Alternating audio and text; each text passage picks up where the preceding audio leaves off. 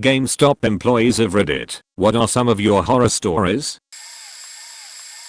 4 come to mind. A woman comes in to trade in an old box 360 in a box. I open the box and the smell hits me. Rat droppings, grime, cockroaches and all have spent time in this thing. Luckily my manager noticed and we were able to decline the trade. Spent 5 minutes disinfecting the counter before I helped the next customer. One time I was trading in a PS4 I think. We were chatting while I was wiping his hard drive and commenting on all his achievements. Sometime during this conversation he got nostalgic and changed his mind, but not before I had already deleted all his data. Felt terrible. One homeless looking guy comes in during one of the few times I'm alone in the store. He was dragging around a trash bag, and I was doing my best to keep him in eyesight as he was all kinds of sketchy. He managed to stuff an box 360 in the bag and walk out, but I ran out and asked him to give it back, which he did, saying please don't call the cops. I did. The last one kinda shook me. This woman comes in with a gaggle of kids, maybe 4. They were all terrors, running around to different parts of the store, yelling, grabbing things and rearranging them, seemingly causing distractions, while this woman tried on 3 separate occasions to get behind the counter. They end up buying something, but then I notice under this big box the oldest kid has picked up. He'd stuffed his hands full of the little DS games that were on the gobbock section on the counter. There was more here, but I've lost some of the details, but it really gave me the impression this was all coordinated by their mother. It's one thing to see adults steal, to see kids who are encouraged to do so, just terribly sad. Worked part-time at GameStop while I was in college. The best story I love to tell is a mom and son story.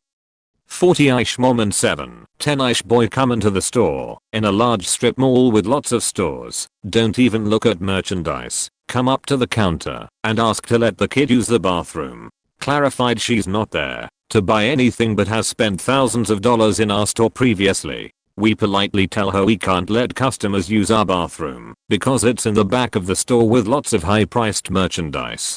That's the policy. We have cameras and corporate reviews the footage. Another story I have, where I was wrongfully terminated, substantiates that one. Additionally, what we don't tell her is that all the used game consoles that people sell back to us were stored in the bathroom. There was 1 month prior to Christmas I had to do some impressive yoga to get to the toilet. I'm sure those consoles were a hazmat, but I digress. But, not to be unsympathetic to this kid's plight, we tell the mom that the pizza place next door lets people use their bathroom if they buy something, and the cheapest thing is a $1 soda/bottle of water. She starts flipping out on us and spewing expletives, telling us she's paid our salaries 10 times over, and that we are going to hell, yada yada yada. Then, no joke, tells her son to just go. Kid actually unzips and pees all over the carpet in front of my register.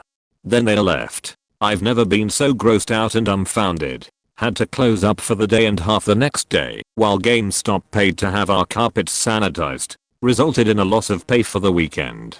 Wonder what happened to that kid. He's gotta be in his 20s by now. TLDR. Mom let her fully potty trained son urinate on the carpet in front of the registers when we didn't allow him to use the employee bathroom in our store when there was a perfectly good bathroom for him to use in the pizza restaurant next door.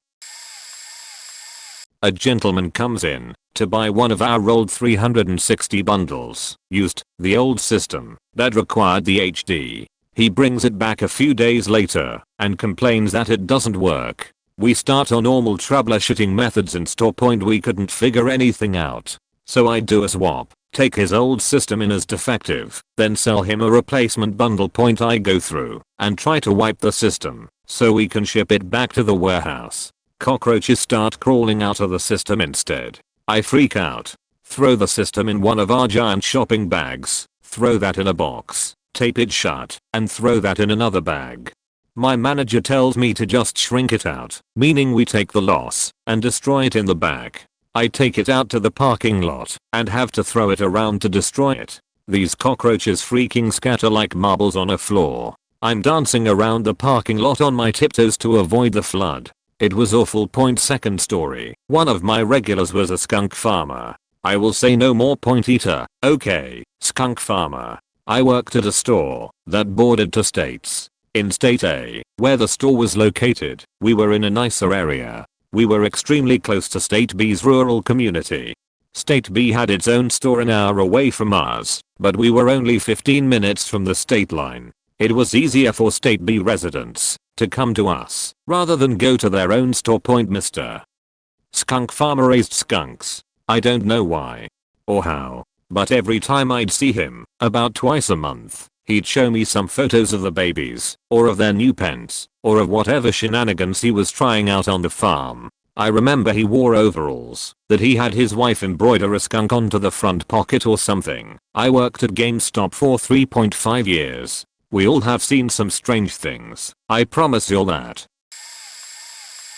My first job was at Gamestop, early 2000s. I stayed for about 4 years from when I was 17 to 21, started as a part-timer, and ended up as a shift supervisor, then boyfriend, later husband, now ex-husband, was our store manager for a while. The point is I have seen some sheet. My favorite one. It is a weekday afternoon, so we are slow and short-staffed. It's just the two of us.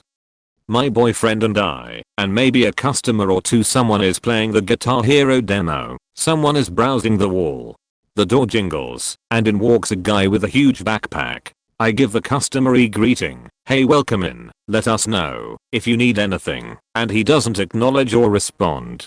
I shrug to my boyfriend, go back to cleaning discs, or stripping cases, or whatever. The guy looks around for a few minutes and we think nothing of it. Finally he comes up to my boyfriend and gestures for the stack of post-its he's using to label games we're putting in the disc buffing machine. Boyfriend obliges. Guy says nothing, just writes on the post-it. He puts it on the counter in full view of both of us. And in all capital letters is the following message: I have gun. Give money. Boyfriend and I turn sheet white and realize we are being robbed, and this guy has a gun in his giant backpack. We are teenagers with no manager and no silent alarm under the desk, and we are faking terrified. The guy's already putting down the backpack and unzipping it. The other customers are totally unaware and off doing their own thing, and we are going to get murdered in a Gamestop at 1 PM on a Tuesday over the $100 we have in our tiny ass till in the safe. Neither of us have the combo, for he reaches in the backpack and withdraws a light gun for a Sega Dreamcast. Turns out this guy's deaf and wants to sell us a faking light gun. TLDR, a deaf guy came in to sell us a toy gun and decided the best way to communicate that was to write on a post-it that he had a gun and wanted money.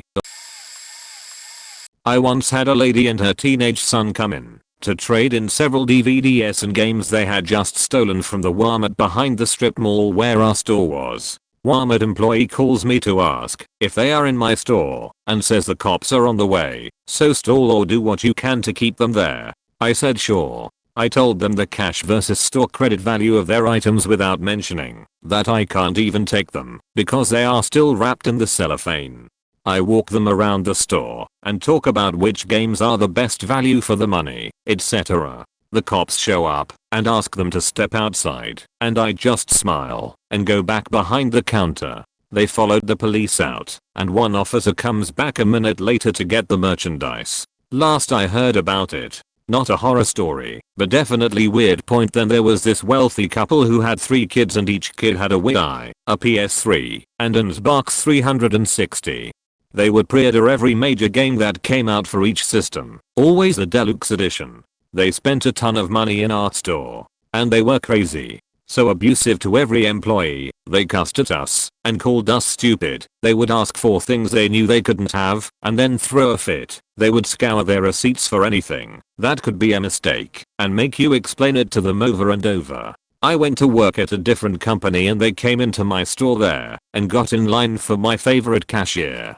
I immediately called a manager over when it was their turn to check out, explained how I knew then, and that there was a 99% chance they would make the cashier cry. He went over, and just as he got there they were beginning to raise their voices about some supposed mistake. Luckily that manager is super good at handling people, and got them out without letting them get a word in edgewise. I practically had PTSD from dealing with them. I think they got off on abusing people together. They would sometimes be laughing as they did it. If they found legitimate mistake in anything, their faces would just light up. Truly evil people.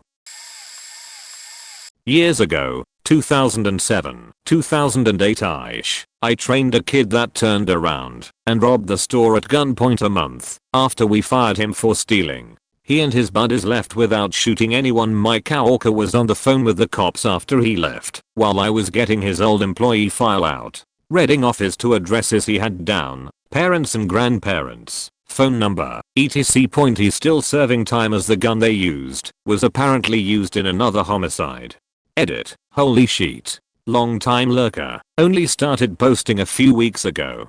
Biggest response I've had. But to clarify a few questions I've received the last few hours. Don't know who else was killed. I didn't find that out till after I had to go to court and testify. Even then, it wasn't something brought up to me personally. I found out when the verdict was reached and it was brought up. Point, this happened in Jacksonville, Florida. I've been looking for the article about it. But it's not hard to believe a gun with a body on it pops up. It's one of those cities with the highest unsolved murder rates. And yeah, I was surprised as hell about it. He seemed like a good kid. Halfway through his senior year, good grades, and no, not with Gamestop anymore. After this incident, LP came to town and started cleaning house. The GM quit, AGM was fired, and I, the SGA, right under the AGM, was acting manager for a couple months without any raise in pay. I was told I wasn't getting a promotion, but I would have to train the new managers coming in. I quit without a 2 weeks notice. Update 2. One article I found about it, https://www.question.com/ the kid in question was one of the 20-year-olds. I was in ASM for about a year, had done retail before. Our store was right in between a fairly upscale touristy part of town as well as some of the poorer neighborhoods, so we got all sorts of people. I'll tell one horror story and then one uplifting story. Point, the holiday season was in full swing and we were always crowded. This particular day we had a few seasonal hires in to help with the workload, and I was behind the counter pulling games as people came up to make the transactions faster. Then suddenly a smell hit the entire building like 100 cats had peed in the air conditioner and someone had tried to get it dry by stoking a fire with burning hair. My seasonals looked at me with a mix of confusion and terror as a family of 4 approached the counter, and it slowly became apparent that they were the cause of the smell. I've been nosa blind before from staying with an aunt who used to be an animal hoarder, but this was far worse. Point, I sent my seasonals on break, grabbed a hand sanitizer, pumped a small mountain of it into my hands and as casually as possible smeared it on my upper lip, hoping my facial hair would hold on to it and block the smell. It mostly worked. I was already in holiday rush mode, but this was the fastest I ever got a used Xbox 360 and GTA V packaged and ready to go.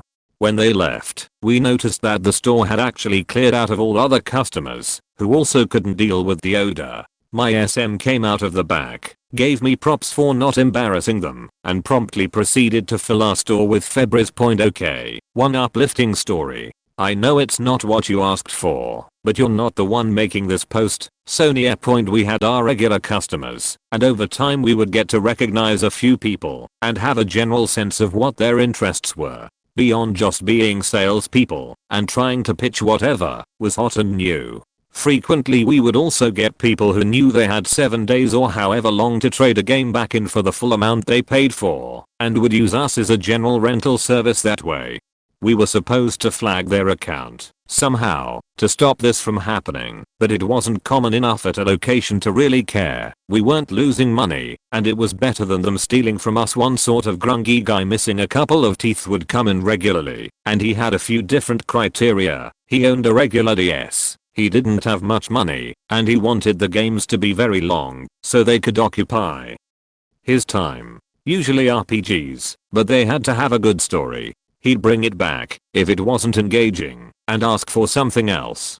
He first couple of times he did this, I thought maybe he was trying to put one over on us, but the games he was picking actually were too long to reasonably finish in the time he would have them. I guess I cold checked the save files, but it wasn't that big of a deal. He disappears for a couple of weeks, and then one day I'm working and I get a call. It's him. It's not too busy, so we chat for a few minutes.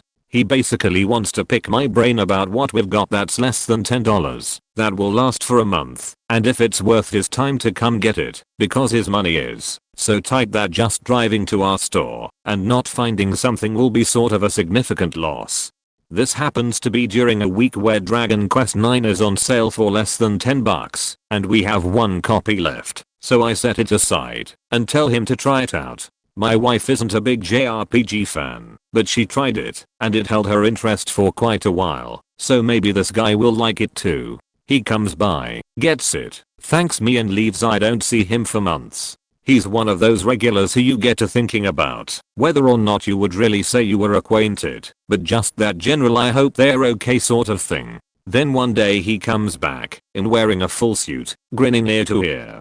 I recognize him right away and ask how things are going. He tells me they turned around and he got a job as a cook at a Sonic within walking distance from his house and had been able to save his money for a while thanks to Dragon Quest being so long, and he wanted to say thanks and to buy his mom a PS3. He knew the only games she really recognized were classics, so we picked out one of the new Pac-Man games and Namco Museum.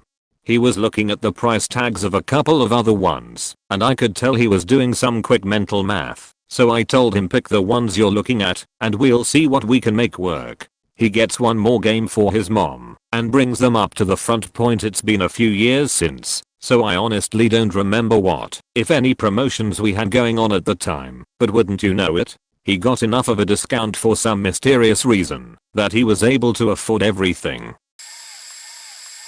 I worked at Gamestop as a RASM and SM for 4ish years. I have so many stories of creepy, scary, and rude customers. Some highlights. I once got asked out on a date at the register. I'm young, and naive, and awkward, and I kind of stop in my tracks and tell him that I'm working, and I can't answer that. I work another 4 hours or so, and close by myself, and he was waiting in the parking lot for me to leave. Point, I had a family that would bring their son in every Saturday.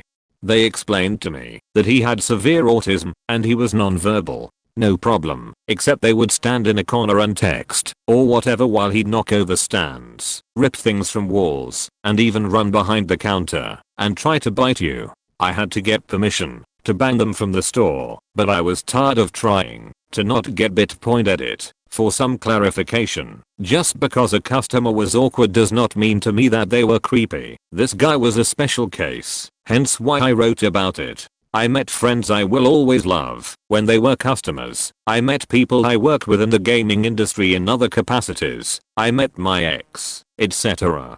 I'm about to get my degree to specifically work and study children with disabilities. I have no problem being kind and patient with anyone, including children, but I don't want to be bit by a kid that I have no way to protect myself or my employees from. If y'all could stop sending me hate mail about being a nervous 19-year-old kid with a 40-year-old man leaning on her car at night, that would be awesome. Also, the other people's stories about seeing disgusting stuff is true. I saw more Bornons Vitus than I want to admit. I found drugs in game cases, and mostly I just saw a ton of systems filled with cockroaches. Day in the life, I guess. Former employee. 2 stories come to mind. Point, I was opening one day, not a morning person, and had barely opened my energy drink. A woman approached the counter, went uncomfortably close to my face, and grabbed a Rick and Morty button we had on sale. She holds it up to my face and screams pickle Rick and leaves. Probably cemented a resolve to not watch that show anytime soon. Point, this one is going to sound not true, but it is. Thought I would never see one in the flesh, but a very stereotypical greasy nerd dude in a trench coat came in one day. Naruto shirt and spinning a fake shuriken, just mumbling to himself. Dude was in there for like an hour, didn't buy anything. I didn't help him out personally, but I was working close by as my coworker did. One of the first things he says in front of him is, okay, so don't look like you are addicted to meth. Even though you are addicted to meth, meth is unfortunately a big problem in this area, so unsurprising.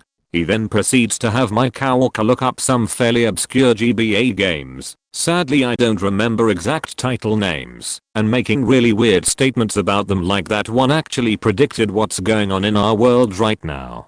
The last thing he told us was to get some special brand of Colombian coffee that gave you special abilities. Never saw him again after that point. Honorable mentions go to a dude almost threatening me with violence when I had to inform him his hat that came with his MLB Predator was delayed in shipping. A mom getting mad that I didn't know about some GTA mod where you could get a speeding ticket. Finding a used positive pregnancy test on a shelf, and a neckbeard dude smugly insisting we wouldn't have GameCube controllers, even when I held one right up to him. Preface: I'm female and was a shift supervisor, SGA, so I unfortunately have quite a few stories. This is probably the creepiest point. I had a guy who would engage way too much with me whenever he came in, then would never buy anything. For a better mental image, he was a 20-something skinny white dude with dreads and an apparent hatred of any sort of hygiene product. He would literally come in for hours at a time and do nothing but talk to me. I would ask him to leave, and he would, only to be back an hour or so later. Rinse and repeat for weeks. Despite them switching up my schedule to try and deter his behavior, I ended up having to threaten to call the cops on him to get him to leave. Until a few days later, when he popped back up like nothing had happened. I actually did call the cops this time, but he was long gone by the time they arrived. He was banned from the store point, but did that stop him? Of course not. That would require sanity and thoughtfulness. It got to the point that he faking waited by my car one night when I was closing, dark, around 9 PM. I didn't even faking see him at first and tried to ask me to go home with him. Luckily, my co-worker I was closing with was an ex-marine and had no problems threatening the hell out of him. I quit that job a month or so later. I guess he showed up a few months after that asking after me, hoping it had been long enough people wouldn't remember or something. I don't know, man. Creep's gonna creep. I just wanted to talk about video games.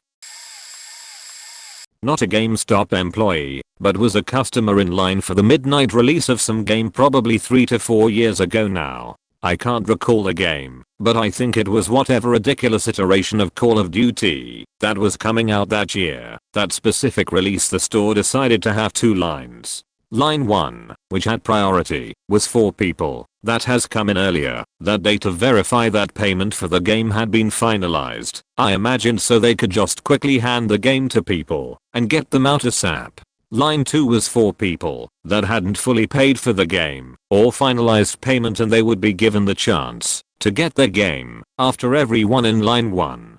Well, there was this goober looking motherfucker at the very front of the line before they divided the lines. He apparently hadn't finalized his payment, even though he'd been in line for hours, and the store employees made this policy very clear. So when he was told he had to move to a new line and wait, he absolutely flipped. The employee at the door checking receipts was a large man that had at least 6 inches and 60 pounds on the angry goober, but angry goober tried to force his way into the store shouting about how bullshit this was and how he had paid everything and he deserved to get the game first.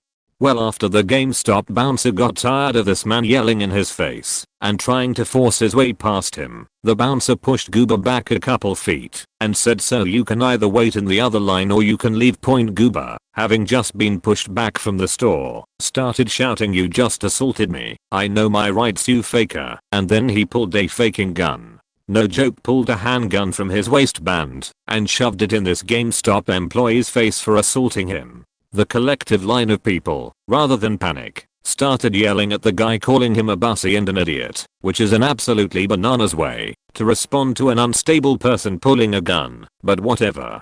The angry goober gunman got flustered and shouted some more expletives and then got in his car and drove off. Well, this obviously further delayed the wait for everyone to get their copy of the game. Because the cops were called, the store had to completely lock up while the police took witness statements and went through standard procedure. Oddly enough, it was this weird bonding experience for everyone in line and the employees, because we were all in shock and completely amazed at what this idiot did. Luckily, some people in line got the goober gunman's name and plate number on his car and gave it to the police. I went in the next week and saw the manager working and asked her if she had heard anything about the goob. Turns out he was arrested the next day and was also dinged with possession of a stolen firearm amongst other things. Lol. I still have a few of the guys from that line on my Xbox friends list. Gamers are a weird group, man. TLDR. Dude pulled a gun on a GameStop employee at a midnight release of Call of Duty because he wasn't gonna get the game first. The man was then taunted by dozens of very bouncy gamers to the point he rage quit the situation and left. Not a GameStop employee, but I was waiting in line at a GameStop once to buy GTA 5 when a really angry and somewhat fat female, about mid-30s, walked in and cut in front of everyone in line and loudly demanded money back for a used game she had bought. I don't know if GameStop does not have a return policy on used games, or if she had bought it a long time ago, but the poor guy at the register couldn't give her her money back. She got increasingly more aggressive, and even louder, loud enough for the manager to hear and come out. He just repeated what the cashier had said, and she lost her shit completely. She threw the game case at the manager, hit him right in the face with it, then she spat the cashier in the face, before starting to tear the place apart. Like she tried to do as much damage as possible. The cashier immediately called 911 and me and another guy that had been standing in line asked the manager if he needed help throwing her out of the store. What he actually wanted though was for us to keep her in the store so that she couldn't run off and get away before police showed up. But we weren't comfortable doing that, not being sure what the legality of that, locking her in the store, is. Luckily for the manager, the local PD is literally just across a large Walmart parking lot, less than a minute away, so the cops showed up. Before she even tried to leave. She was 100% calm. When they took her, it was like flipping a switch. From a raging lunatic to calm and compliant in literally 1 second. I thought they for sure were going to have to take her down hard, but nope. Anyway, the cops took our details and said they'd be in touch, but I never heard back from them. I guess between the manager and the cashier and all the other witnesses, they didn't need to take a statement from all of us. And I'm sure the store had video cameras too. I'm not going to say which GameStop it was, but the whole thing made the news. Never did see a video of the incident though, which was odd, but I was kinda relieved, because I wouldn't want my ugly face all over the news, just open mouth staring at this crazy woman in utter disbelief. I worked at GameStop while I was in high school, and then again for a few years during university, 2 different locations. In high school, I worked in a plaza that was across the parking lot from Walmart. In university, I worked in a location in a mall. I started working at the high school location when I was 16. I'm a girl. When I worked there was a guy who worked in the menswear store in the same plaza who came around all the time to talk to me about World of Warcraft. I thought he was a little weird, but ultimately harmless. I was young and naive, I guess. He asked me for my contact information a few times, but I always told him that store policy dictated that I wasn't allowed to give it out. I went for lunch one time and was sitting in the back room eating my sandwich and watching the cameras when the menswear guy came in. I watched him talk to my manager, and it got pretty heated. There was no sound on the cameras, but you could tell by the way they were talking. When the guy left, I came out and asked my manager what happened, and he said that menswear guy had asked after me and said some really inappropriate stuff. When informed that I was definitely a minor, menswear guy must have been in his 30s, I'd guess. He said he didn't care, and that prompted my boss to tell him he wasn't welcome back in the store. I never did find out the details of what inappropriate stuff he said. Same location once again. We were a pretty low volume store, so a lot of the time there was only one person working. It just so happened that I was working alone one day when some dude came in asking to return a PC game. We couldn't return PC games at all. The return policy at GS was already pretty strict, but PC games were the most strict because most of the ones we sold at the time still had activation codes in them. So once it was opened, the code was used, and it was yours. This guy seemed, I dunno, drunk or something. First he said he didn't like it, then he said it didn't work, then he claimed he'd never opened it, despite the obviously broken seal on the box. I told him that I couldn't return the game, and he flipped his sheet, started yelling, cursing, threatening me, all kinds of things. And I was alone in the store at the time, just me and him. He literally attempted to lunge over the counter at me. It was kind of a slow emo moment in real life, and I remember asking myself as he was coming towards me whether I'd get fired if I punched him in self-defense. Thankfully, I didn't have to, because he was a rather rotund man and he bounced off the corner of the counter instead of going over it. Another customer came in, some guy built like a football player, saw what was happening, grabbed the dude and literally threw him out. So, when I went to university, the mall location that I worked at was one of the busiest locations in the country. We had just gotten the new manager from this small sleepy little town nearby, and he had no idea what he was in for. It was, I dunno, October or something, when he started working there. We, the other employees, immediately told him that it was a little later than normal for hiring the Christmas temps, but he still had time to get them in and trained on time, but he needed to do it immediately. He decided that we didn't need Christmas temps. His reasoning was that our current store had more permanent employees that his old store had, including temps for the Christmas rush, so we would be fine. Except, for the fact that we were one of the busiest locations in the country. It was miserable. He did eventually admit his mistake, but not until it was way too late. Another story from the university store involves a prayer gone wrong. So this was for one of the Rock Band packs that came out, whichever one came with the keyboard, I forget. The publisher had originally announced SCUS for the game, a bundle with the game and a piano, a bundle with all the instruments, and then some of the instruments separately. We started taking pre-orders. Later, the publisher decided that they didn't want to produce the bundle that contained all the instruments after all, so we were forced to call all the people who pre-ordered that bundle to let them know. The problem with this is that people often provide their home landline number to us, so when we call, someone else, not the person who pre-ordered, will pick up, take a message, and never deliver it to the right person. It seemed that this is what happened to the lady who arrived on release day to pick up her pre-order for a bundle which didn't exist. I get it, that sucks for her. Still not a reason to throw the debit machine at me, though. Edit. Wait, I forgot one. At the Plaza location where I worked in high school, we would often have parents come and drop their kids off at the store while they went to shop at Walmart. I didn't normally mind because the kids were usually old enough to be on their own for a little while, and hey, I remembered how boring it was to get hauled around doing boring shopping with mom when I was a kid. One mom ruined it for everyone, though. She brought her young sons into the store one evening. If I had to guess, the older of the two might have been 8 at most. The younger was probably 5 or 6. And she left them there for 3 faking hours. They were fine for the first hour, playing on the demo machines, but they are just demos. The content doesn't last for that long. So they played them all, got bored, and started wrecking shit. One of them climbed a 4-way display and nearly pulled it over on his brother's head. I wasn't looking at the time, so I turned around when I heard the crash of it falling to the floor, and I was like, okay, that's it.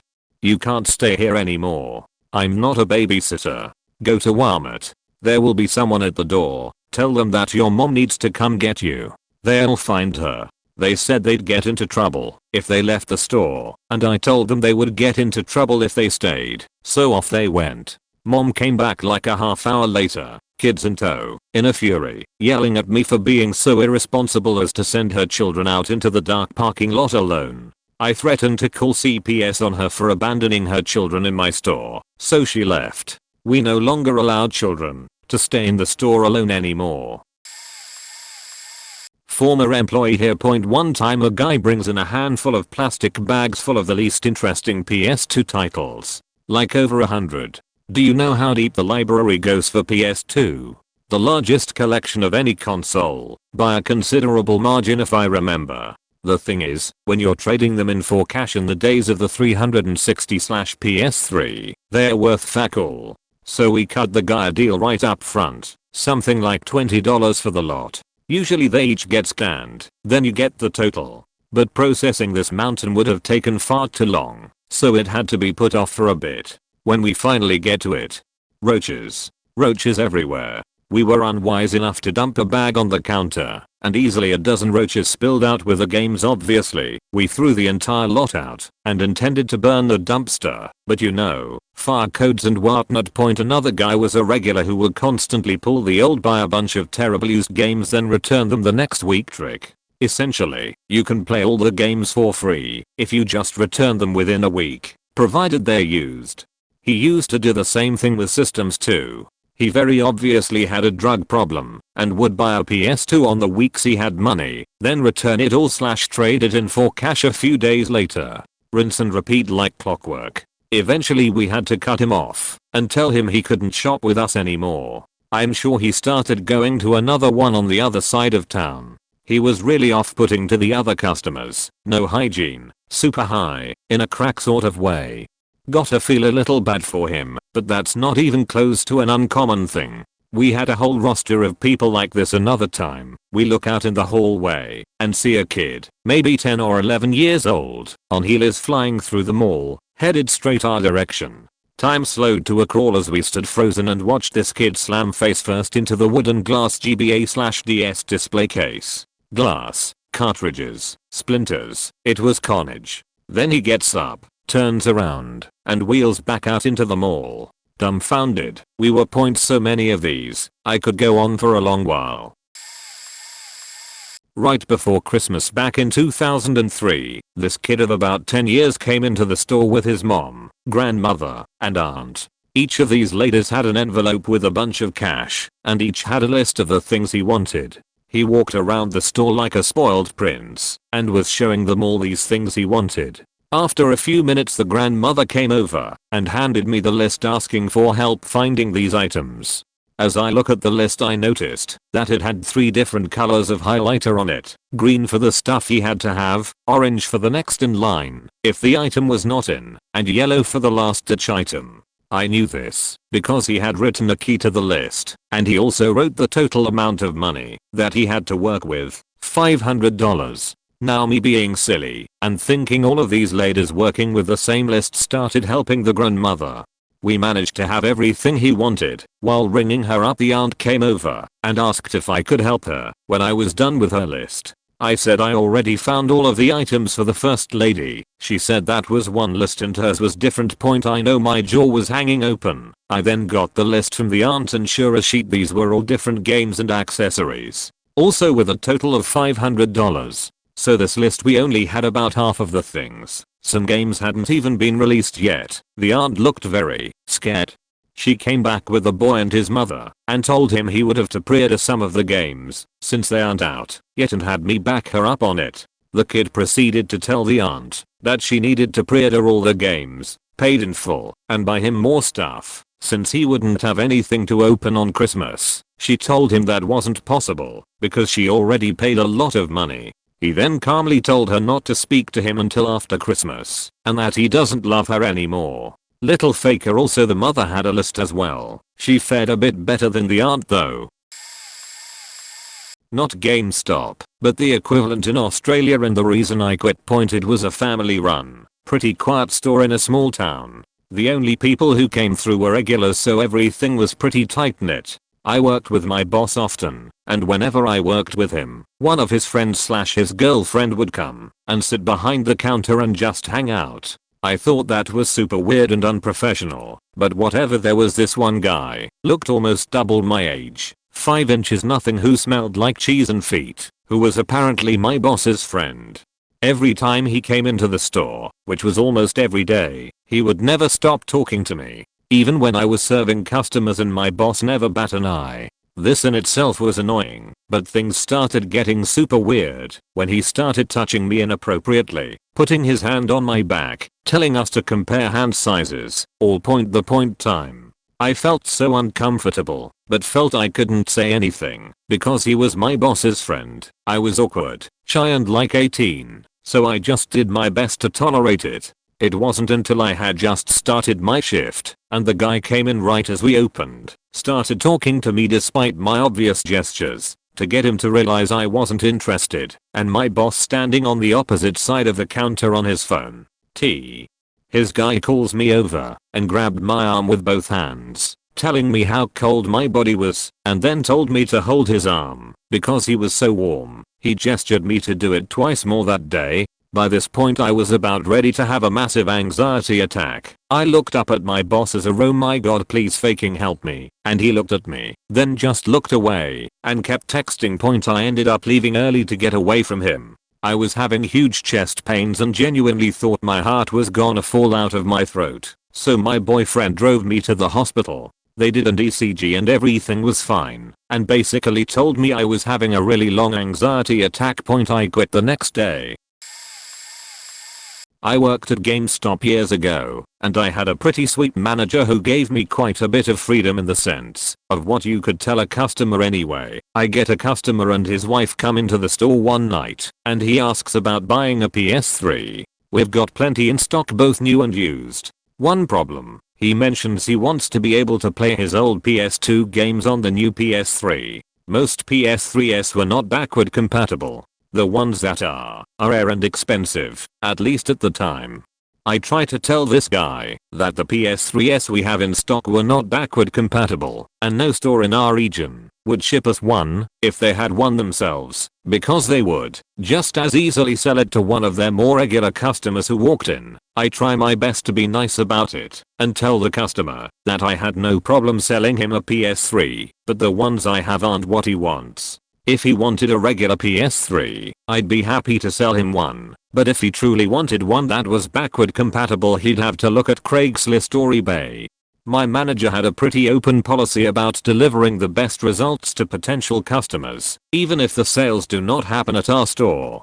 Customers you treated well like to come back to the store, etc. This particular customer, however, becomes very offended by this statement and not yelling, but in a sort of aggressive and smug way cuts me off mid-sentence and says I don't want to sell him anything, and some other things I don't quite remember, but were about me personally.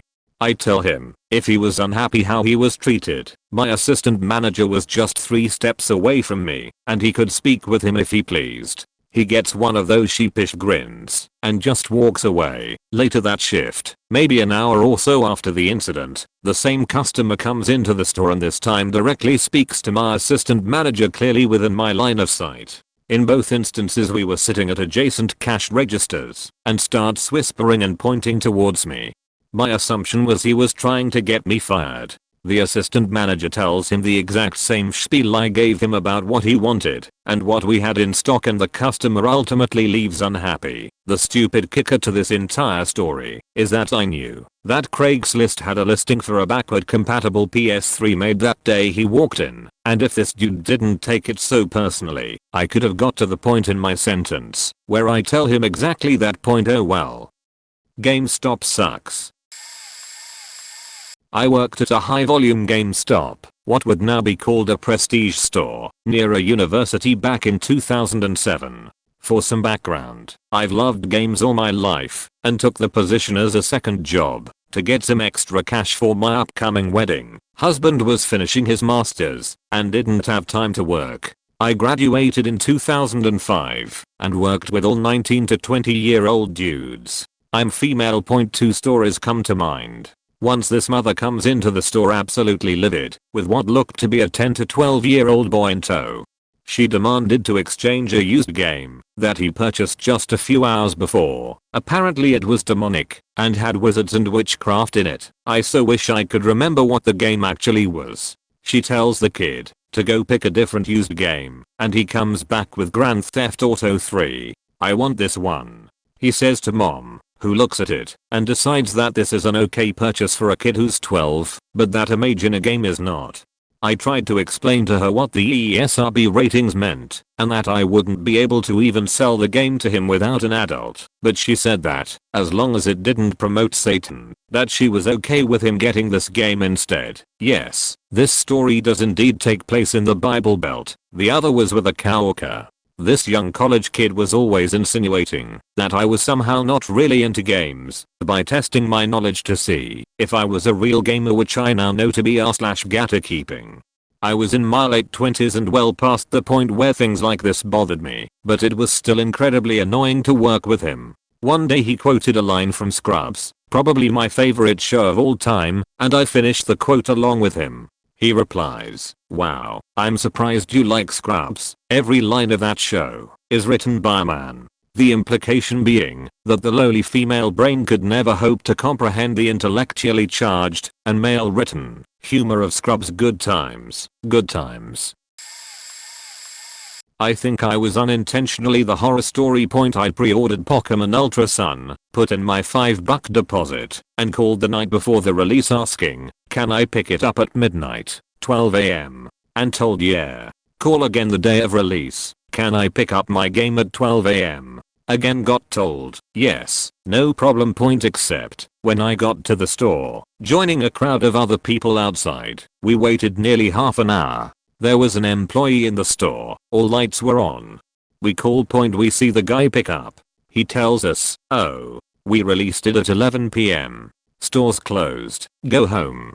Verbatim point, the guy who called and put us all on speaker went, 11 PM. What part of midnight do you not get? We pre-ordered this game months ago, sorry, store's closed, go home. We all caravan to Walmart for our games. I left a review on the local Gamestop's FB page, as did most of the people I was standing with. Point, that's when it got ridiculous.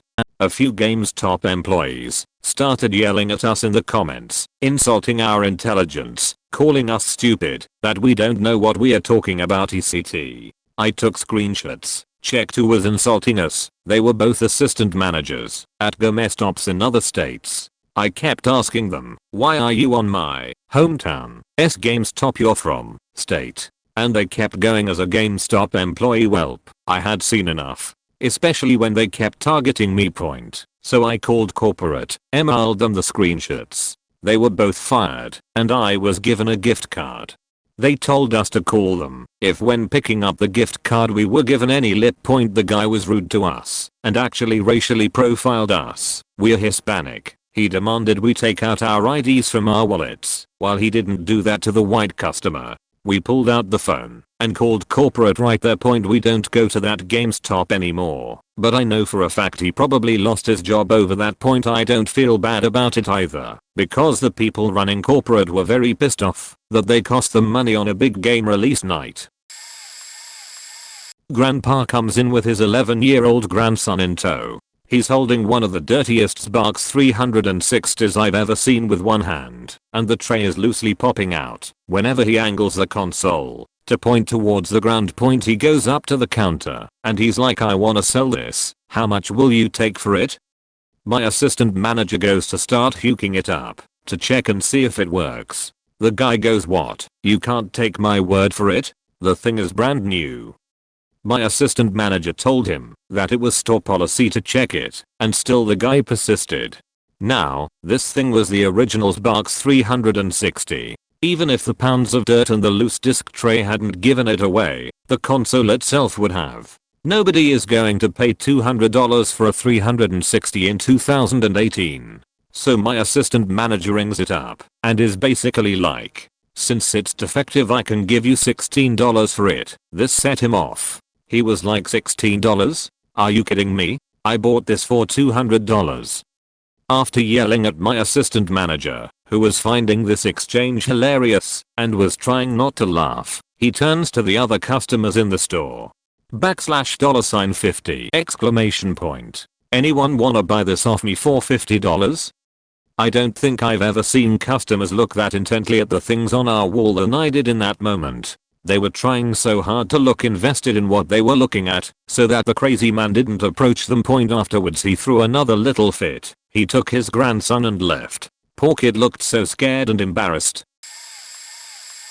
It's the first week of November 2014, and I'm working the counter for the release of the limited edition Call of Duty Advanced Warfare's Box 1 console. Point, now, we have an extremely limited number of COD's bonuses to sell. Of the handful that we received, all of them were pre-ordered and most of them were paid in full ahead of time to all but guarantee the customer would get their console. Point, the problem came at the end of the day when one special edition had not been picked up. J_D, Mesm, Store Manager Rock, Oblivious Customism, Hey Juliet_Delta, there is still a special edition here, and it's paid in full.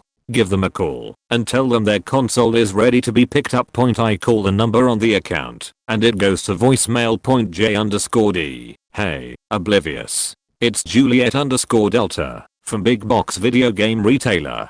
I was calling to let you know that your special edition console is now available. Our records show that you have paid in full $500, so no additional payment will be required at time of pickup. Thank you. Weeks pass and the console is still there. No word from OK. Customers are constantly asking to buy it. We turn them down. It's reserved after all, but we eventually have to take it off the back counter and stash it in the back room to keep people from constantly trying to buy the thing. I leave them another voicemail. J_D. Hello Mr. Oblivious. It's Juliet_Delta again. Just reminding you that you need to come get your console. We can only hold it for a limited time. Please let us know if there is going to be a delay with your claiming of your reserved merchandise. More weeks pass, still no word. Although the console is in the back, other stores can still see it in our system, so they incorrectly assume that we are having trouble selling it. We start getting calls from stores wanting us to transfer it to them so they can sell it. We hold them off for as long as we can, but inevitably the console gets claimed by corporate as a warranty replacement. It's boxed up and shipped off to replace some poor schmuck's broken console. Bummer about our customer not getting his console. Oh well, he'll show up one day and we will give him a refund. He probably just bought it online or something, knowing that we would give him his money back whenever he asked for it.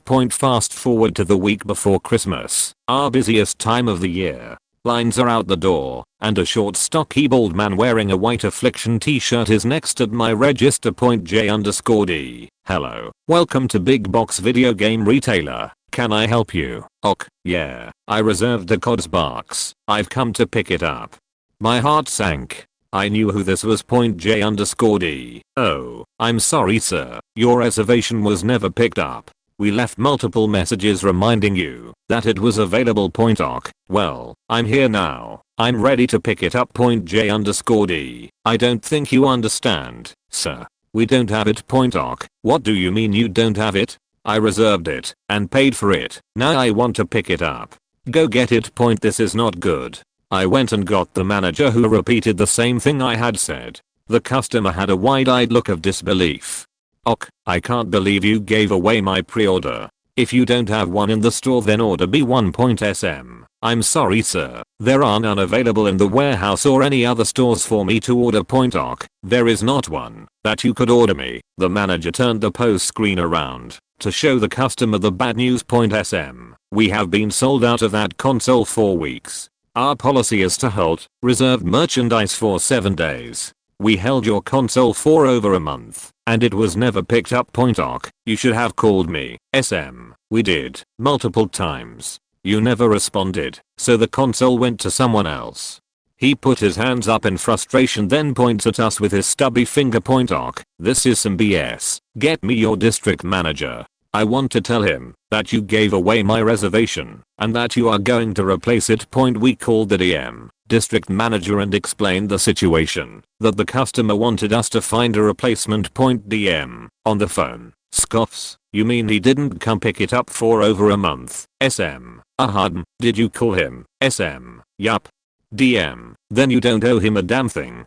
Give him a refund and tell him good day. Sounds good to us. The customer was fed up at that point anyway. He agreed to a full refund, but there was a problem. We started processing the refund, but the POS would only refund store credit on a gift card and a small amount of cash. Ok, fine. Just give me my money back, all of it. I'm done with this place. I'm taking my business somewhere else. J_D. I'm sorry sir, but your reservation was paid for almost entirely in store credit from trade-ins. We can only offer X amount of cash and the rest on a gift card. That was the last straw. He stormed out with a big red vein throbbing out of his bald forehead and cursing under his breath. He came back with his wife and children, presumably the children that they had reserved this box for. Oblivious Wafia. Do you not have this box we reserved? J_D. I'm sorry ma'am, but we only hold reservations for a limited time.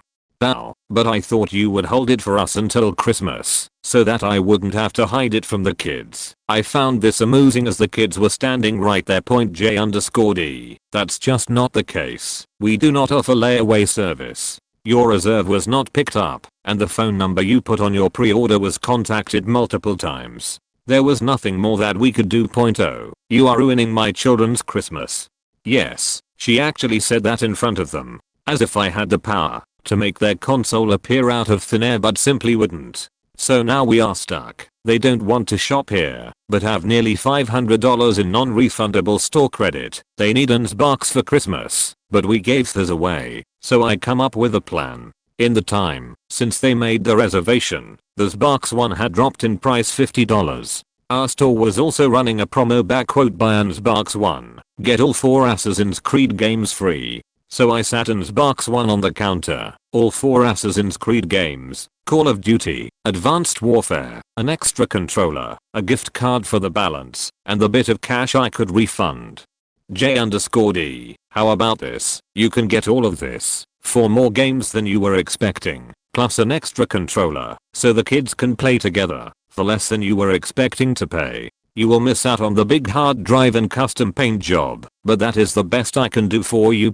Oc, but we wanted the special one. J_D, this is pretty good deal. You would spend less money and the kids will get way more content and enjoyment out of this bundle here. They reluctantly agreed, and Christmas was saved. The kids seemed just as excited and ended up buying even more stuff with their extra gift card. I don't expect they will ever shop at that establishment again, but let this be a lesson to you all. If you ever order limited edition merchandise, don't wait over a month to pick it up. It probably won't be there. Retailers' backrooms are not your secret Christmas present hiding closet. Nothing majorly horrible, but my worst memory was of this one particularly smelly boy.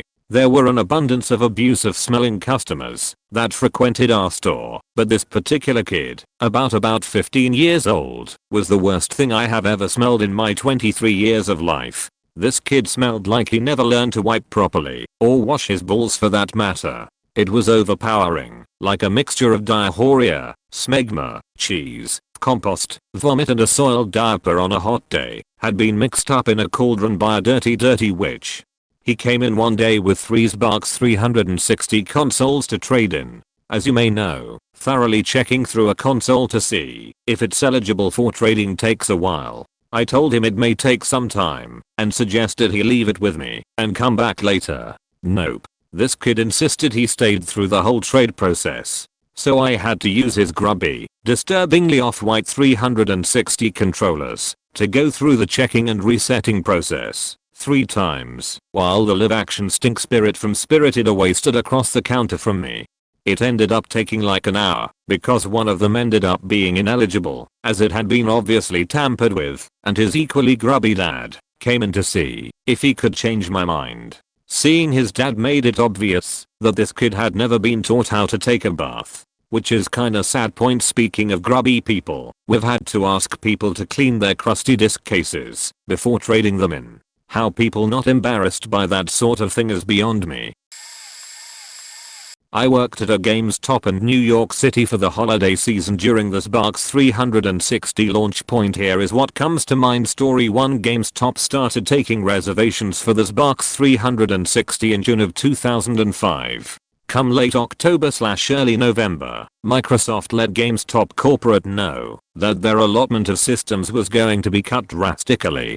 The rumor at the time was that Best Buy made Microsoft some kind of offer to get more systems. No idea if that was true.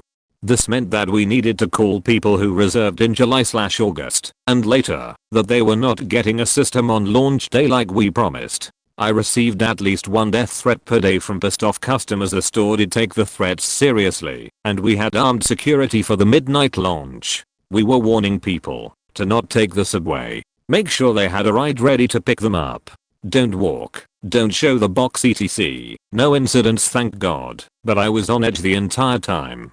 Story 2. Since it was the holidays, we dealt with a lot of cash. It is standard practice in retail to make daily deposits. This was the holidays and we really didn't want to have a bunch of cash on hand, so sometimes we would make 2 or 3 deposits on a given day. My manager, super awesome Trinidadian lady, told me after a month of working there that it was my turn to make one of the daily deposits. This was the middle of my shift, and I was confused as to why now. She explains that she needed to change the time and employees for the deposits because sometimes there was a van outside and she was pretty sure it was keeping an eye on the place looking for patterns in our deposit schedule. So she hands me an envelope in a standard bank leather zipper bag with $22,000 in it. I had never seen so much cash in my life. And tells me and one other guy to walk 3 blocks to the bank and deposit it with this pre-written deposit slip. I stuck it into the inside of my jacket and set out for the bank. It was a tense walk. I have more life-that stories if anyone wants to hear them.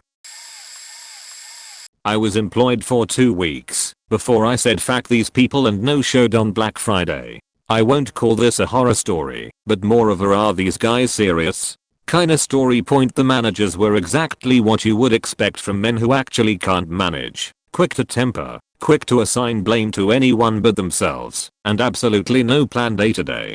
They were always sarcastic and condescending. Nothing you did was ever good enough. Blah blah blah. Here's a story that pushed me over the edge into quitting, though.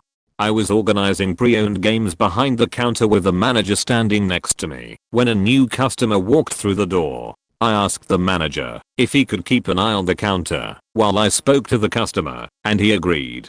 Had a good conversation, made a sale, for what it even mattered, and the customer left. I had noticed earlier that the manager had walked away, and while I didn't appreciate that he didn't do what he'd said he would and watch the counter, there was barely anyone in the store. No big. Anyways, as soon as the customer had left, the manager walks up to me at the counter and just lays the fact into me. Hey, glad you made your sale, but don't you ever walk away from the counter while pre-owned games are on the counter. You realize just anyone cold grabbed these and ran off. What the hell were you thinking? Are you stupid? I was in shock. I'd asked the manager to watch the counter for this exact faking reason. I couldn't even figure out how to reply to him. I was so taken aback. To this day, I can't help but think he set me up for this moment, just to yell at me for the sake of yelling. That was the Wednesday before Black Friday. I said nothing back to this manager, except it won't happen again. And I was sure of that, because I'd already decided I wasn't coming back. They called 6 times throughout the day on Friday, and I didn't pick up once. Reap what you faking sow. Oh my god. So my husband worked at Gamestop for over 7 years as an assistant manager, and he has all kinds of fun stories. Here are 2 of the best ones he just came up with. The mystery pupper. So this isn't my story, but it was from a friend of mine that worked at the next store over. So in the stores they used to have the video game consoles, where they would have things like the PS3 or Xbox 360 set up, and at the end of the night they would have to be moved so they could vacuum underneath them. Well, one night the employee moves the console, and there's a log of sheet just sitting perfectly under the console. Apparently it happened like 3 or 4 times, becoming a consistent problem, and they never found out who was doing it. The Mexican peeing child. So this is my husband's story. The entrance of his store had a glass lobbyway, and one morning him and a coworker came into a little kid peeing. But not only was he peeing, he had his pants all the way to his ankles and was just standing there with his pelvis pushed forward and just letting it fly. So of course when they came up to unlock the store, the kid starts yelling at them, "I'm peeing," really loudly. Fun times. He has many more, but those were the best.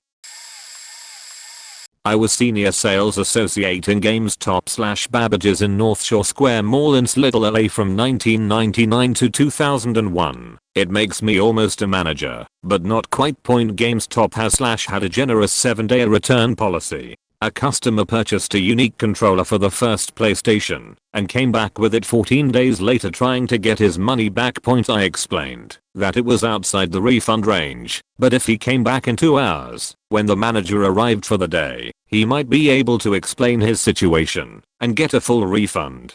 What followed was almost 45 minutes of belligerent badgering. In that time it was made clear to me that I was a bussy, not a real man, a little beach, a faking bussy, powerless little beach, all standard profanity and standard combinations. Then he tries to get me to refund some random purchases in the system to get his money back. Just open the register and give him cash point. He then storms out, goes 5 shops down to KB Toys and gets his buddy who is assistant store manager, and together the two of them try to get me to in some way break protocol, open the register and just give him the refund. When I didn't, the two of them spend another 20 minutes yelling at me, "All the you're a bussy, you're not a real man" garbage, and left it on the counter. My manager, who was incredibly cool, "Miss you Jason," comes in at the appointed time and hears about it. He goes down to KB Toys and reads the assistant manager and manager the riot act. The man attempting the return comes in a half hour after my manager asks for the return. My manager just puts it in a fresh bag with a fresh copy of the receipt and tells him to get out with his purchase. He isn't giving him anything. Point never saw from the guy again. From what I understand, the KB employee was let go, if not that day, that week. The almost stabbing. Names have been changed for privacy reasons. It was November 2013, the first day release of this box 1. I had been working for Gamestop for over 2 years at this point. I officially left the company in 2018. I was working with my manager, Dan, and assistant manager, Ann. She was outside most of the time dealing with the line at a very popular North Florida GameStop. We were packed to the nines with people picking up their pre-orders of the system. At this time, we were instructed by Microsoft, as well as Sony, to not allow more than 1 console per household. There were no exceptions whatsoever, as our store had the exact number we needed to give to the customers who pre-ordered. Point as I was working the far left register, the one further from the door, I was ringing out a very scruffy looking man, about mid to late 30s. He was with a service dog and looked like he was a vet of some kind from all the army stuff he had on him, jacket, mostly. I started to put his box in the bag as he leaned in close to me and said, "Hey, I've got another $600 on me right now in cash. What say you run to the back and grab me another console?" I just looked at him and calmly said, "I'm really sorry, but per Microsoft and GameStop's contract, we are not permitted to give more than 1 console per household. This rule should lift after they've produced more. Check back with us in a couple of weeks."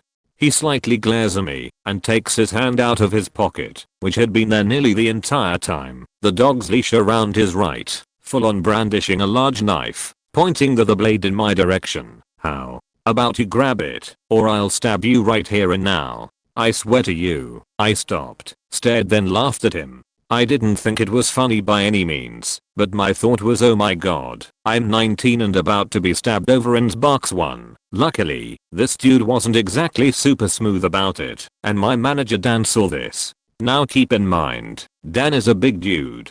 He's called the bear in my district for a reason, 6 foot plus. I don't remember exact height, but I'm 5 feet 3 inches and I used to have to look almost all the way up at him, and wide with decent muscles. Dan looks at the knife guy and says, "How about I throw you the fuck out of my store and smash your system on the ground?" He essentially almost shouted this, so clearly other people in the store heard this and became terrified. The guy then laughs, putting the knife away, and says, "Geez dude, I was just kidding." Dan then pushes me out of the way, closes out the transaction, and shoves the system into the guy's arms and says, "Get out." Needless to say, that guy almost sprinted out of the front door. I've never been so stunned in my life.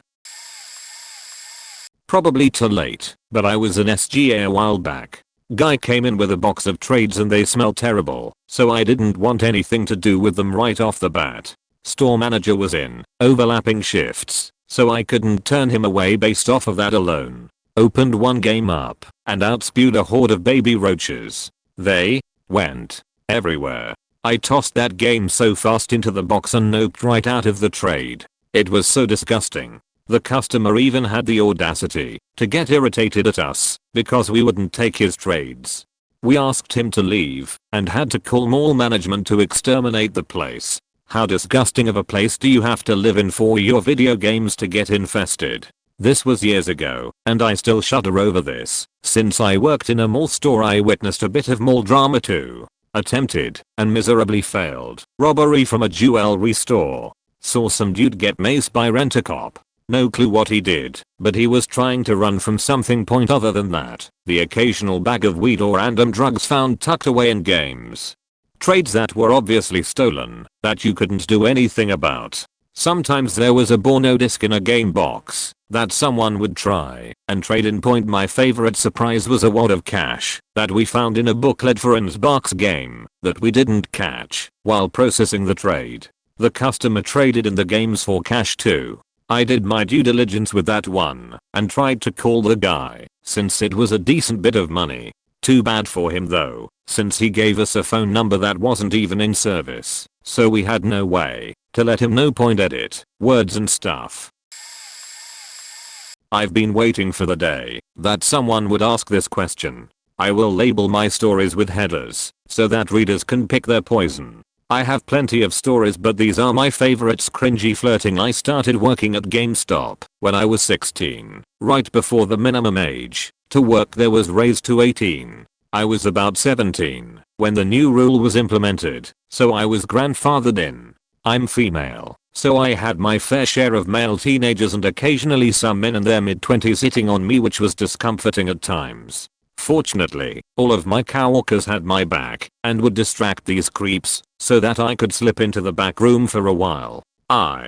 In one particular instance, there was a man whom our assistant manager, I'll call him AM, described as our store's Captain Sweetpants from The Big Bang Theory. I only ever watched a few episodes of The Big Bang Theory, so he elaborated by saying he loitered our shop all the time wearing sweatpants and had been frequenting the store since long before I started working there. I was organizing the Skylanders display when he came up to me one day and was incessantly asking me questions. I noticed he was a bit slow, and in general I have a lot of patience, so I answered all of his questions, but continued working while doing so.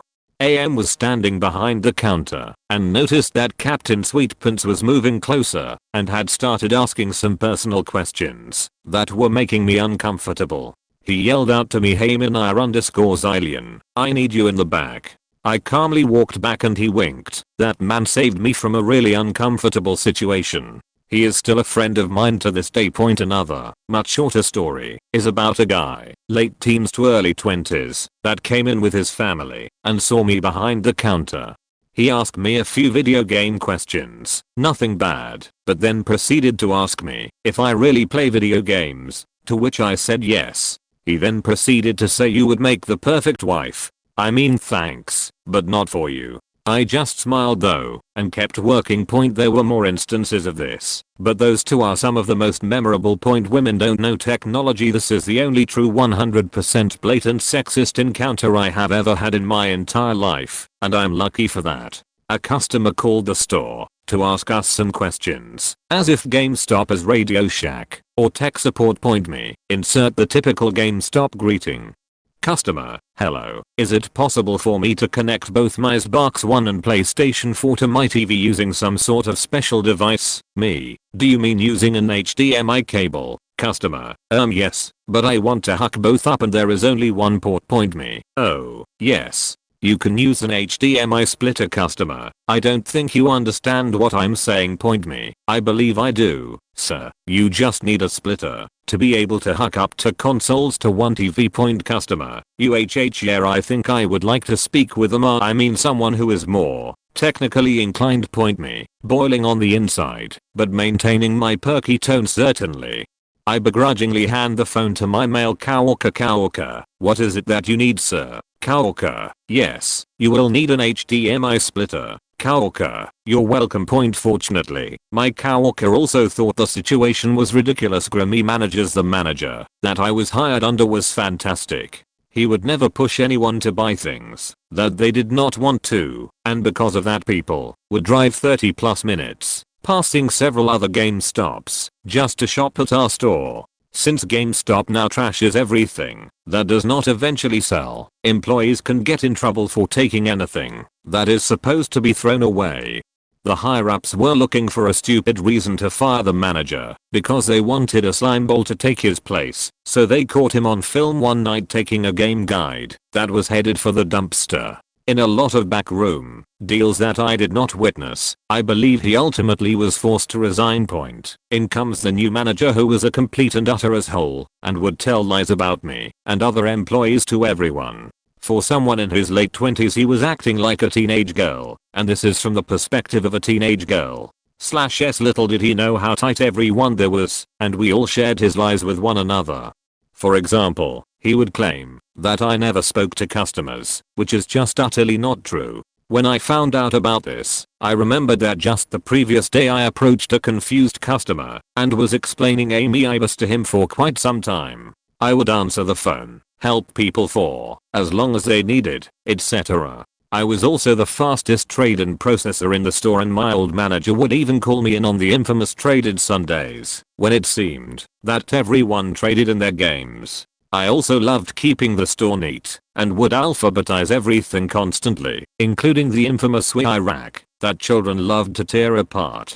Essentially, this new manager had no reason to hate me, except that my loyalties lied with my old manager. That did not affect my performance though. Everyone else quit before me, and I was the last veteran standing under that as I finally quit to work at a restaurant where I was making better money. Apparently the new manager quit weeks after I did, kicking down displays on his way out saying he'd never work for GameStop again. Customer demanding returns. A short and bald male customer in his mid to late 40s with a Napoleon complex came in one night about 30 minutes before close. This is the conversation that ensued between him and one of my other coworkers as I awkwardly tidied up the store while this was happening. I must note that this was a few weeks after the new asshole manager had been brought in. Customer slams down copy of Halo 5 limited edition. One day after release. I want a full return on this. Everything. Coworker: why is that, sir? Customer: it does not have local co-op. Coworker: okay, well this is a new game that has been opened, so I cannot do that. However, you can trade it in. Customer: absolutely not. It does not have local co-op. This is ridiculous. Coworker: I understand that, sir, but that can be seen on the back of the box, and it was announced. You also scratched all of the codes. Customer raises voice: the game does not have local co-op. I demand a full refund because this is not the Halo that I was expecting. Manager steps in. What seems to be the problem? Coworker: he wants to return his opened Halo 5 limited edition. Manager: well, you better do it unless you want to be fired. Coworker starts doing the return. Awkward silence ensues. Here you are, sir. Customer thanks leaves. That felt like the longest 5 minutes of my life. I have never been in a room filled with that much tension, especially over a video game. Toilet consoles. GameStop has a rule that all new game systems must be kept in a locked room. Seems reasonable, right? Well, GameStop also does not believe in properly constructing its stores to be conducive to this requirement. The only locked room in our store? The bathroom. That's right.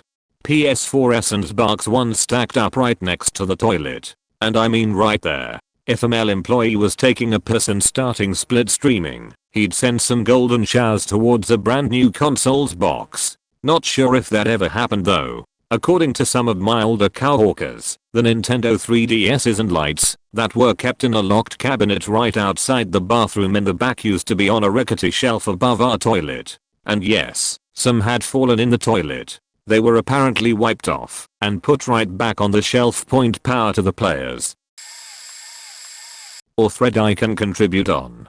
Hopefully this isn't buried. Anyway, I was a manager for many years. I hated the company, but had some great times there. Some are horror stories, some are just plain fun. Mom brought her kid, 8 years old roughly, in and they were looking around. It was in a plaza with a Walmart. Kid kept telling mom he had to go to the bathroom. Mom's exact words: you should have went in Walmart when I asked, but you didn't go, so now you have to wait. Kid clearly being vocal that this is about to be an emergency. Anyway, they are checking out, and I hear a water sound, and the mom yells, oh my god, and the kid whipped it out, and is pissing all over the magazine/strategy guides in front of the counter. Mom just grabs the kid and bolts, leaving us to clean up a bunch of piss-covered books. Mom, dad, and kid come in. They are younger, parents are early 20s, kid is probably 3 to 5 range. Kid is running around going crazy, throwing stuff off shelves, etc. Mom just stands there and keeps yelling at the kid, then at dad to do something about the kid. Dad clearly hates his life. After a few minutes of running around batshit insane, kid stops, proceeds to puke all over the floor, and then keeps trying to run around. Mom and dad grab the kid and leave. again leaving us to clean up the mess. Before I was a manager, our manager was such a funny dude.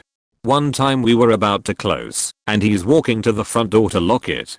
He sees this couple get out of the car and are running up the store. When they get to the door he pauses for a moment, opens the door, and says, "And you were so close too," and then proceeds to close the door and lock it, and walk away. Same manager. It was the PS2 release. Because of the demand, and not enough supply, we had to stagger pre-orders. Like, shipment 1 would come in, and the first 6 people who reserved got theirs, then the next shipment and so on. This lady who was like number 500, and keep in mind we were getting like 20 at a time, came in and demanded her PS2.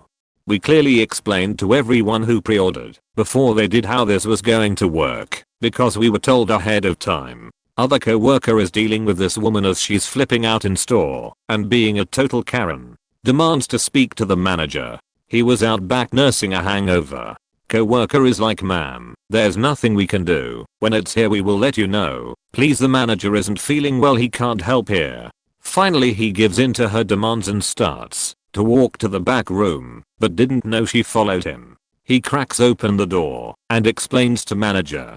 Manager kind of loud says, "Tell that faking cunt I don't have her PlayStation." She hears this and pulls the "well I never," and storms out to the rest of the entire store cheering and clapping for the manager. Same manager. His girlfriend used to come in, and they would bang in the back room on a stack of cardboard. Same manager. Everyone who has been there knows employees ask for reserves, and it's a metric employees get tracked on. When he asked people if they wanted a res, and they said no, he would always come back with, "I'll make you a deal. Me and you 1v1, no shields, pistols only, Halo 1, first to 15. If you win, I'll pay for your res. If I win, you pay for it." He never lost. Most times customers enjoyed the challenge and would be in a good mood and hold up their end of the deal. This box interactive was strategically placed by said manager to not be on camera. Same manager. Me and some friends, high school at the time, before we worked there, went to trading games. I thought it would be funny to put a Bond DVD in the game case and see their reaction when I went to trade it in. Manager is doing my trade-in, opens the case, sees the DVD and kinda loudly yells, "Hey, other employee, what's the trade-in value for this porno?" "It's called Road Strip." He then says to me they can't take it, but he'll happily keep it if I don't want it. I said sure. He puts it in a drawer and then says to me, "Funny, want a job?" I filled out an application and he was like, "Can you start tomorrow?" The rest is history, and he's been one of my best friends since forever. Different manager. Him and I used to have this game when it was slower, where if we were trying to put game cases back on the shelves, the other would try and slap the cases out of their hands, so they would have to pick them all back up.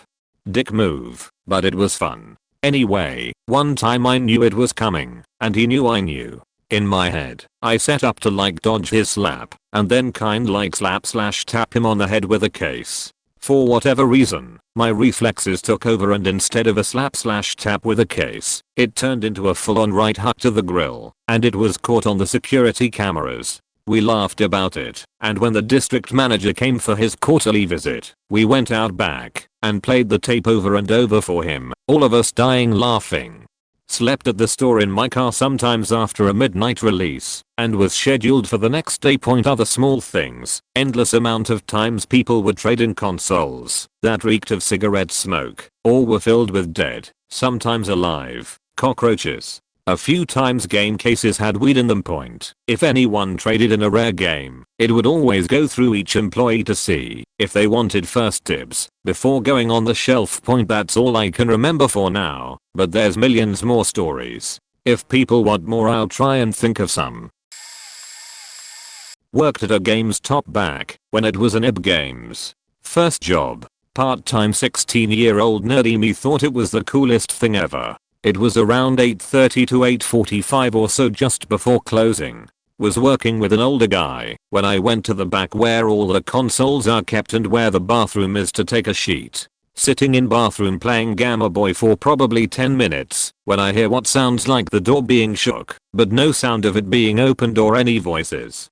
Come out, don't see anyone. So I look at the little TV with the security feed from the front and don't see anyone, except notice a pair of feet sticking out from behind the register, toes down. That few seconds seemed like forever that I was standing there when all of a sudden some dude comes in the front door with a handheld object I assumed was a huge gun and started headed for the back door. I locked the deadbolt, grabbed the cordless phone, hustled back into the bathroom. There was no other exit from the back, and quickly dialed 911. I could hear a really loud banging on the door after that about 7 to 8 times, then it stopped.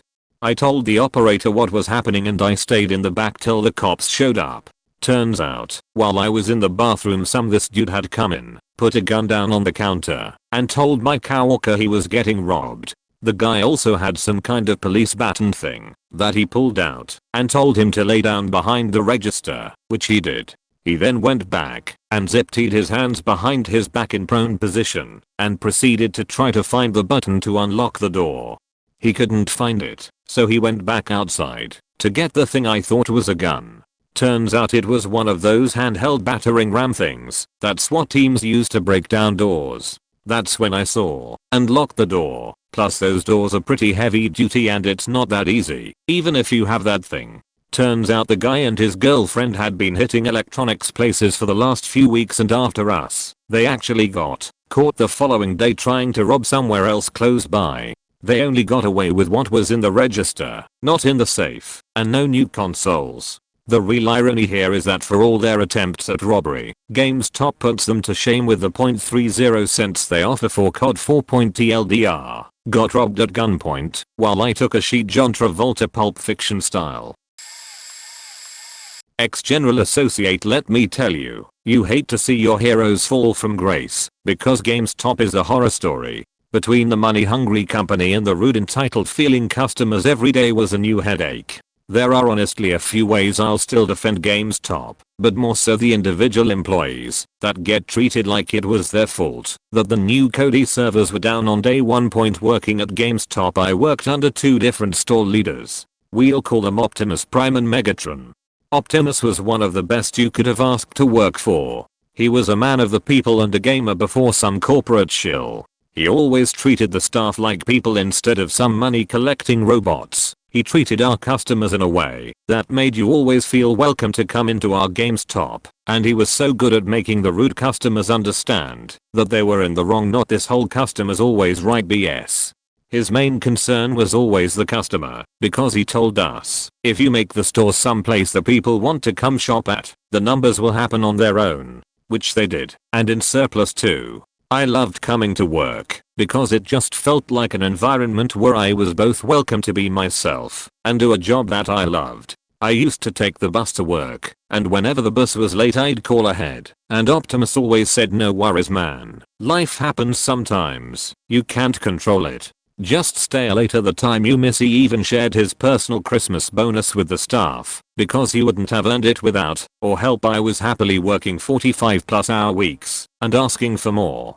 Then comes Megatron. I worked at the largest Gamestop in our state, so as a reward for Megatron, because she had the third highest grossing store in the state, they let her take over at my store, moving Optimus to another location. From day one she made my blood boil. She was sneaky, petty, rude, and a shill. And she really lifted the veil from my eyes to how money-hungry Gamestop actually was. Megatron constantly had her nose in our district manager's ass. She couldn't care less about the moral of the staff, and you would get barked at if you were being yourself and not verbatim reciting the would you like the this, would you like the that, would you like no, are you sure?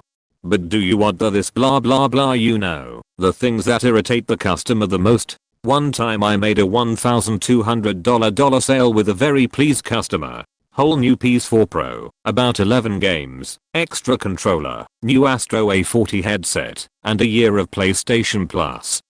I got barked at. Why? Because I didn't get any pre-orders from him. Forget the entire $1,200 sale. I didn't squeeze more money out of him with pre-orders, which I offered. He just wasn't interested in anything coming out at the time, so I didn't do my job correctly and was costing the store numbers, so I had my hours cut. She was scheduling me 1 day a week. Probably only got that because 4 hours is minimum to keep an employee. I rapidly started learning the truth that GameStop could not give less a shit about power to the players, but power to Gamestop's wallets. The final nail in the coffin was when Megatron told me our new sales plan. You guys know the warranty GameStop offers on games? The GPG. I sheet you, not just add it to the transaction without asking them, and don't take it off unless the customer asks about it. That was it for me. That's stealing. I was already looking for any reason to quit, because I liked my other coworker a lot, and they were the only thing keeping me there. 5 of us quit on the same day. Megatron was in tears when she got back from the 3rd vacation she has taken since starting there. They were all 2-week notices, but we put them in while she was away, so she came back to 5 of them with only about 3 days of the 2 weeks remaining. This was alright about Black Friday holiday season 2. She had the audacity to ask me of all the staff to stay when she probably treated me the worst. To this day, if Optimus called and asked me to work at his store, I would I may as well clear up the biggest GameStop question since I'm here. Why does GameStop only give me $X for this brand new game I just bought? Let's say a new Cody for example. If you buy a brand new copy of Cody, GameStop only makes 0.8% of that sale. All the rest goes to the developer/publishers. So when you bitch and whine because you can't return a fully functional game you just happen to not like until you get your way, GameStop is only losing money there. Not liking a game is not in the return policy for new games. It's 2019. You can do a bit more research into a game before buying it. That's why GameStop pushes pre-owned, because if you don't like it, you have 7 days to get your full money back. Because a pre-owned game belongs to GameStop, a new game does not. Also, no, nobody is going to give you a nice chunk of change for your scratched up and warped copy of Sims 3 for this box 360 that you use the case as a coaster for, so now it has an orange ring on the case, let alone GameStop. So when you're offered 37 cents because GameStop has to take it, that's probably generous. If anyone has any more behind the scenes questions about GameStop, feel free to DM me. I have no issue airing out their dirty laundry. Ex-employee from many years ago, but a couple things come to mind. Dude tried to trade in a PS2 full of tiny cockroaches. Sat it on the counter and a bunch of them started crawling out. If that many of them crawled out as soon as it touched the counter, this thing must have been chock full of the things. It was gross as hell. Lady came in with her kid. The kid, in full view of the mother, ran down one side of the store with his hand held out beside him and knocked about 40 game cases off the shelf. The mother scolded him for making a mess, then turned to leave. I said, "Ma'am, could you please pick up all the games your son just knocked to the ground?" And she said to me with a sneer, "I'm not doing your job for you." Then she walked off. Fact that lady pointed, "You'd pre-ordered a game.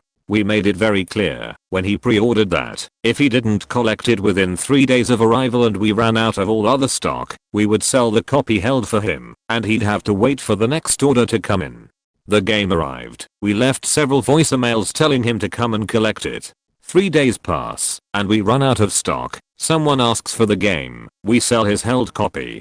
He comes in like an hour later and loses his mind over us having sold his copy. He tried to fight me in the store and we had to call the cops. Many people came in to trade in their old console and games and they kicked up a stink over the price of the trade-in. The trade-in prices are shit, but the reason they're so low is because the customer is putting in zero effort to resell their console.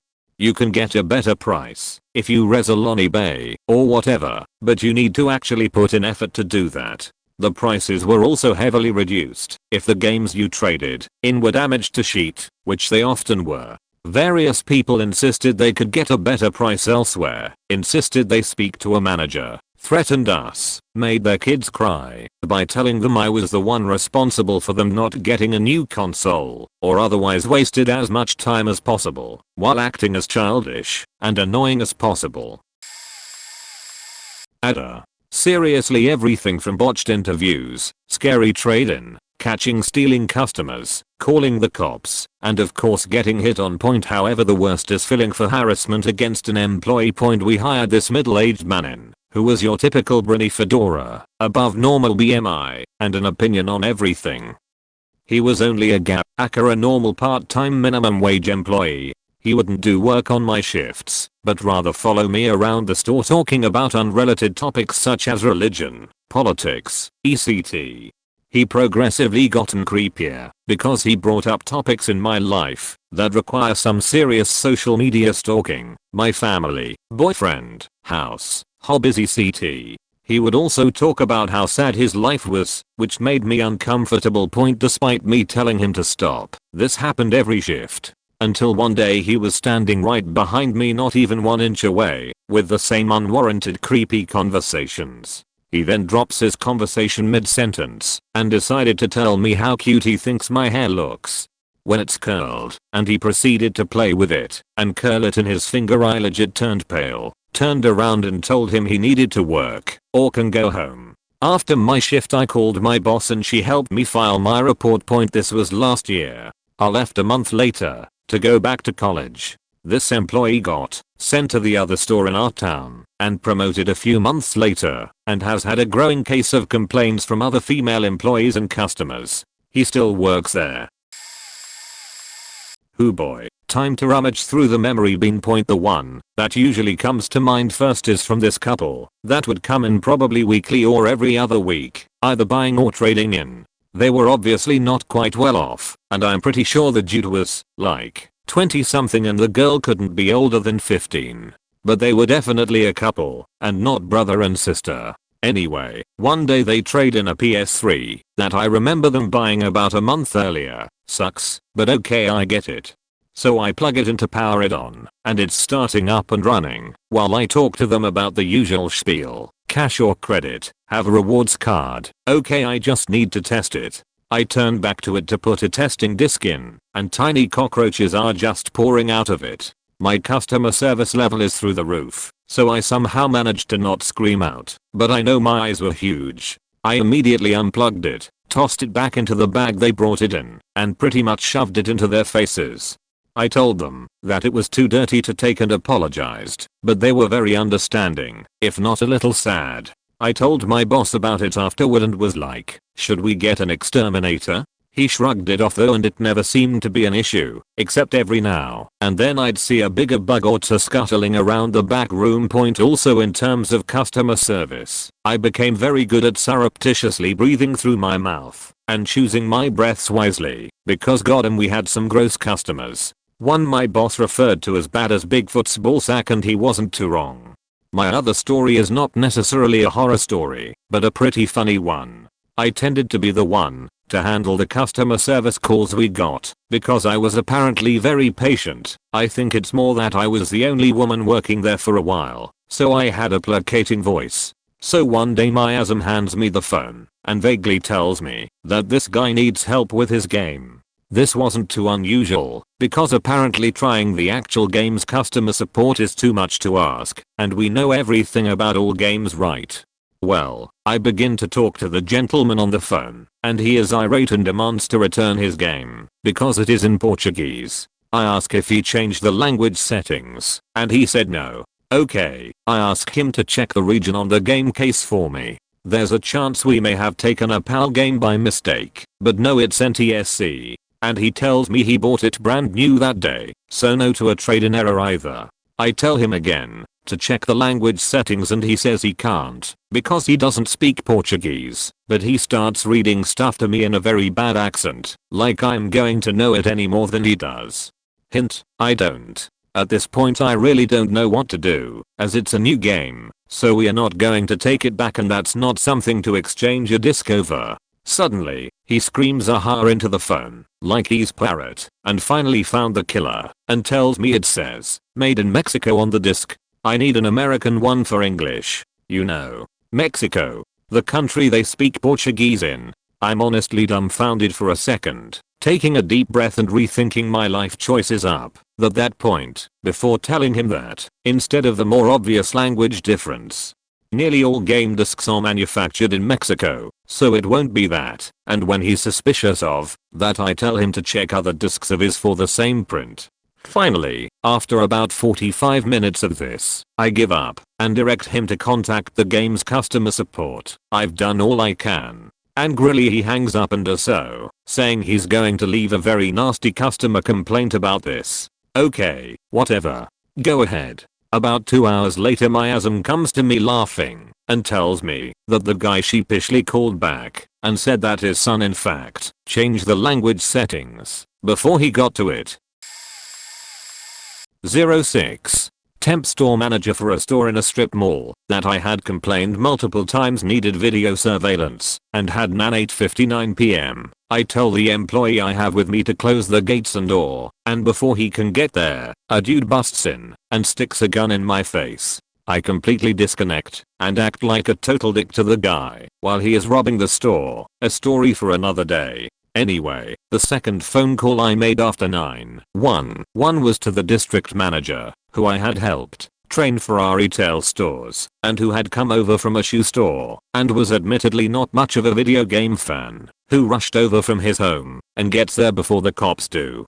Instead of doing what a good DM should do, console the employee, lock the scene down, assess damage, call his boss, etc., he begins to frantically, nervously clean, including Windexing the counter that the dude that robbed us touched with his bare hands. When I pointed this out, he begins yelling at me for how messy the store was and how I didn't get the subscription/reservation numbers up and other assorted beachings. I, perhaps a bit emotionally, asked him if now was the best time to be going over my shortcomings as a manager when the cops rolled in. They, of course, can't believe that he had cleaned the scene and loudly beached about how the glass counter had 0 prints now. Skip ahead a few days when he calls a store meeting with all the employees of my store and a therapist that he stays in. The therapist says it's a safe place, etc., and I can air my frustrations, fears, and whatnot about the whole thing. I took her up on that. DM gets pissed when I turn the attention to how I feel like he mishandled the situation. He goes cold to me, and the only thing I hear from him is a few weeks later when he tells me he brought someone in to manage the store and I would revert to being an Asm. I'm almost relieved by this because now I only have to speak to DM once a week, if that, on Asm phone calls with the district. A few weeks later, I get mono of all damn things and had been working with it for a week, so I passed out opening the door coming home one day. Doc says I should have been incapacitated for days already and I need a week off at the least from work. I call DM and tell him this. He calls my store manager and tells him to fire me. Store manager calls me and asks what's going on. I tell him and he asks, politely, trust me, has a good dude, if I have proof from a document. I say yes. He says, cool, if you want to fight it, I'll support you. I say fuck that, I'm done, I'm taking my sick days and quitting. He says take your sick days, then your vacation, and then I'll accept your resignation for the day after that, so you don't get faked over. I do. DM is still there. I thankfully use the money I got from said vacation days that I never took and sick days that I never took that had all added up and went off to make a movie and have been making acting my career in one way or another since. Still, fuck that guy. Black Friday 2007. Line out the door. Just myself, SGA at the time, and my SM for the first 30 minutes. We eyes were hot as sheets still, and Halo 3 was crazy popular and had just released a few weeks prior, so we knew we would be slammed. As we're ringing people up trying to reduce the line. A let me see your manager haircut sporting woman yells across the store, excuse me, where is such and such game at? I had come in a bit early with my manager, so I could help make sure the walls were all organized correctly, so that we didn't have to help find things too much while we awaited the next employee, whom did show up 15 minutes early and clocked in, but it wasn't soon enough for the story. excuse me, where is such and such game at? She had yelled, eyes bulging like her son had just lost his toddler t-ball tournament. My manager chimed in. Luckily, all the games we have in stock are represented in the shelf and in alphabetical order. It should be near the bottom shelf, thereby insert other game he could spot from across the room if we have it. The flames of hell shot out of her ears. She shot us a look that screamed back, my daughter didn't get to be line leader today. She managed to keep her composure though and yelled, I came in a few days ago and it was right here. It is what my children want for Christmas. My manager at the time, the retail god he was, simply turned back to her, matched her tone and volume, and stated, "We are a retail store, ma'am, and we do tend to sell things," all while continuing to ring up his customer. I swear to this day I could hear her jaw break the concrete foundation. She then stormed out, as if we had told her we weren't giving out participation trophies to all children that played soccer this year. I guess it's less of a horror story and a horror customer that turned fun memory to share at gatherings. There's two I can think of that I haven't seen already. I was also robbed, threatened, and physically assaulted, but those stories aren't any fun, so not gonna go through it here. Worked for Gamestop for 10 years. Was an ASM at several stores. One child and mom come into store. Kid walks over to one of the game walls, places hand at one end of row, and proceeds to push every game case off the row like some twisted plastic waterfall. I kindly but sternly ask him to stop, and he runs over and does it to another row. Mother says, "Oh, he's only 5 years old. He doesn't understand what he's doing is wrong."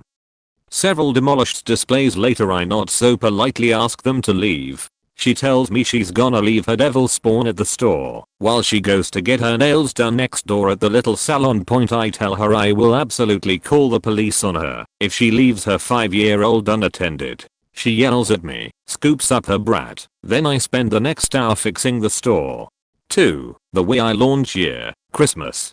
A mother comes in with her 6-7-ish-year-old daughter, demands a Wi. It's like 3 days before Christmas and they just don't exist at this point, so I apologize and let her know there's none in stock. She argues, yells, stamps her foot in a tantrum. It somehow fails to make a Wi materialize. Then turns to her daughter and says, "This lady ruined your Christmas. This lady doesn't want you to have a Wi because she doesn't like you." And the little girl looked so confused and asked why I didn't like her.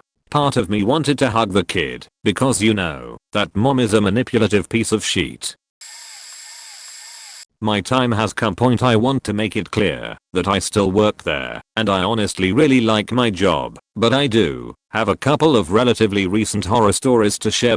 So this happened like a month-ish ago. Me and my co-worker were having a semi-busy day and a lot of people were buying stuff. At one point, in the middle of the day, 2 older people and a child came up to the counter. I say older people because I have no idea what their relationship to the kid was, but my natural assumption was that they were his grandparents. They came up to the counter and asked us about a deal that we had going on, where if you bought a $60 Bucks currency card, you could get another one free via a code on the receipt. So they bought 2, got the 2 extras Bucks currency codes on the receipt, and went on their merry way. About a couple of hours later, I notice the man from that group come back in with one of the cards he bought. We now call him Bucks card guy. He tells me that he entered the code on the card several times into the store, and it didn't work. For about a good 15 minutes, I tried to frantically figure out what was going on, because I really didn't want him to leave with a broken code. I checked some stuff and just couldn't figure out anything I could do, so I figured, as with most Sparks card related problems, that it was probably an issue on Microsoft's end. The thing about code/cards is that they are completely non-refundable because of their digital nature, us having no way of knowing if it was used, and all sorts of other reasons, and beyond that, I'm pretty positive it's also illegal. Me and my co-worker offered him a few options. 1. That he could call Microsoft support with the phone number we had on hand. 2. That he could consult the website for support. Or 3. That he could come back in another day when our manager was working so that they might possibly be able to retroactively void the transaction and get him his money back. He was having none of that. He declined option 1 on account that he didn't have time to deal with calling Microsoft support, despite the fact that by this point he'd been yelling at us for like 20 minutes. Close bracket. He completely ignored me anytime I mentioned option 2 and didn't want to come back later and see a manager because he didn't want to make that long of a drive. Eventually, we got him to try calling Microsoft support. His claim was that it gave him a couple of prompts and then completely dismissed him, which I feel like wasn't the whole story. We ended up having to call our manager, who didn't really tell us anything we didn't already tell the customer. He kept getting progressively angrier and angrier until he eventually left out a frustration point. By that point, I was on the verge of a panic attack, and I think my coworker was starting to have a hard time too, on account that we both have social anxiety. While I didn't appreciate him getting angry at us, I felt horrible that he got a bad code and felt that he was justified in being angry, just not at us, since we don't control any aspect of the codes and can't really do anything if they screw up. What's worse is that allegedly, this happened to him before at another local Gamestop, so it makes sense that he was so angry, and I just felt terrible about not being able to do anything. My coworker was a lot angrier at the situation, primarily because he wasn't very nice to me, also because he was resistant to every solution we offered him, and in all honesty, was kind of generally unpleasant. The next customer I checked out saw a good portion of what happened and gave us a reassuring sometimes you just get people like that. But the story doesn't end there. About an hour after that, our store gets a phone call. I pick up the phone. It's Sparks Card Guy. He tells me that he tried the other 3 codes and that they all worked, but that he's coming down again and that he's not leaving until he gets his money back. I inform him once again that there's not really anything else we can do and that we cannot issue refunds for codes, and he just kept saying, well, that's not going to work. He tells me to call my manager and have him tell me what to do, and then hung up. That tipped me over the edge, and I ended up going into the back for like 5 minutes to go have a panic attack, which was probably the worst one I have had in a while, especially on account that it made me feel extremely nauseous, and that's never happened to me during a panic attack before. I still was very much not okay by the time I came out, but I wasn't about to leave my coworker to deal with him by herself. Sparks Card Guy came in absolutely fuming and promptly began yelling at me to give him his money back. To say that he was belligerent would be an understatement. I kept trying to be calm and tell him that I couldn't do that for the same reasons I had mentioned before. At one point I mentioned the whole "we don't know if you've used it" thing as a reason we are not supposed to do that, to which he got personally offended and said, "Do you really think I'd do that? Do you think I'd go through all that trouble for this?" By this time it was busier than before, and we had a lot more customers than before. My coworker was checking somebody out, but in the middle of that transaction, my coworker engaged with him after having enough of him yelling at me, telling him that we offered him several potential solutions which he refused, to which he responded, "You didn't offer me anything." Eventually, the customer my coworker was checking out chimed in too, after I mentioned for the 100th time that I couldn't legally refund him, and he wasn't having it. The customer said, "Sir, doing that for you could cost him his job. He can't do that." Sparks Card Guy responded with, "Stay out of this. This isn't your business." To which that customer responded, "Yes, it is my business's, because you're keeping me from being able to check out." Eventually the phone rang, and my coworker had to answer it. During that moment of calm, I quickly finished checking out that customer and silently thanked her. After that, it was back to arguing with Sparks Card Guy and him telling us over and over again that, well, that just isn't going to work, when we told him we couldn't refund him. Now what happened next during this very much sounds like r/Thathapand material, bordering on a similar degree of unbelievability to straight up saying then all the customers clapped, and I wouldn't believe it myself if I wasn't actually there, but I assure you, it did. The customers that were in the store while this was happening kept doing really subtle things to help us out. There was a customer who knocked some stuff over to discreetly get my coworker's attention and asked her some questions so that she didn't have to speak to the guy. One guy came up to the counter to ask me questions so that I didn't have to speak to him. One customer later asked my coworker for help to get her away from him. I know that sounds really dumb, but that did happen.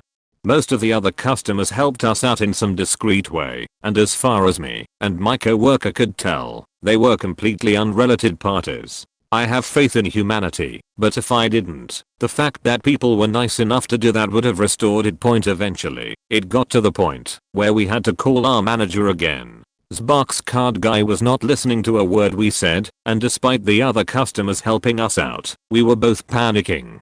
He eventually asked for our manager's number. My coworker, not wanting to give this guy his number, but also not really knowing what else to do, called his number on our store phone, addressed our manager, when he picked up, and handed the phone to the customer.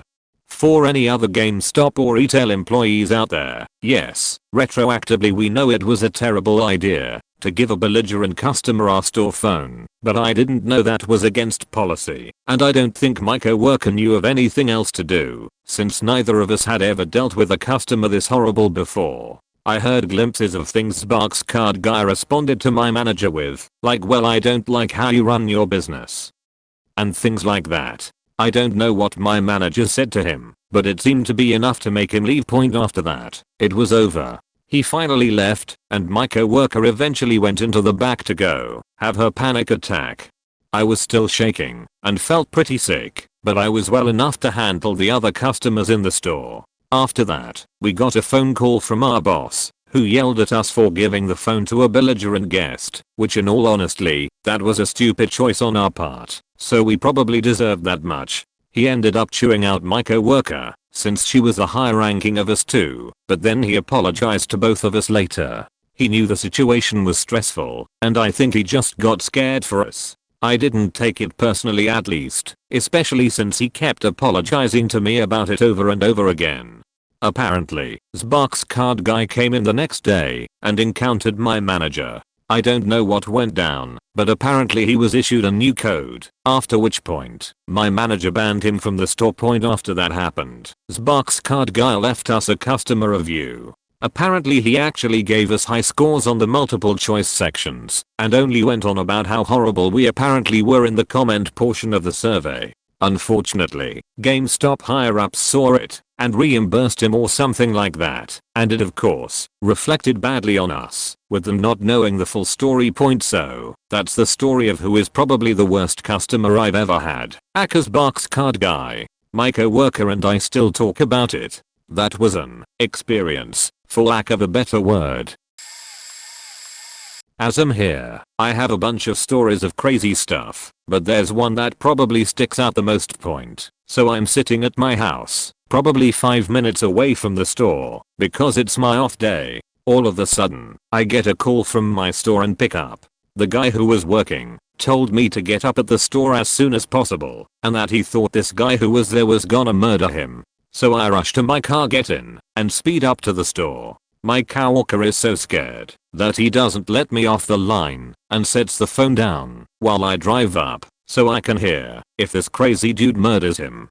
I come in and just start looking around like I'm a regular customer and begin to eavesdrop on the conversation him and this crazy guy are talking about. Well, first off, this guy had 3 or so Mountain Dew cans on a piece of twine around his neck. So, I'm just looking in the 360 section while this guy's talking, and one of the first things I hear him say is, "You know, Elvis ain't dead." I was at a bar and drinking, and I look to my right and I see Elvis, so I tell him, "Whoa, you're Elvis." He tells me that he's been alive this whole time, and that he knows me. He said, "You're Luke Skywalker."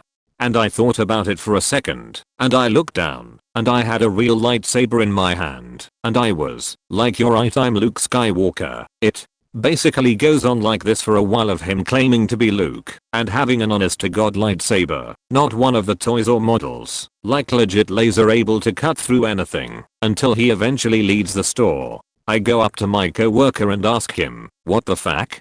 And he proceeds to tell me that this guy came in and legit asked how much buying one of everything would be.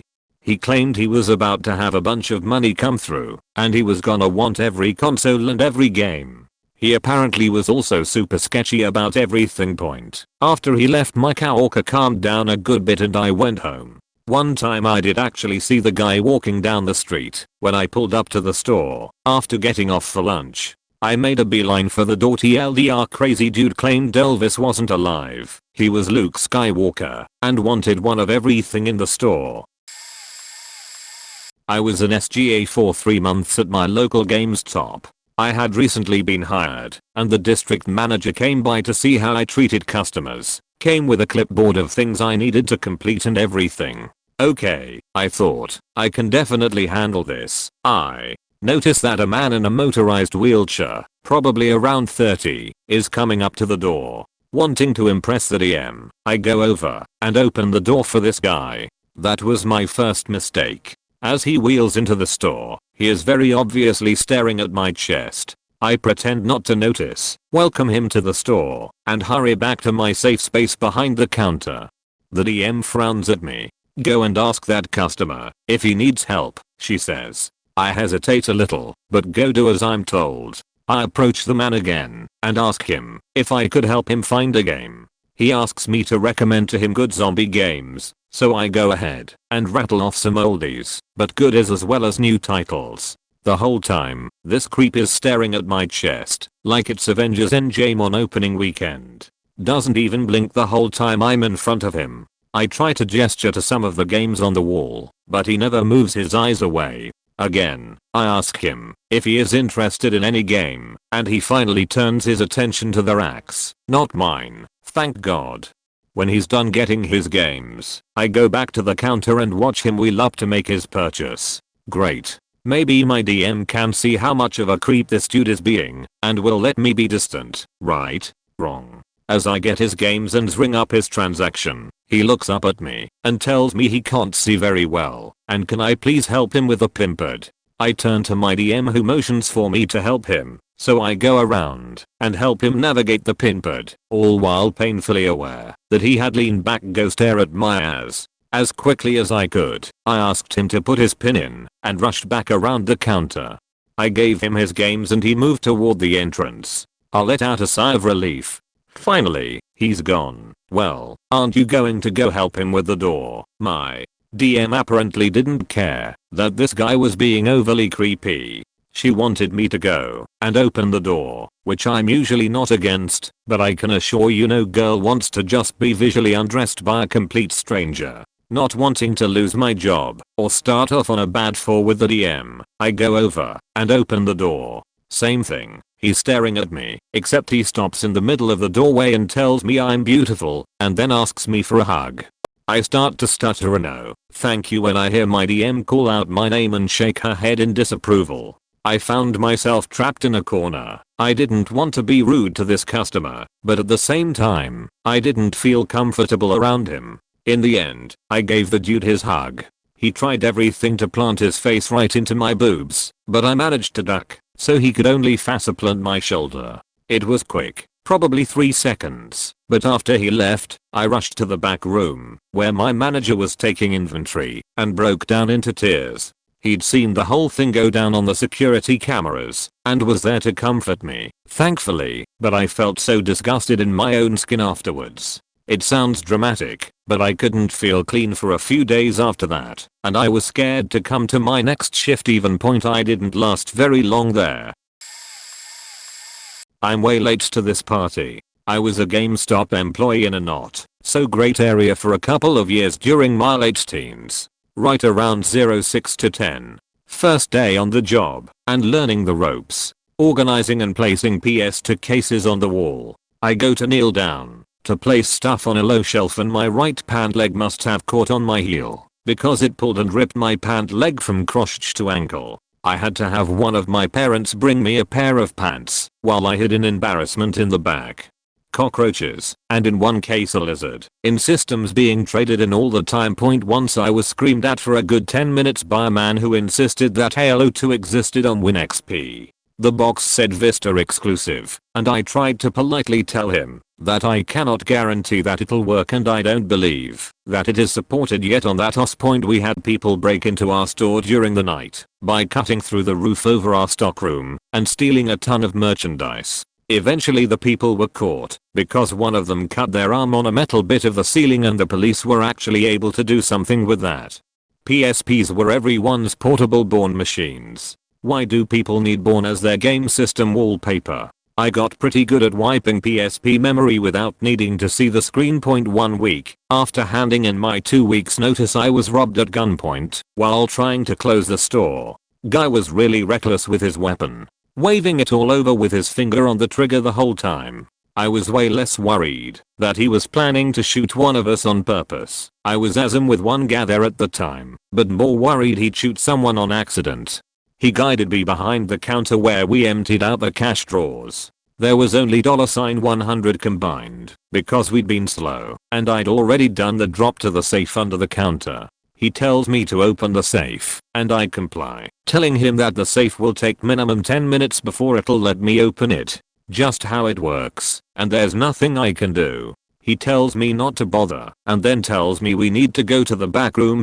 Everyone goes to the back where he has us load up 3 PS3s into bags that he can carry out. PS3 boxes at the time, a huge and heavy sheet.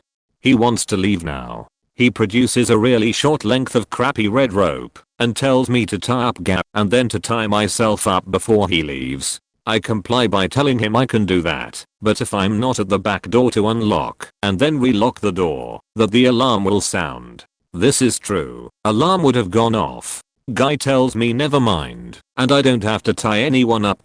Guy grabs his bags full of PS3 and heads out the back door, where I'll let him out without the alarm sounding. All is fine and no one is hurt, even though dude was swinging his gun around his waist at our legs and feet the whole time.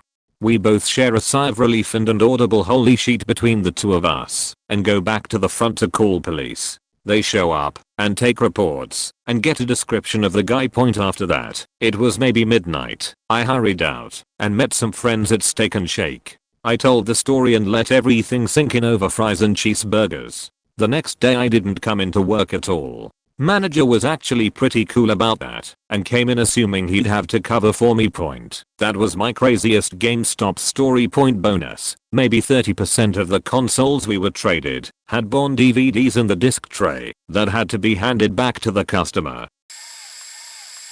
I'm a current employee and this happened probably my first month working at this GameStop.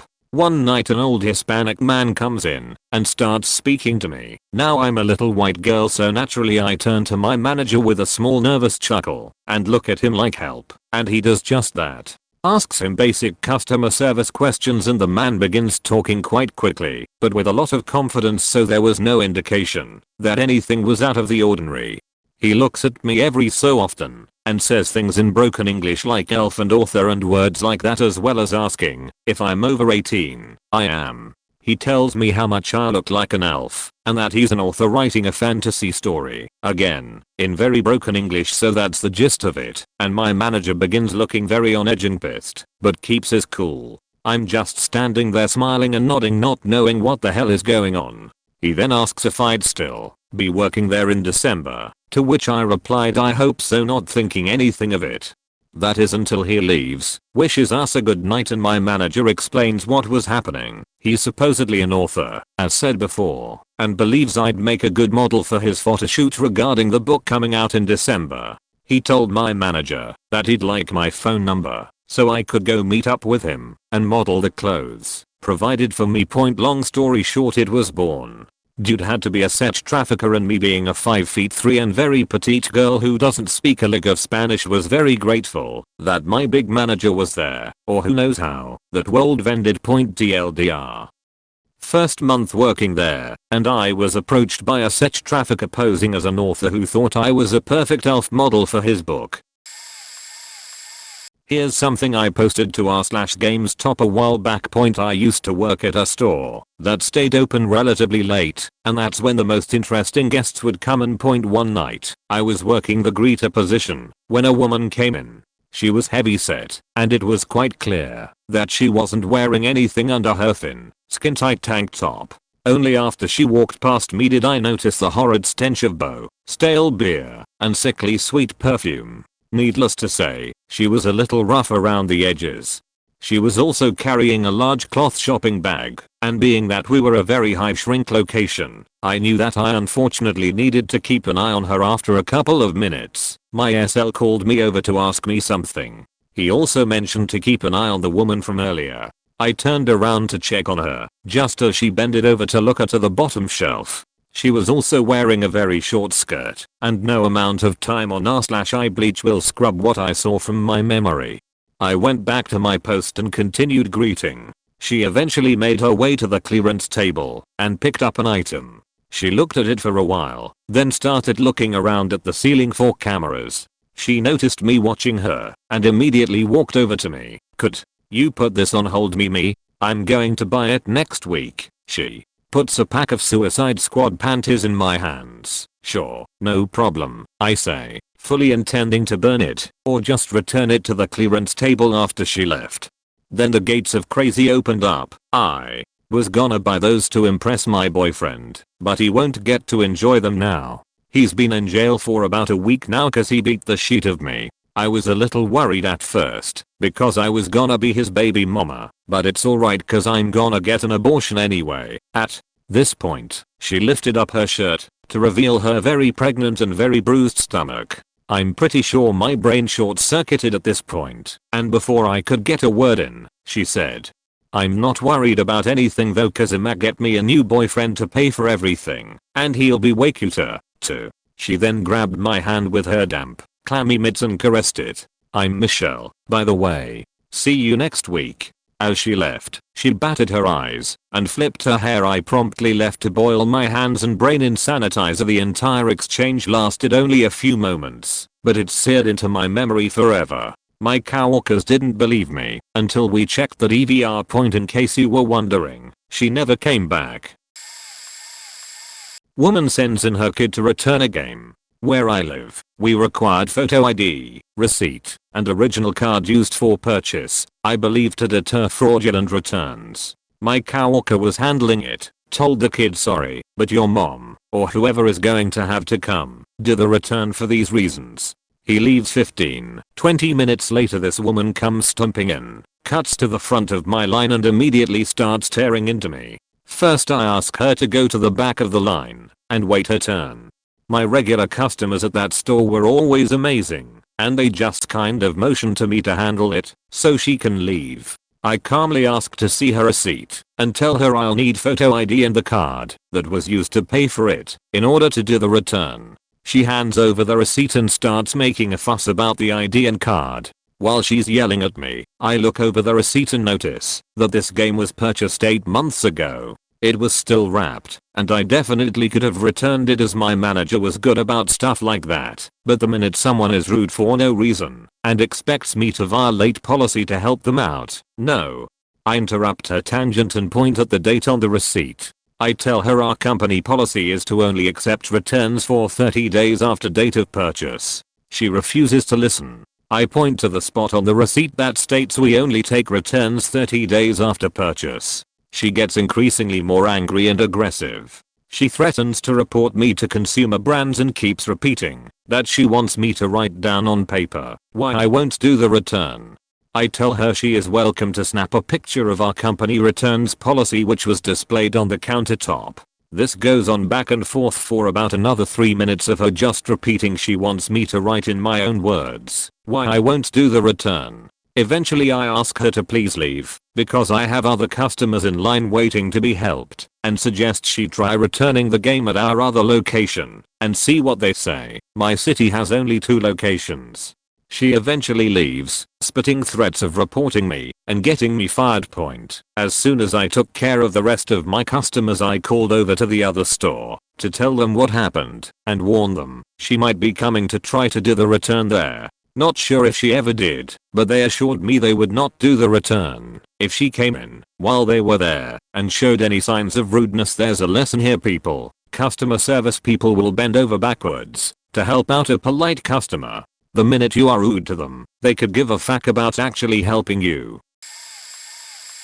Late to the game, but I couldn't pass up the chance to vent about my several years as an ASM. I could write a book with my horror stories. Here are a few gems. Had a regular who would call almost daily and referred to himself as your creepy stalker. Yes, seriously. Always talked about his Amiibo collection comprised solely of female characters and how he was pathetic for being a 40-year-old man living in his mom's basement. Couple comes in with their young kids, maybe 2 and 4. Both parents look like they are on drugs and mom drops on the floor having a seizure. I call 911 and take the kids to the other side of the store so they don't have to see this, and the dad starts screaming at them to come back so they can watch their mom faking seize. They refuse to go to the hospital after Many instances of sexual harassment that I was too stupid to report, including a middle-aged man who made comments about how I'd look in a schoolgirl uniform, a crusty old man who wore a ton of gold chains and a shirt unbuttoned to the navel. He came in once in a while and kept inviting me over to meet his snakes. Came in to buy super cheap DS games for himself and nothing else. He made a remark about how the number 28 haunts him everywhere. Then he grabbed a handful of random DS games out of the counter display. When I rang up the total, it came to $5.28. Weird as fuck. A regular tried to ask me out in the same conversation that he told me he had scabies and sold Adderall because he didn't have a job. I pretended I sold my sparks so he'd stop asking for my Gamestop. Management came in. I forget who it was exactly, but I think it was a region manager and the regional's boss. Both were absolute dicks. The RM criticized us for the store being dirty because there was some dirt underneath stands/displays. Most of it is foggy now, but basically they were waiting for me and my manager to grovel and beg for our jobs while they told us to our faces that we were replaceable. I immediately started looking for a new job after they walked out. DM ripped me a new one at like 10 to 11 PM on an NBA midnight release night because we hadn't signed anyone up for the Gamestop credit card the day it launched. I ended up crying in the back room point after a very long shift on Christmas Eve. When we were all tired and wanted to go home, one of my guys randomly started shit about how he didn't believe in gay rights. To me, a bisexual didn't have a car, was told I had to work midnight releases, and never got comped to faking dime for the cab rides home. Strip mall had a power outage the same day as a new release for like 2 decently popular games. I was told I had to open anyway. So there I am, alone in the store with no active alarms or cameras or computers, trying to man a new release morning with no waitering sales. Fun sheet. I think it was my second holiday season working at GS. Black Friday. We've got a line wrapping around the store and going out the door. We've got boxes of trades everywhere. Half the walls are empty because no one has time to put stuff away. It's total chaos. Then this lady comes in. No idea how I didn't see her long before, but she strolls up to the register with, I shit you not, a 4-foot tall box filled with games, consoles, and accessories which she is trading in. I still remember the massive death glare everyone in line was giving her. Midnight release for something fell on the same day as the release of some big titty JRPG. Classic neck, but comes in at like 7 PM to camp out for the JRPG release. Talking about the cat girl anime sheet he got vinyl pressed on his messenger bag and asking everyone to listen to his wiki impression server so often I'd get some very excited middle-aged folks who'd come in and ask a bunch of questions about consoles, Skylanders, whatever. After answering 20 minutes or so, they'd commend me for my good sales abilities and offer to recruit me for their job, which always sounded like MLM bullshit. The fakers never bought anything either. Point the endless number of stupid people who tried to tell me their factory sealed box 360 game was defective and came out of the box with laser burn.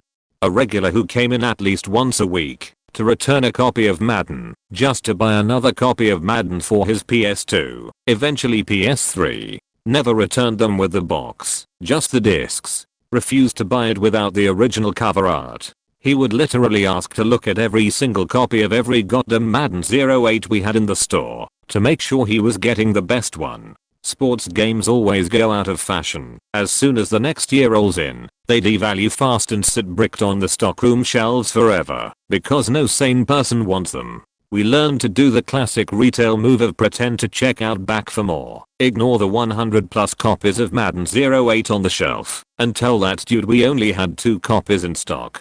Our stockroom-matic Acura field day for OSHA. It was basically just an opening that someone made in the ceiling tiles that led to a gap over our bathroom where we stored stuff we didn't sell often. There was no support, no lighting, and no way up, but a 6-foot stepladder that couldn't stand up, right because of how cramped our backroom was. Half the time, if a customer wanted something that was up there, like a Kabbalah rifle, I lied and said our inventory was off. Not worth risking a broken neck. PS3 traded in with hundreds of pics of the softest of softcore born. Not a nightmare, just gave us a good laugh. Our gamers, you're la dirty. Wash your damn hands. I have cleaned out mountains of filth from the crevices of controllers and handhelds, so they look presentable for sale. Memories will be buried, but whatever. I worked at one in a mall. Worst job ever. Our numbers, pretty much how many subscription cards and game reserves we got, was a ratio based of foot traffic. In a mall, you know, where people with literally zero interest in buying what you're selling walk into the store. Point babysitting for parents. Mothers and fathers would literally drop their kids off at Gamestop to play the demo machines while they shopped. One day a fight broke out between kid, had to call mall security. Was pretty awesome. I'll still never forget Dave, the mall security guard, telling the mother of one of the kids she was a shit parent for leaving her kid unsupervised.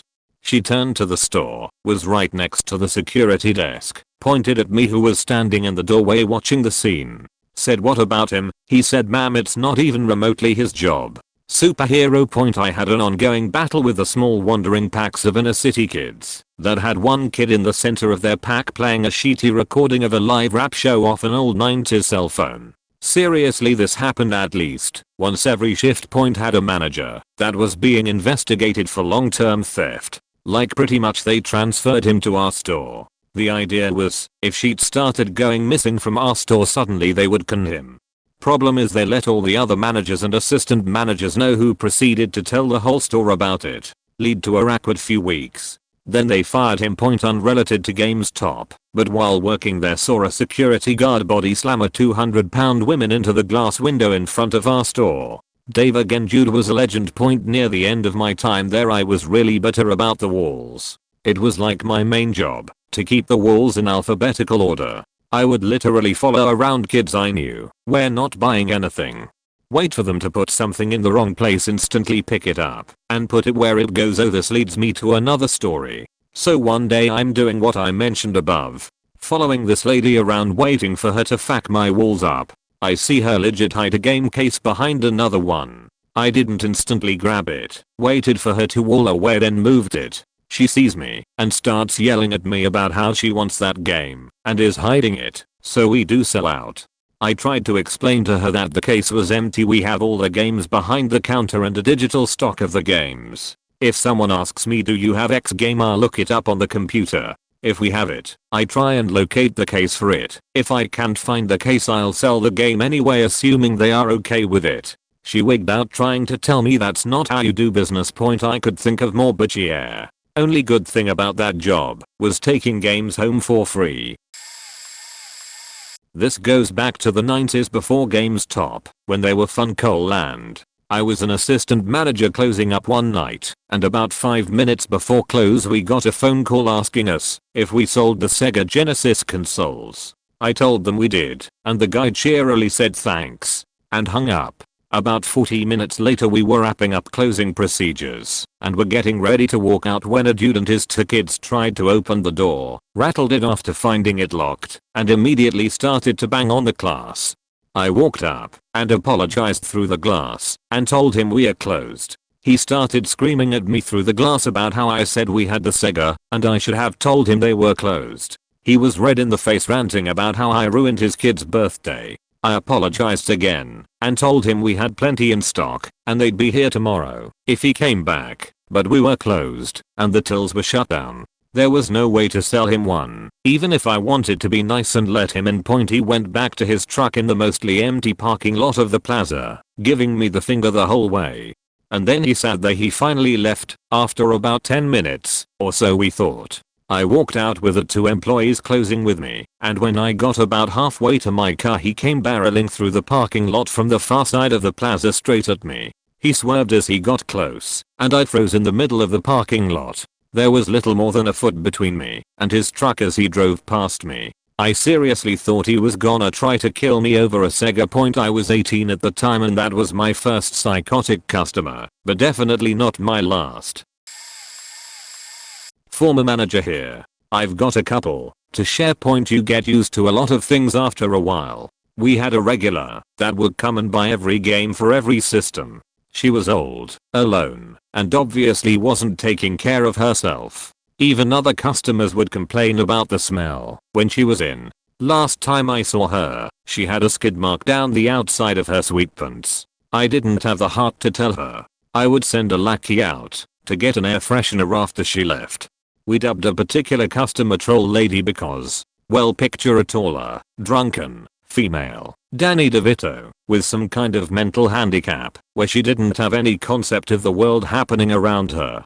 She was mostly nice, but would not hesitate to just walk in front of customers, or cut into your conversation. One time her sister, and her mom all came in at once, and it was a shit show. I believe the sister was actually their caretaker, but it was obvious she was overwhelmed. I've been yelled at so many times it doesn't faze me anymore. I can't even think of a particular story for that one point. I think the truly horrible stories are the ones, like I listed above. The ones you look back and see a failed system not giving help to the people who need it. It was funny at times in my earlier years, but now, not so much. Point true devastation. I won a Street Fighter tournament at my local GS, and they gave the prize to the #2 guy, because I was a manager. I lost my second round. Came back playing single elimination until the very last round, and it had a whole arcade pad and everything. Not really a horror story, but I worked at Software Etc. before Gamestop took them over, during the late PS1 Dreamcast/N64/PS2/GamerCube era. Point around this time, the store I worked in was struggling. This was around the time when reservations meant something, because the amount of games your store was provided and systems were based on how many reservations you would get. Typically, per week, your average employee might get 10 reservations and maybe a total 50 for the whole store. What sucked is that, because of these numbers, this often meant our store got small amounts of games, which was both bad for sales and overall employee morale, since it would mean when hot stuff would come out we would never have many copies. In comes me. I'm not really sure what I did per se, but my boss at the time was a woman not familiar with games at all, and I was, and she basically posted a $20 gift certificate as a bounty to whoever got the highest reservations for the week. My first week I got 80-ish reservations. I was very motivated. Keep in mind I was going to school, and I was only working like 3 to 4 days a week at most. I was not even a full-time employee. Point at first, everyone was like, wow, how did you do that? They thought my numbers were not real. My secret was I just spoke to people, talked games with them, and just asked if they wanted to reserve, letting them know that our store got small quantities and those reservations helped us get games. Over time I got to know people by name and what games they liked. People who loved RPGs especially loved me. That's it. I made sure just to always ask once, friendly, and that was it. Point the second week or so I would get like 100 plus reservations, and after a month or two, I would easily get like 150 plus reservations. I remember when the PS2 came out, I was responsibility for 80% of all reservations, because I was familiar with the system, and could hype it up to customers, and was the only employee who just would consistently ask if they wanted to reserve it. Sadly, I recall we still only got like 24 systems at launch, but we did eventually fill them after a while. After about 3 months of this, somehow, everyone in the store would get mad because they were unable to come close to my numbers.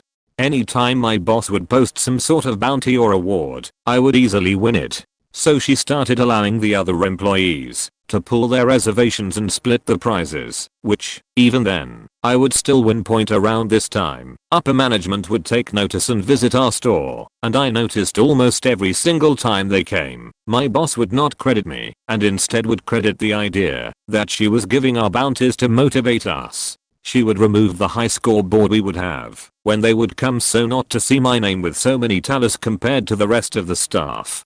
It turned out that I increased reservations so much that she got a large bonus that year and didn't tell anyone. Point they later took the idea later the next year for the GamerCube release and basically offered a free GamerCube to the best employee at making reservations. My boss decided to act like she was the one giving away the GamerCube and also allowed the entire staff to pool their reservations against me. Point ultimately, because I only worked 3 to 4 days, the entire staff was able to beat me on this occasion and basically taunted me for over a week about how I wasn't good enough to win this GamerCube, which at the time hit me pretty hard, since I was going to school and most of them were older full-time employees.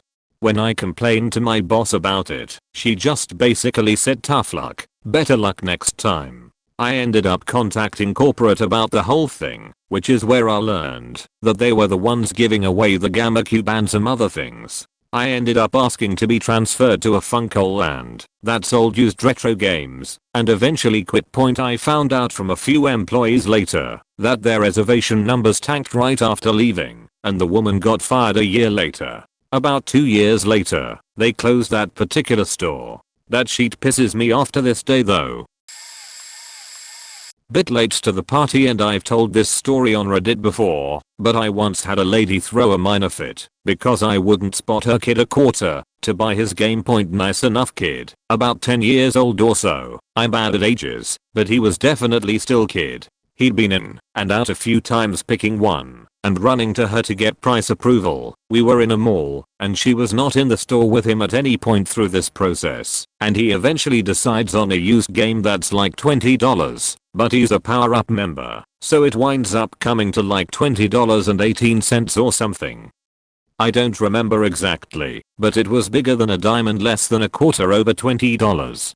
We tell him, he goes to run out to her to get the money, comes back with a $20 even. We tell him he's short a bit of change, he's slightly confused by how much more he needs, so we tell him to get another quarter. He goes to do so, and comes back with his mom. Now she's kinda pissy from the start, but she said he could get the game, so she gets out the quarter. Goes through the whole transaction, before starting and asking us why we didn't just give him a quarter. I'm the MOD at the time, so I calmly explain that our registers are counted to the penny and we as employees can't just give out change, even if it's a small amount. You know, if we did it for you, we'd have to do it for everyone, and then we'd be $50 short at the end of the day and get fired. But more politely, she then turns and tells me that, because he's just a kid, I should've given it to him. No, not out of the register, out of my own pocket. I kind of stare at her for a second and then, still calm, but I will admit I probably sounded incredulous and maybe even snarky, because my default reaction to stuff like that is to get a little what in my tone, tell her that I just don't carry money at work and have no personal change to give her kid. She takes offense at this, or possibly my tone. It's unclear, and responds by handing back the game, which for the record the transaction is complete, and she has paid for the game entirely, and it is hers now, and demands a refund. So I shrug and start the process. This requires taking her name and address, which she gives me trouble about. I explained it was required for a cash refund, and I couldn't bypass it. Now, I may have milked it a little. I'd gone into my "this customer is ridiculous" state, which was basically such over the top niceness that it's probably condescending, because I'm from the south and we've hit "oh bless your heart" territory. She eventually gives me obviously fake information, like 1234 Main Street, obviously fake, but I take it because I'm not actively attempting to antagonize at this point. I'm just not going to give her the concession of using my address for her refund or something. She ended this all by telling her obviously disappointed kid who she'd just taken the game from that they'd go to the store down the road and buy it, in a tone that made it clear that was supposed to be a verbal slap in the face for me, and I managed to wait until she left the store before laughing. See, I was not usually the MOD at this store, I actually was just subbing in. My home store was the store down the road, which was not in a mall but a strip, and tended to do slightly lower numbers in consequence. Not that a $20 transaction would make that much difference, but if we are talking sales numbers, what mattered at the time was my home stores, which she was going to. Not that where she bought her game made any difference to me anyway, but the idea that she thought threatening to go to another store in the same chain would matter to me was weirdly hilarious, and the fact that the store she'd picked was the one I actually worked at, whose numbers actually counted for my performance, was just sorta icing on the cake. Nearly a decade there before I escaped. Here are some of the highlights/lowlights. A slow Sunday at a strip store. A parent and their young child, maybe 8ish or so. I honestly am terrible at gauging ages for young kids. Anyway, the parent is looking at what was probably the PS2 wall at the time, while the child was near the cash wrap area, just under the Gamestop TV. My SGA had been talking with the customer while I was processing a trade from earlier, and just as my SGA comes back to look something up on the computer. The kid squats a little, clenches his fists and starts screaming. Not a pretend scream, no, this is full blown top of his lungs. Parent isn't fazed at all by this. After a few seconds of baby Goku going Super Saiyan, he lets out the loudest fetch I've ever heard, stops screaming and walks a few feet away to look at another section of games. My SGA and I were speechless for about 15 seconds before we couldn't help but start laughing. Same strip store, a Sunday in July. I remember it that vividly. I arrived at the store an hour and a half prior to opening to complete some tasks when there's a knock at the door. I was near the front, so I walked over to the door to have some random college guy ask if we were open. Yet after he pulled on the locked door and saw the giant metal gate on the other side of said door, I told him no, we open in an hour at 11. He said he needed to exchange his copy of NCAA football, but he didn't have his receipt, but that he did reserve it at the store as he's showing me the case clear as day. This is important later. I tell him it won't be a problem, I can find where he reserved it and swap it out, but I can't do anything until we open in an hour. He walks away, no big deal. I finish what I was doing, get things ready to open, and my SGA, different from the prior story, comes in a little before open, and he has to tell the guy we'll be open in about 15 minutes. We unlock the door and a family walks in, but the guy doesn't come back for another 5 to 10 minutes. Weird, but whatever, it's a college town. My SGA is helping the family from earlier, and he walks up to me. I pull up his info, find where he did get it at our store, grab a copy to swap out, and put my hand out for his copy. This is where things went so wrong. I clasp my hand around the spine of the case and immediately know something isn't right. My hand squished on something. Ah, look, it's brown. At this point my mind is playing catch up, and I'm just hoping it's mud. So I do a sniff test. Nope, it's fecal in nature. My hand is in the poo. I look at the guy and he absently says, "Oh, I must have dropped it, my bad." It gets tossed into a bag. The other copy is already in another bag. Receipt prints and I just hand it to him. Not a word exchanged. Walk wordlessly into the back room, scrub my hands down, grab the cleaning supplies, and go back up and disinfect the entire counter. My SGA looks at me in confusion, so I tell him what happened. He nearly gagged on the spot. We noted this guy's account, informed my manager at the time, and when this guy came in to pick up Madden he was handed his $5 and told never to come back. Oh, and a week after the incident I came into the back room to find a note on our message board with a $5 bill beside it, and the note said, "Kamikaze, here's the deposit you'll need for Call of Duty." My coworkers were hilarious. Clearly I had an older guy get super mad at me because I wouldn't return his movie he just knows he bought at my store. It was born in a brown paper bag, and I had to direct him to the store that was 3 miles down the road that deals in that particular industry. He then said, "Oh yeah, I did stop there last week," and leaves last one. Different strip store. This one was by an eye doctor / eye mart combo, and I had so many people who came in wanting to buy glasses or get theirs repaired, make it all the way to the counter and tell me their needs only for me to explain where they were and that they needed to go next door. They'd usually look around, laugh, and thank me for humoring them as they left to go get their obviously very needed glasses. Not an employee, but saw this in Gamestop about 9 or 10 years ago, if I remember. Maybe this is unethical. Guy in front of me is bringing a bunch of games to trade in. Almost all of them are in their original ceiling. Games from all systems. Kids games to bestseller action games. The employee pulls up his account and sees that his account has over $1,500 trading credit and was blown away. Starts dragging other employees over to see for themselves. Guy buys one Nintendo Wii game with credit, then leaves.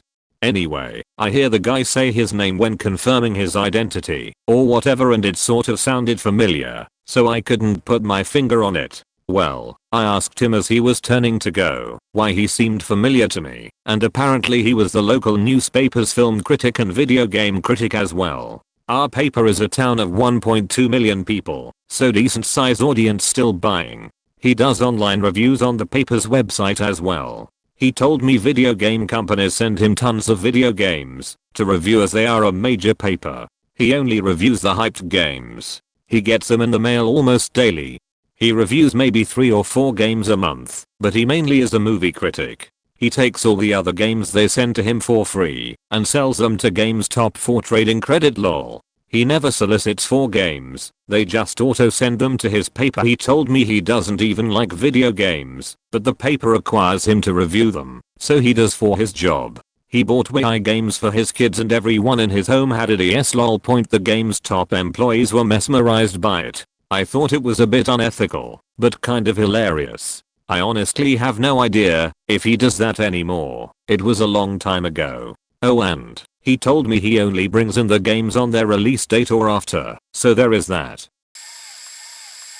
I was at GameStop from 2012 to 2014. I have a horror story and an uplifting story. First horror, I was in my second year at GS and was helping out another employee check out customers. My manager, awesome dude, asked me to cover for him while he grabbed some food before we had to take stock that night.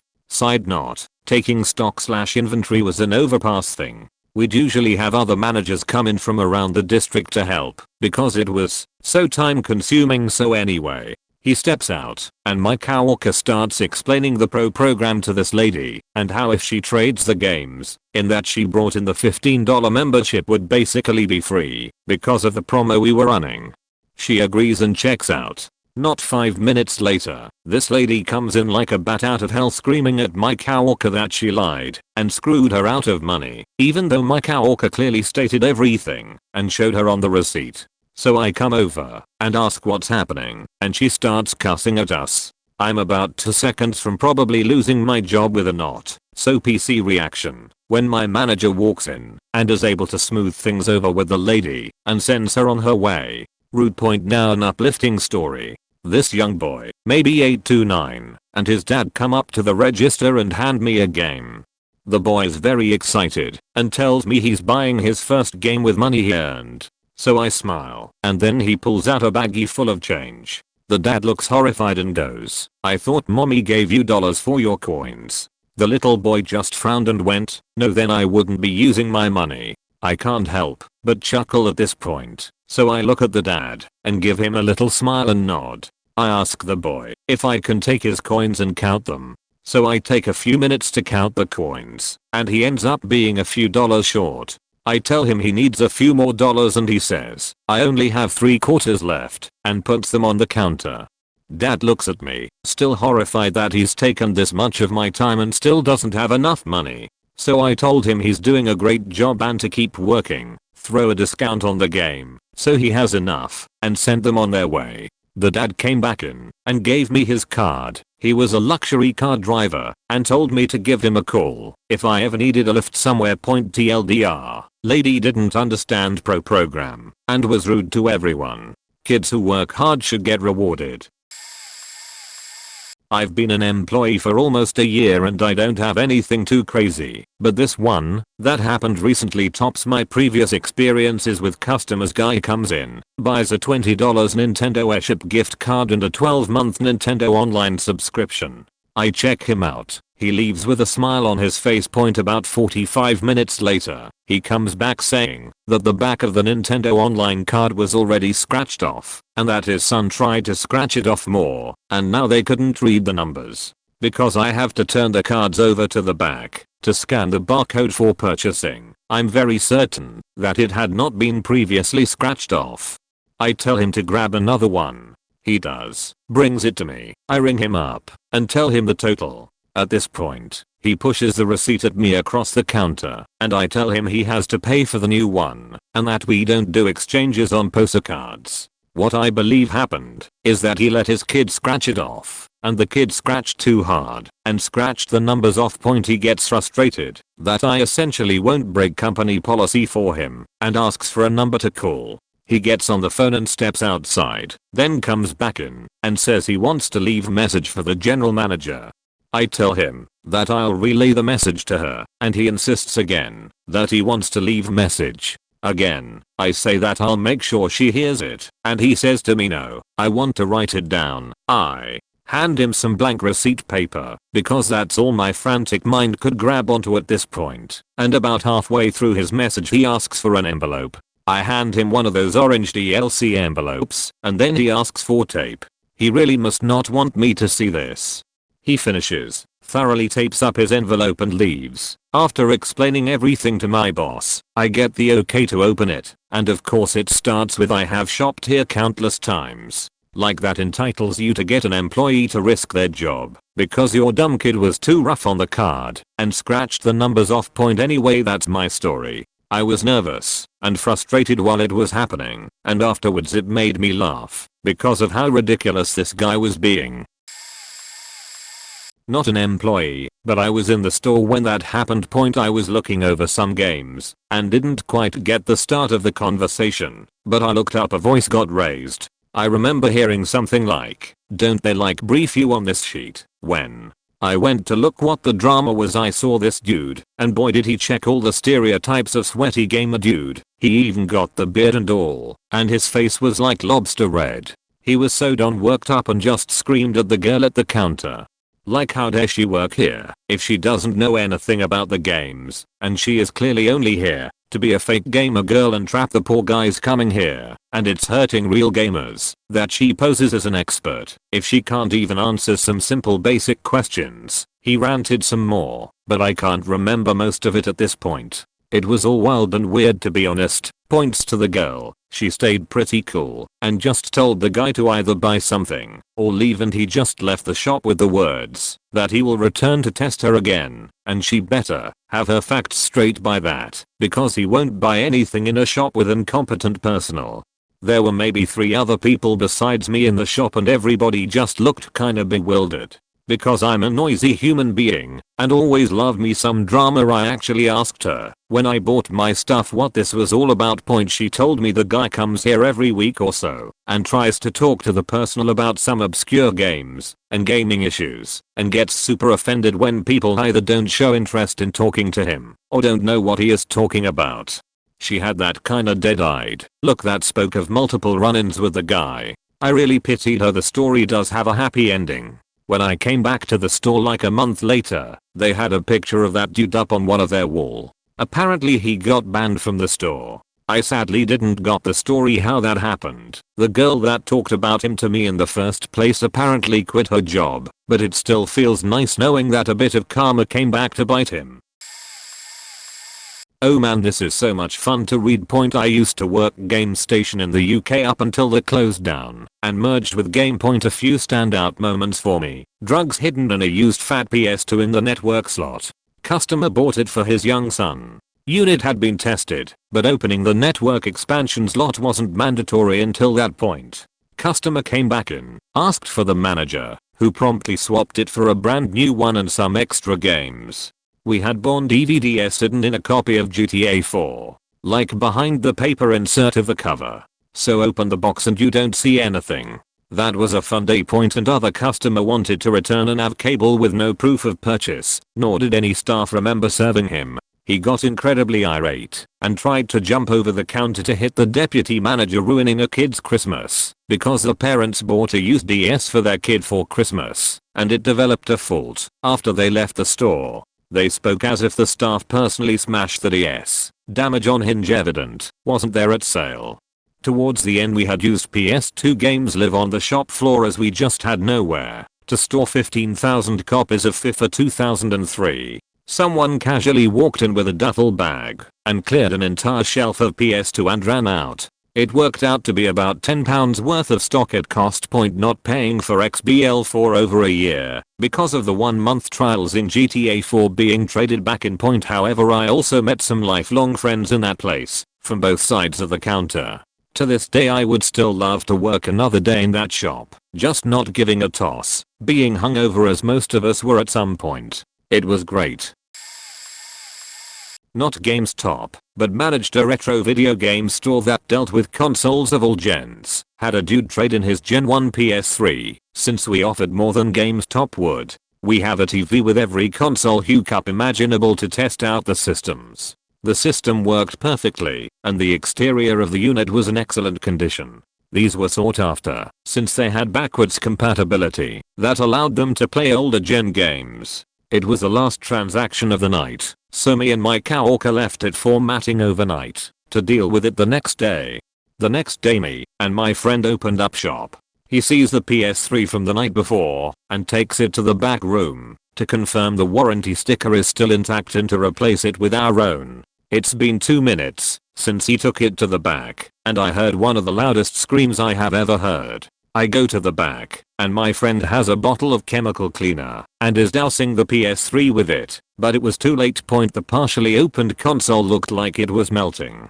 I guess the combination of the cleaner and countless German cockroaches had that effect. Luckily my coworker was wearing gloves and dumped the console in the small trash can we kept in the back. After tying it up, he ran into the back alley dumpster to toss it and smoked half a pack of cigarettes right then and there. I was tasked with cleaning the aftermath. We had to close down shop for a week to get it fumigated. Apparently, there is no other way to deal with an infestation of German cockroaches than to nuke the entire store. After reopening, we adopted a policy of opening the consoles on a table right outside our store before accepting trade-ins.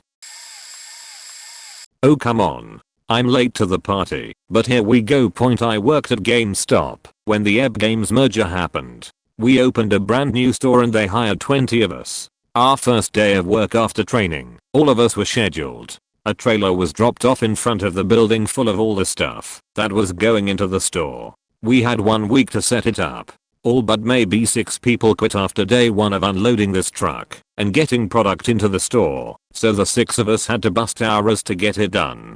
When we got the entire store set up, a manager came by the store and fired all but 2 of us, me and a very pretty girl, and brought on 3 new guys, one the manager and the other 2 assistant manager. 3 days in of being open, just the girl and I are working one day, and we start closing up. No manager is there. When you leave, you were supposed to be checked to make sure you haven't stolen anything, plus a manager has to count the register and all that. We close and lock the door, and wait. And wait. Nobody showed up to close for over an hour.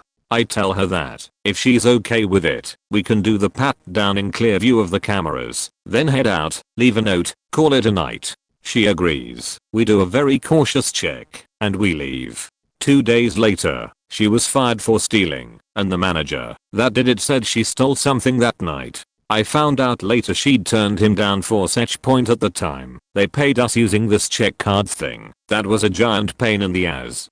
About a month into working there, I'm working with one assistant manager, and another comes in on his day off and is complaining about the check card system. The manager in duty laughed at him and said, "You're just being a Winnie Beach." Then the guy turned to me to back him up on the card thing. I shrugged, said, "Sorry, I have direct deposit. I have no opinion on this," and continued to work. I came into work the next day. The manager that was complaining said I didn't need to work anymore, nor would I ever need to come back. When I called to speak to the store manager, he refused to answer the phone, and I couldn't get anything out of the company.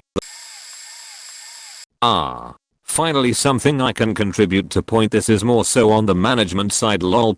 I was a newly promoted key holder, just being trained by assistant manager and manager to open and close the shop, count money, fill out deposit slip, close till, etc. For the unaware, I got this promotion about 2 weeks before Black Friday. I honestly did not have all of my new duties down 100%. We were supposed to hire 5 holiday helpers at the end of October, so they could be trained well enough to actually be some help by Black Friday. My store manager hired 3 people. The week of Black Friday, one guy knew what he was doing, and honestly I would have offered him an actual position. But he never got any hours, and ended up quitting, because 2 4-hour shifts a week doesn't cut it. I don't blame him. Anyway, the other young kid looked sickly, and some customers actively avoided him. Didn't matter though, as he couldn't even ask someone what system they had at home. He had trouble alphabetizing games, let alone things that required more brain power. The girl, well, this was her first real job not working for her parents, and had the worst attitude, because she already knew how to do everything. Neither one of them could operate a cash register or count money, and had 0 people skills. Somehow, the 2 holiday helpers were always scheduled with me, the new key holder. Meanwhile the SM and ASM had their usual crews. I literally had to run the store by myself during the busiest time of the year, while babysitting two 19-year-olds. The boy I didn't have much trouble with, because he would do things to the best of his ability, but was still only able to do about 40% of the work. The girl constantly openly argued with me about how to do her job, and faked up about 70% of her transactions.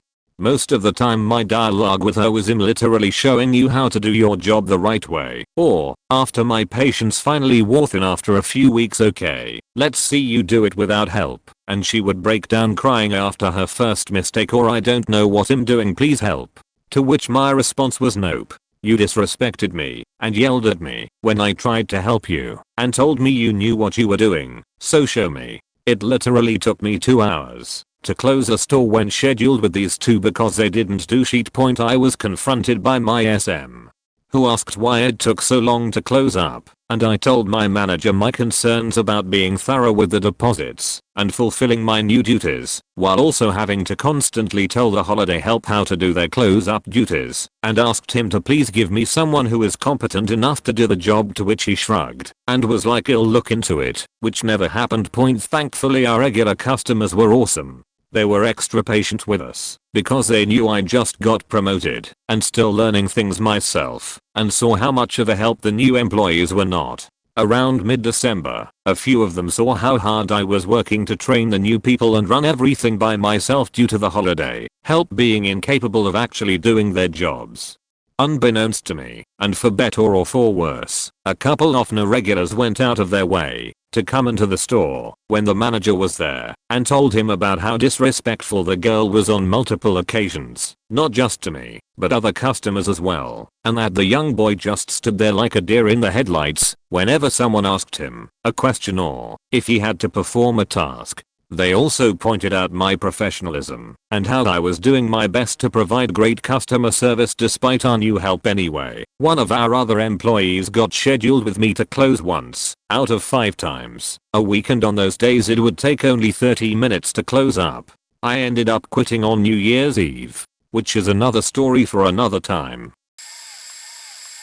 ASL here. In October of last year, it was about an hour before close and had 2 dudes come in with 4 switch systems, full in package, obviously not used. I'm about to tell them we can't take not enough cash on hand anyway, when a 3rd guy runs in the door screaming at them to give him the keys because the cops are coming. The first 2 play it off like they don't know him, so he runs over to me and demands my keys. I was just a little in shock and just stared at him. I see the red/blow lights through our windows, and he runs to my back door trying to pull it open when 6 cops with guns drawn and 2 dogs come in, force him to the ground and break 2 shelves off a collectibles tower.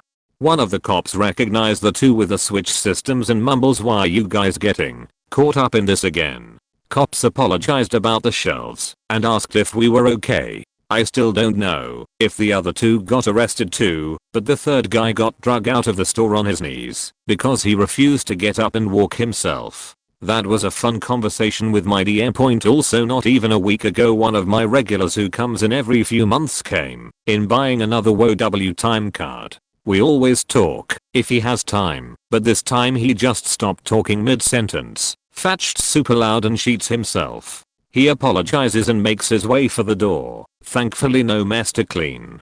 I think my most annoying group of people who I still deal with to this day is a group who go around in a van together trying to offload stolen product. I've had the same guy bring in 4 different IDs in the same day, or they'll walk outside and hand the duffel bag of stuff to the next person, whom I can see through the windows, and deny them as well. They'll be gone for a month or 2 at a time, which I'm assuming they get arrested, and then they'll be right back to bringing the same $20 and less value games from Walmart sections again every day, sometimes even 2 to 3 times, which we turn them away.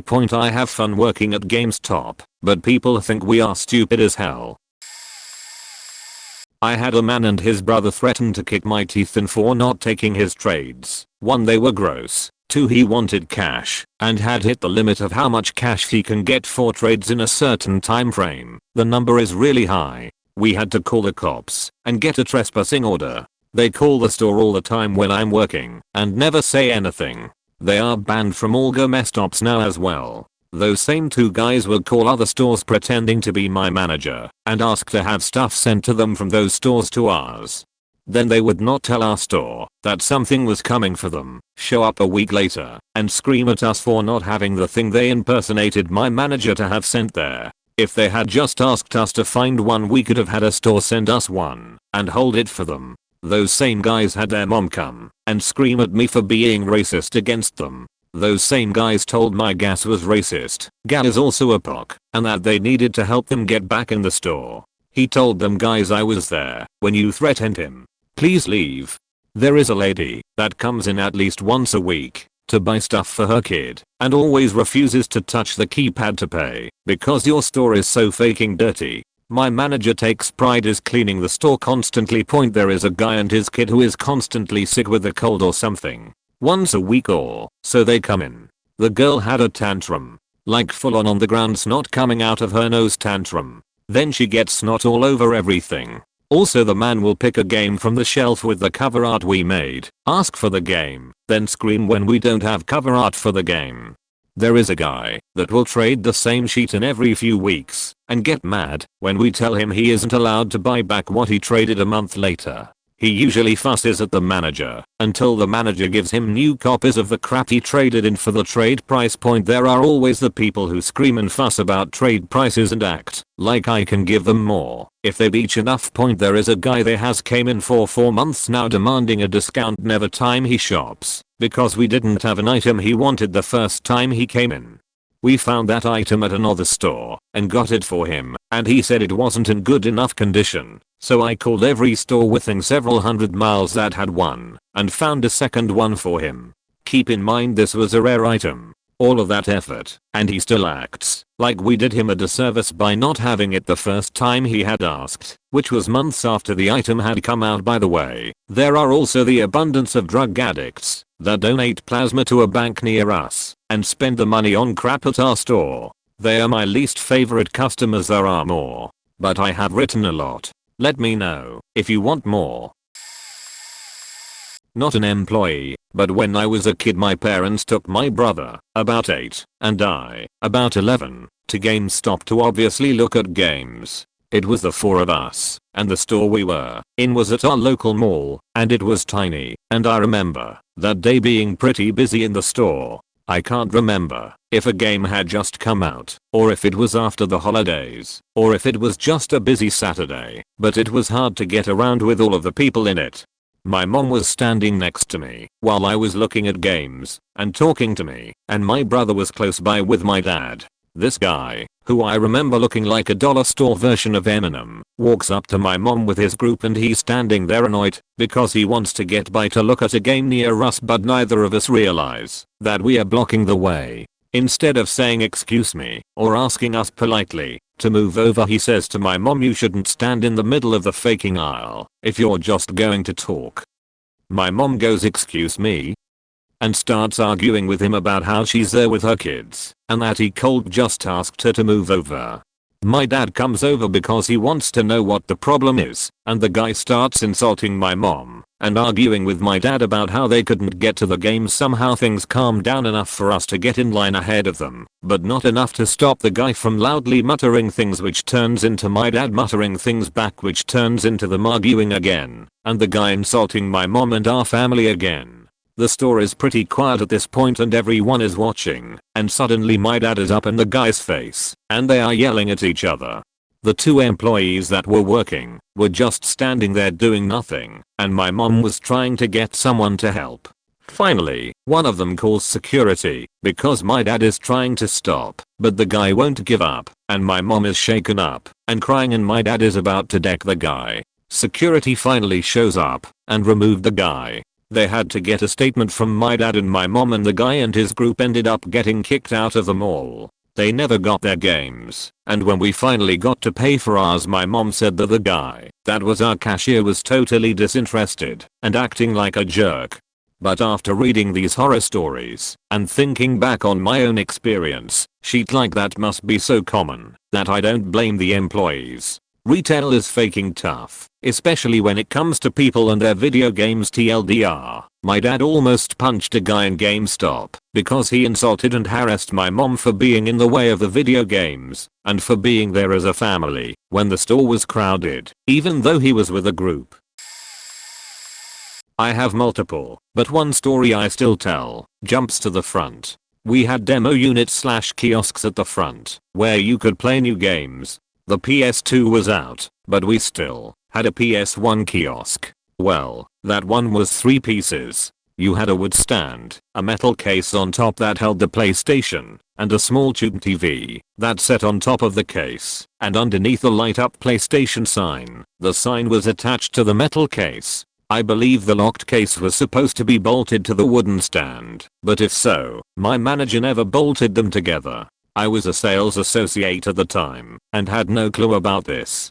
Well, one day a kid around 11 or 12 is playing on the system. He's a little loud and pulling on the controller side to side pretty hard, but we were busy and I didn't feel like yelling at a little kid. After the store clears out, I start to walk down towards him to say, "Calm down, little man." As I'm 8 feet away, the kid jumps off the ground, puts his feet on the kiosk, and pulls on the controller. The metal case, PS1, and TV come tumbling off the stand. I practically fall over myself trying to grab everything, but I was just too far away. Somehow, the kid had twisted out of the way and wasn't hurt. The TV didn't break miraculously. I can't even think of what to say, besides asking the kid if he's okay. He seemed shocked and bolts out of the store, and I was a combination of pissed and relieved, so I let him go. I put everything back together, turned everything on, and finished the day. I think we retired that demo unit shortly later. Other misadventures include the guy with a bad check trying to force me to cash it, our store being broken into the night after I worked, multiple new systems stolen, and me not catching the stolen credit card given to me on a large purchase because my manager had just chastised me for doing that same thing and slowing down the line. One uneventful Tuesday night, I had a middle-aged woman walk into my store with 3 used Skylanders, little interactive figures. She bought them at a different store and wanted to return them because they were the wrong ones. I start the transaction and it's going smooth. She decides she's just gonna swap them out, so even better. She even has her receipt, which is how I noticed that she did a B2G1 deal for the figures.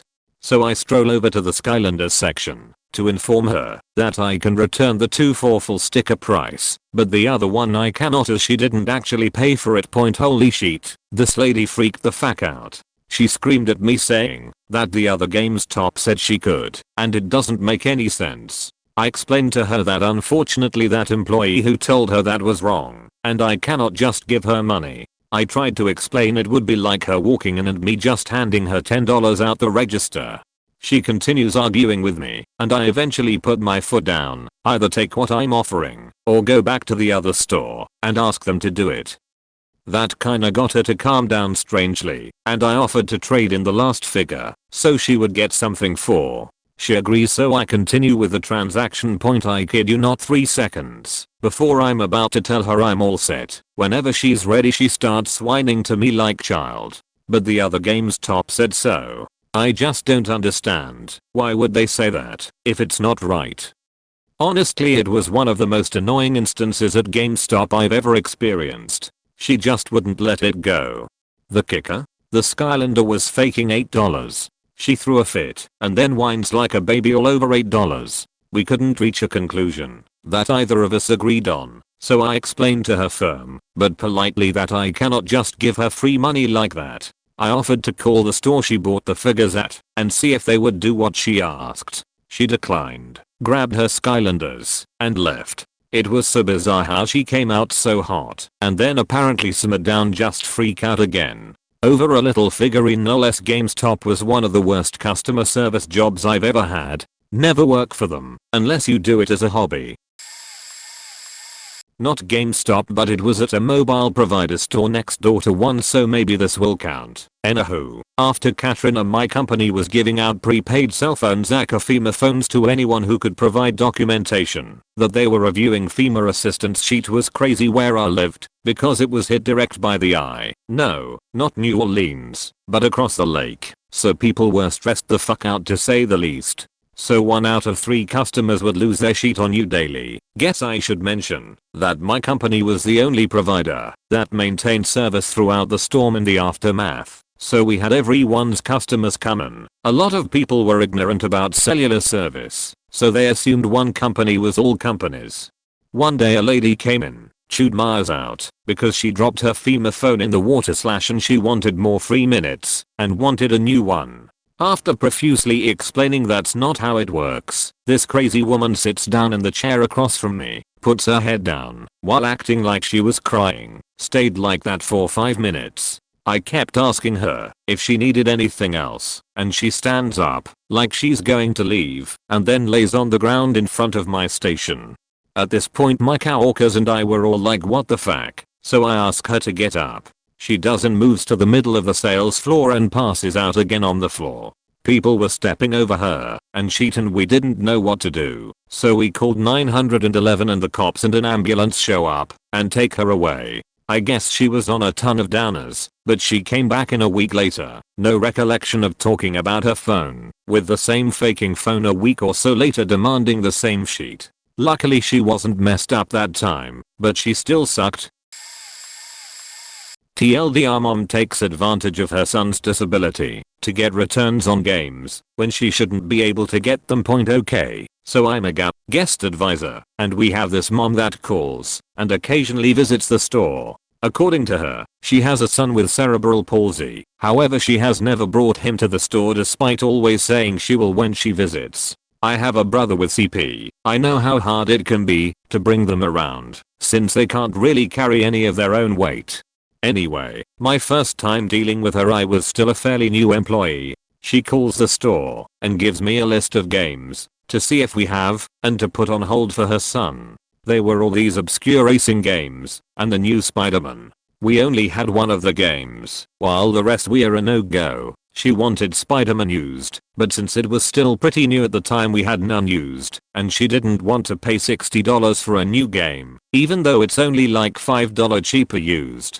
We eventually settle, and she wants Spyro for her kid, however we only have it new, and not used. Our return policy only works on used games, and unopened new games. Here's where her crazy starts kicking in though. She asks about our return policy, to which I still wasn't quite sure of. My shift manager was on break and out at the store getting dinner, so I was all alone. She said she needed it due to her son having CP, and if the game wasn't playable for him, she would need to return. I told her we couldn't take them back after a game has been opened, and could be taken as a trade-in though. She basically ignores that, and goes on a pity fest of how the old management would bend the rules for her, because her son has CP. I just tell her no. Anyways, husband comes in later to get the games, unaware of what his wife had put him up to. When I tell him, he seems worried and calls his wife. Wife starts whining at me saying I should understand and bypass it since I have a brother with CP, so I should know. I told her about my brother. Can I speak to your manager? And I overhear her basically calling my dumb for getting the return policy wrong and wasting their time. Shift manager visibly upset manages to keep his cool and find the display case for new Spyro and just say if she needs to return it, she better do it tomorrow during his shift. Husband looks embarrassed, but we get it worked out. Found out a couple weeks later she tried this shtick again on our shift manager, and she got so mad that she punched the counter and cracked it while on the phone with the woman. Still haven't seen the kid. Hope he turns out alright. My girlfriend works at Gamestop, and I'm always loitering up there because why not? Some stuff I've seen or heard firsthand from her are a group of teenagers knocked over a display of boxes over because they couldn't trade in a phone. Asked my girlfriend about it. I think she said it was stolen / had the familiar markings of it being stolen, like a scratched off serial number. Personally was a witness to a 20-something having a meltdown over not getting a spot in line for the early release of Kingdom Hearts 3. Guy was bitching to everyone who worked there and was even taking pictures and videos saying he'd called corporate. All this because he didn't understand the grouping procedure and had to wait a few extra minutes to get his hands on a game.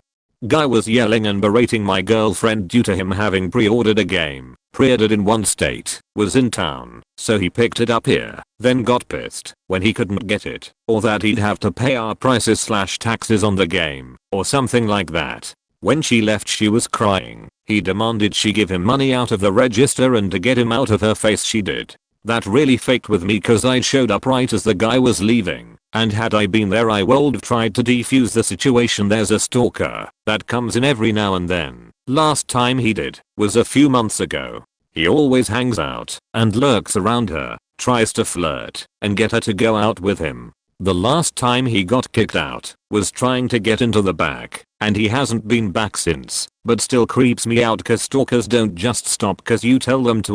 Had a mom come in and leave her 2 preteens while she went shopping elsewhere. Or at least she tried. Girlfriend told her she's not allowed to do that, and the lady went off saying that it's a Gamestop. Kids come in here all the time.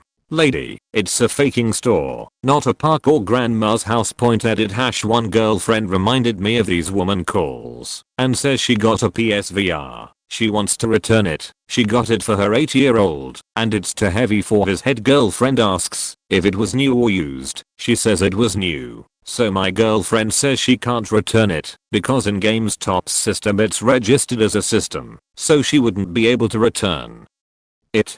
My girlfriend tries her best to subtly hint at telling her that if she comes in and instead says it's defective then she would be able to do a return on it. Unfortunately the woman she was talking to has the deductive reasoning and skills of a potato because she just continued to argue and berate my girlfriend over the phone. After a few minutes of my girlfriend trying to explain the return policy and this thick skull beach not understanding what's being said to her, all thick skull said, "And I sheet you not, you know what, you're the most horrible person I've ever dealt with, you are literally worse than Hitler."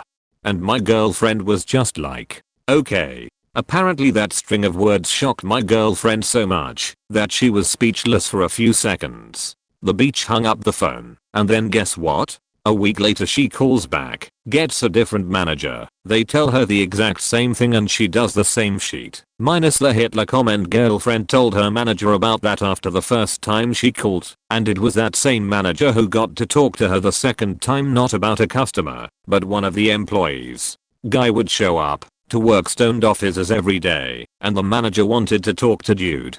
She was actually gonna be really lenient on him, tell him that it's fine if he smokes, just don't be doing it on the job. She didn't even get a chance to actually talk to him though, cause as soon as he got through the door he started going off on the other employees who were taking his hours. He yelled at and threatened one employee in particular, and now is banned from coming into the store. Not even a nightmare story, but felt like adding this in for sheets and giggles. Girlfriend had a coworker who said to another coworker, "Oh yeah, she sucked my dick so good." Guy got fired immediately. If I think of any more I'll just edit this, but these are just a handful of the stories. Best friend was a Gamestop employee. Years ago you could buy a $10 game from Gamestop that was pre-owned, take it to Walmart and trade it in for $50. My buddy tells me about this, and we go over to a different Gamestop. We buy 3 copies of 3 different games, 3 times 9 games in total. We then returned them to Walmart for $50 each. The Walmart, on our 3rd time doing this, got skeptical and started putting them on gift cards and claiming they could track them. In short, back then, they really couldn't. I knew that because I worked at a different Walmart. I think we made at least a solid $2,000 before they implemented 3 returns policy. Another thing that we would regularly do is I would go through our tells and the ones we had could sort by lowest price. I would then look for things that were clearly accidentally discounted way lower than they should be, and my friend would come in with said gift cards and buy insane amounts of stock from the store. Once they accidentally marked these huge tubs of pizza rolls down to like 50 cents a box. Normally the container, meant for a deep freeze, was more like 60 bucks. We managed to buy the entire stock at Walmart before the price was raised back to its initial price. I think it was something like $1,000 in value.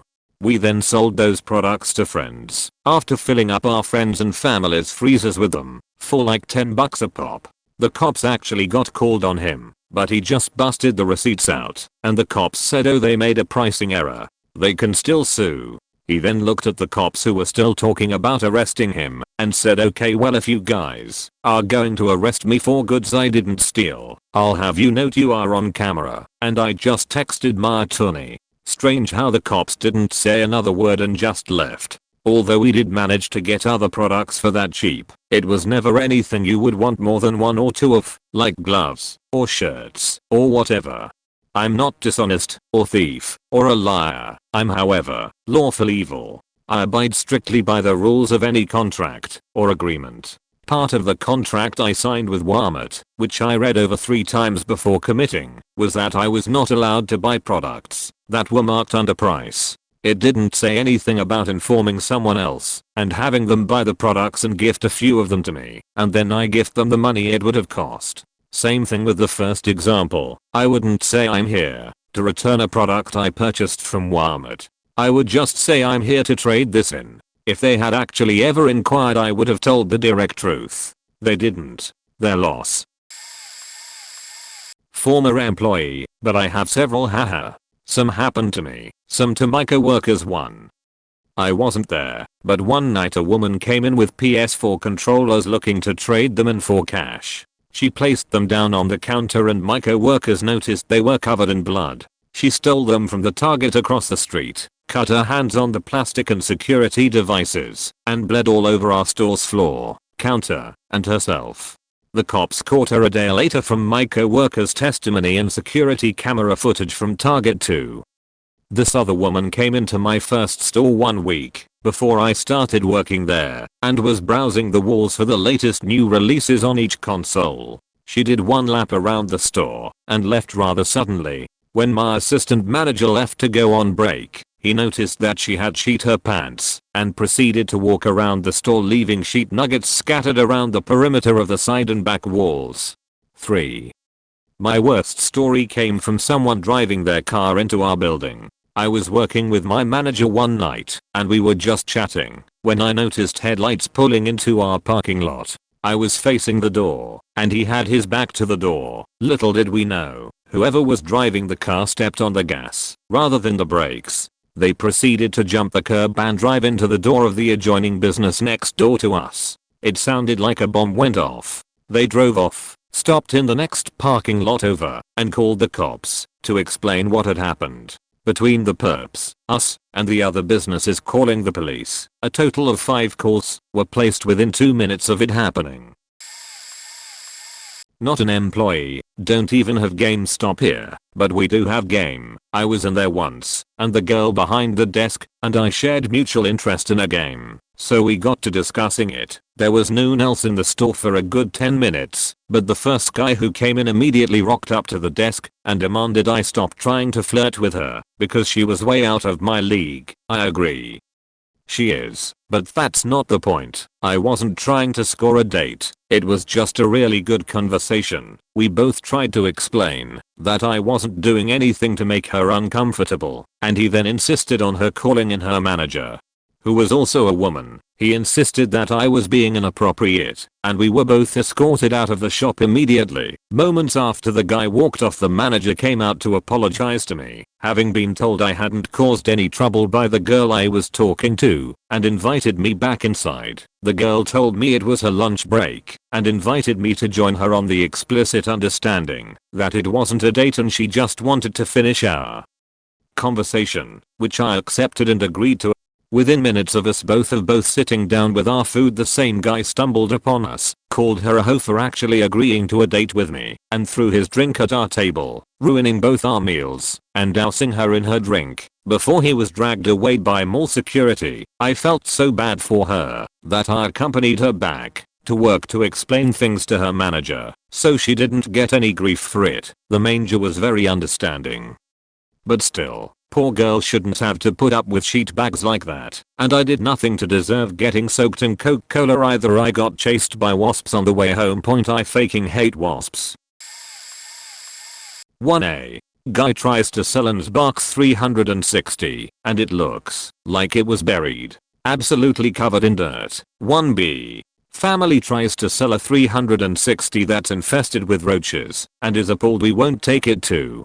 Guy tries to sell a PS4, being really sketchy about it. He goes to his car to get a missing cable and the phone rings. My coworker answers it, and when he comes in, he accuses her of calling the cops. Calls us. I'm just restocking shelves at this point. C_NTS and beaches. My coworker tries explaining that she was on the phone with another store. He threatens to come back to the store when we close to wrap us. Says if Trump can say grab her by the P_SSY, I can do whatever the fuck I can do whatever I want to, you sluts.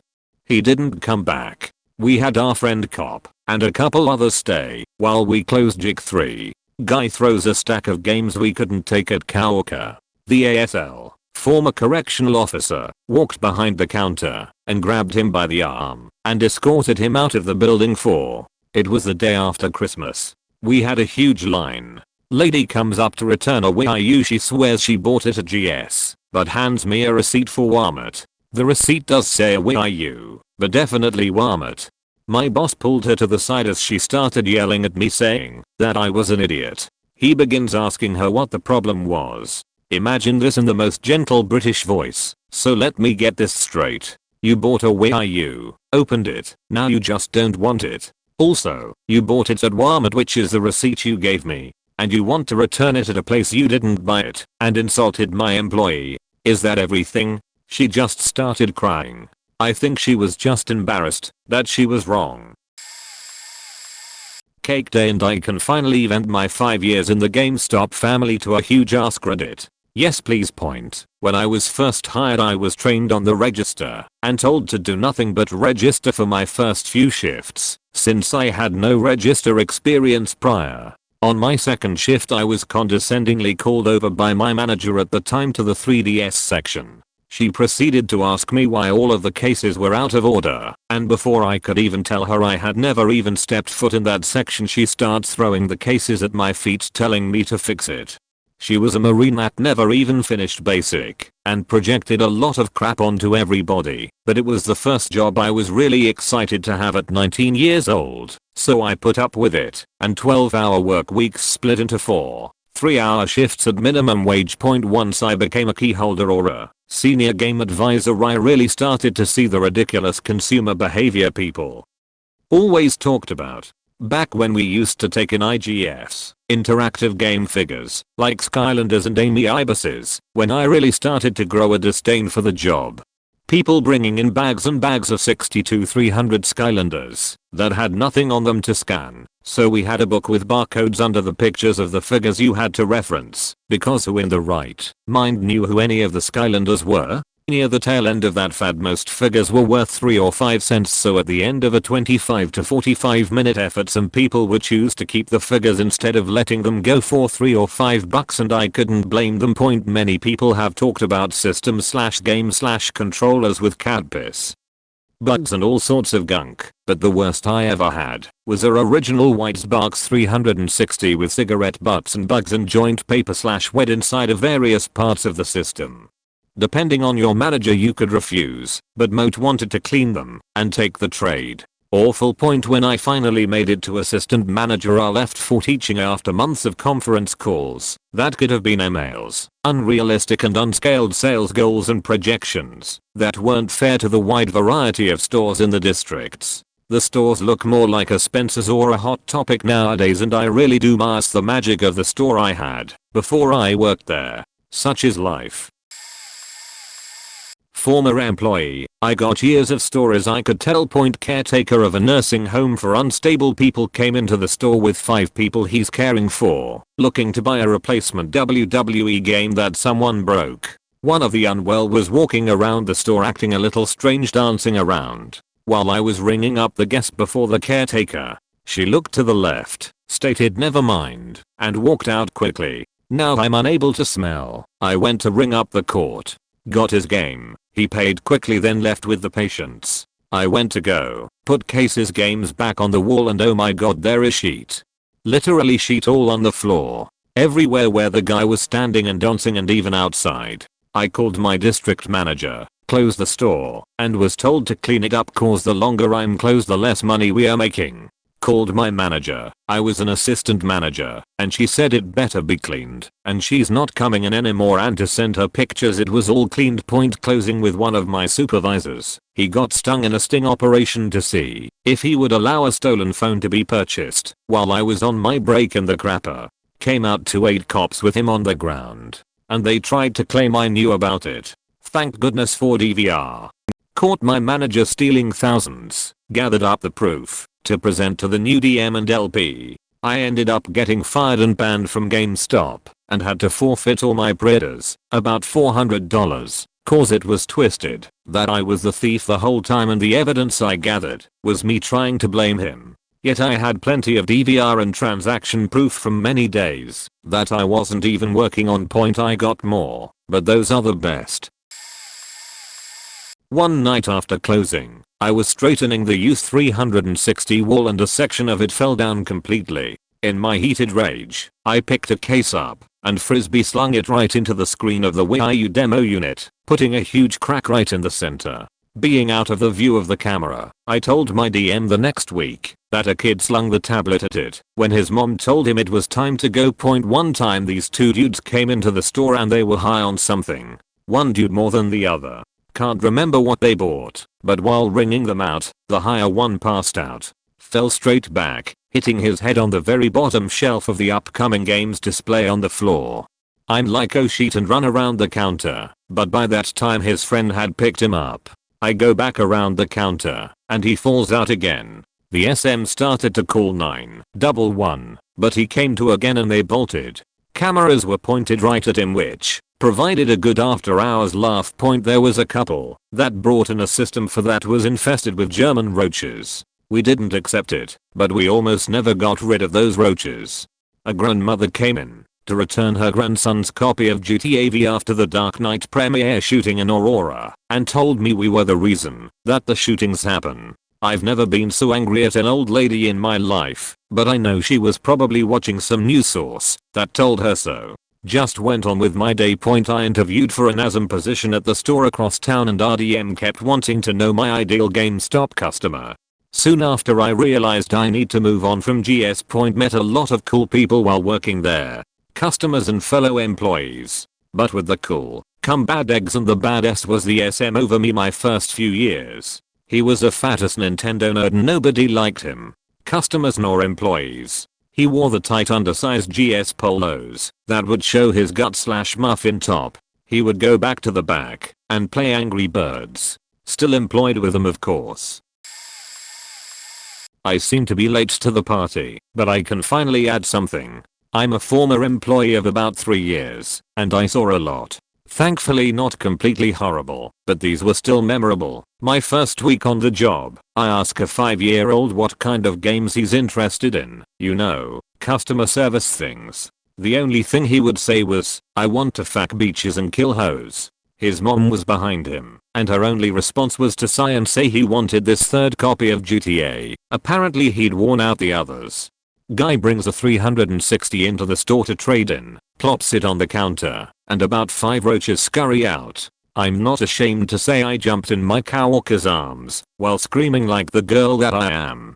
Needless to say, he didn't get the trade and I bombed the store with raid. I wasn't on shift, but was dropping food off for my friend/coworker who was there that night. A guy there was overall giving the attitude that he would stick around after the trade, and if he did, it wouldn't be fun. He then decided that trying to grope me while I was in line was a smart move, so his phone was immediately thrown in his face, and he was told to get out. Cue threats, screaming, etc. I was fairly shaken overall. I'd been there 2 years by then, and hadn't even been so much as hit on, so the full-on grab was out of left field. The customers at that store rocked and kept a protective eye on the employees, so nobody really got away with harassment, but we all brushed it off. The guy kept coming back and stalking the employees and was eventually told to not return. That was the beginning of the females getting walked to their cars after each shift and none of us working alone for about 4 months. Employee was able to work with them, the massive stoners, etc. Fun times, but I still never want to go back. I was working video rental and caught a lot of customers from the local GameStop closing. because we were the only ones renting or selling games in our part of time. All of a sudden. Fuck me, the stories. Most of our horror stories from 2015, thereabout, have the punk line must have been a GameStop transfer. Some guy started to come in, and it took a bunch of times until we realized who it was that was master baiting onto the game case shelves. The thing is, our video game shelves were right next to a ceiling height window. Like what the fuck? Oh, that time we had to fire an employee because he was caught stealing. He was caught stealing 15 months into his employment, and he had been doing it from day -2. He had worked 2 days before being hired as a test. So this guy hadn't even signed a contract and started to steal the merchandise and then continued on to sell it on eBay under an account that was under an email address with his first name, last name at google.com for over a year before anyone got suspicious.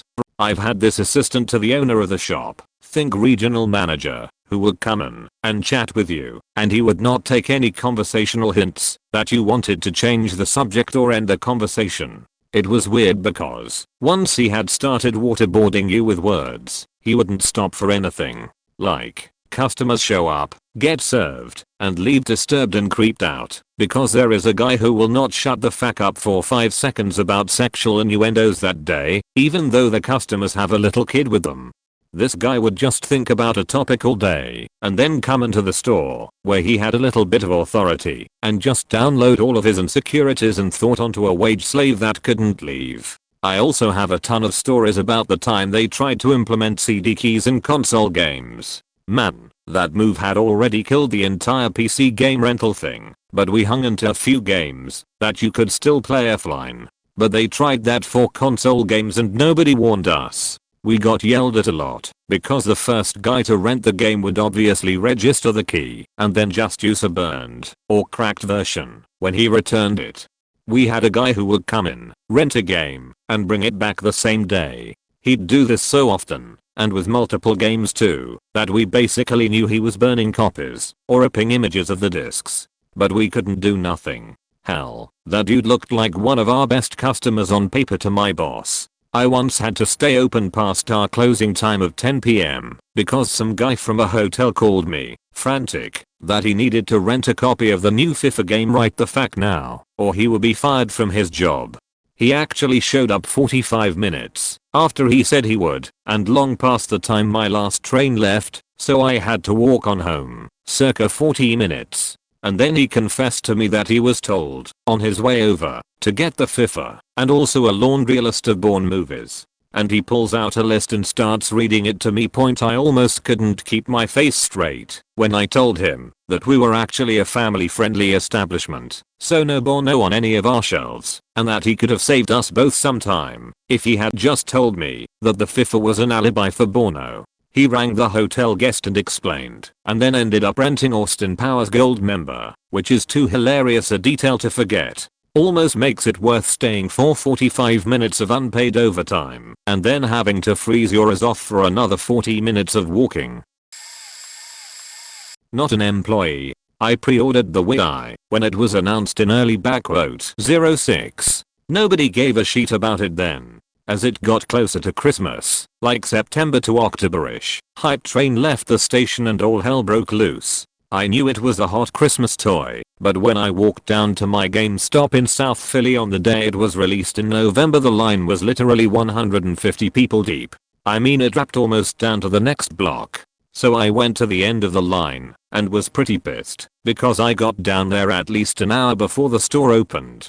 Closer to opening, there was an employee walking down the line asking for names and writing them down. He got to the end of the line and on his way back pulled 5 of us out of the line and brought us up front. We were the pre-orderers. We stood in a separate line and were brought in one by one to get our Wii and nunchucks and games. I only grabbed Twilight Princess. Then we were sent out. I was the last one, and as I left, the manager comes out with me and goes, "We are sold out of Wii's. We have accessories and games, but there are no more consoles." I got faking bum rushed by people. "I'll give you $500. My kids. You're too old for that." "I'll take it, fuck that guy. I'll give you $700. I was like, "Charlie Bucket. but I just wanted my Zelda. In hindsight, I'm more glad than ever that I kept it and didn't jump for the cash. I loved that machine. A few days later I went back to get another Wiimote and the manager was there and said something like, "Sorry, I should have waited until you were gone before I announced it." He got a lot of death threats too. Who boy point Gamestop horror stories gonna lead with my credentials before allowing you to glimpse this particular heart of darkness. I was a gaff for 4 years at my Gamestop, making me something of a rarity since people who worked that long normally either got promoted or fired.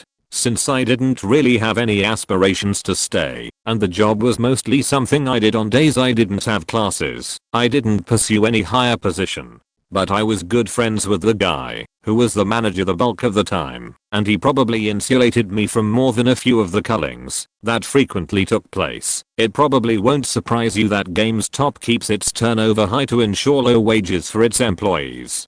That said, it was mostly just a really easy job. Anyone who had a basic grasp of arithmetic, the alphabet, and human interaction could pretty much sleep through a day there and hit their goals. While the stories I'm going to share here are customer focused, I'll be clear now that most of our problems came from upper management and the corporate culture of Gamestop, as well as more than a few employees that lacked one of the aforementioned basic skills. Anyway, let it be known here that the true measure of a man's character is how they respond at the register during a trade-in. Sure, I could take forever recounting all the bitter parents and college students who rented their garment, beat their breast, and cursed the very heavens because their scratched up copy of Madden 03 wasn't the evergreen blue chip investment they'd taken it for, but the stories that stick with you tended to be a more insane variety. The one that stands out most viscerally is a time a customer tried to trade in a PS3 literally crawling with cockroaches. Not one, not just a few. So many that the system looked like it was actually moving. They come in with an unmarked cardboard box. My manager opens it, and a live reenactment of Joe's apartment taking place for all to see. My manager just gingerly closed the box, slid it back across the counter, and demanded quite politely for them to get out. They, of course, acted confused as though they couldn't imagine what triggered this response, but eventually left with the creeping horror to no doubt rack some other Gamestop location staff with nightmares.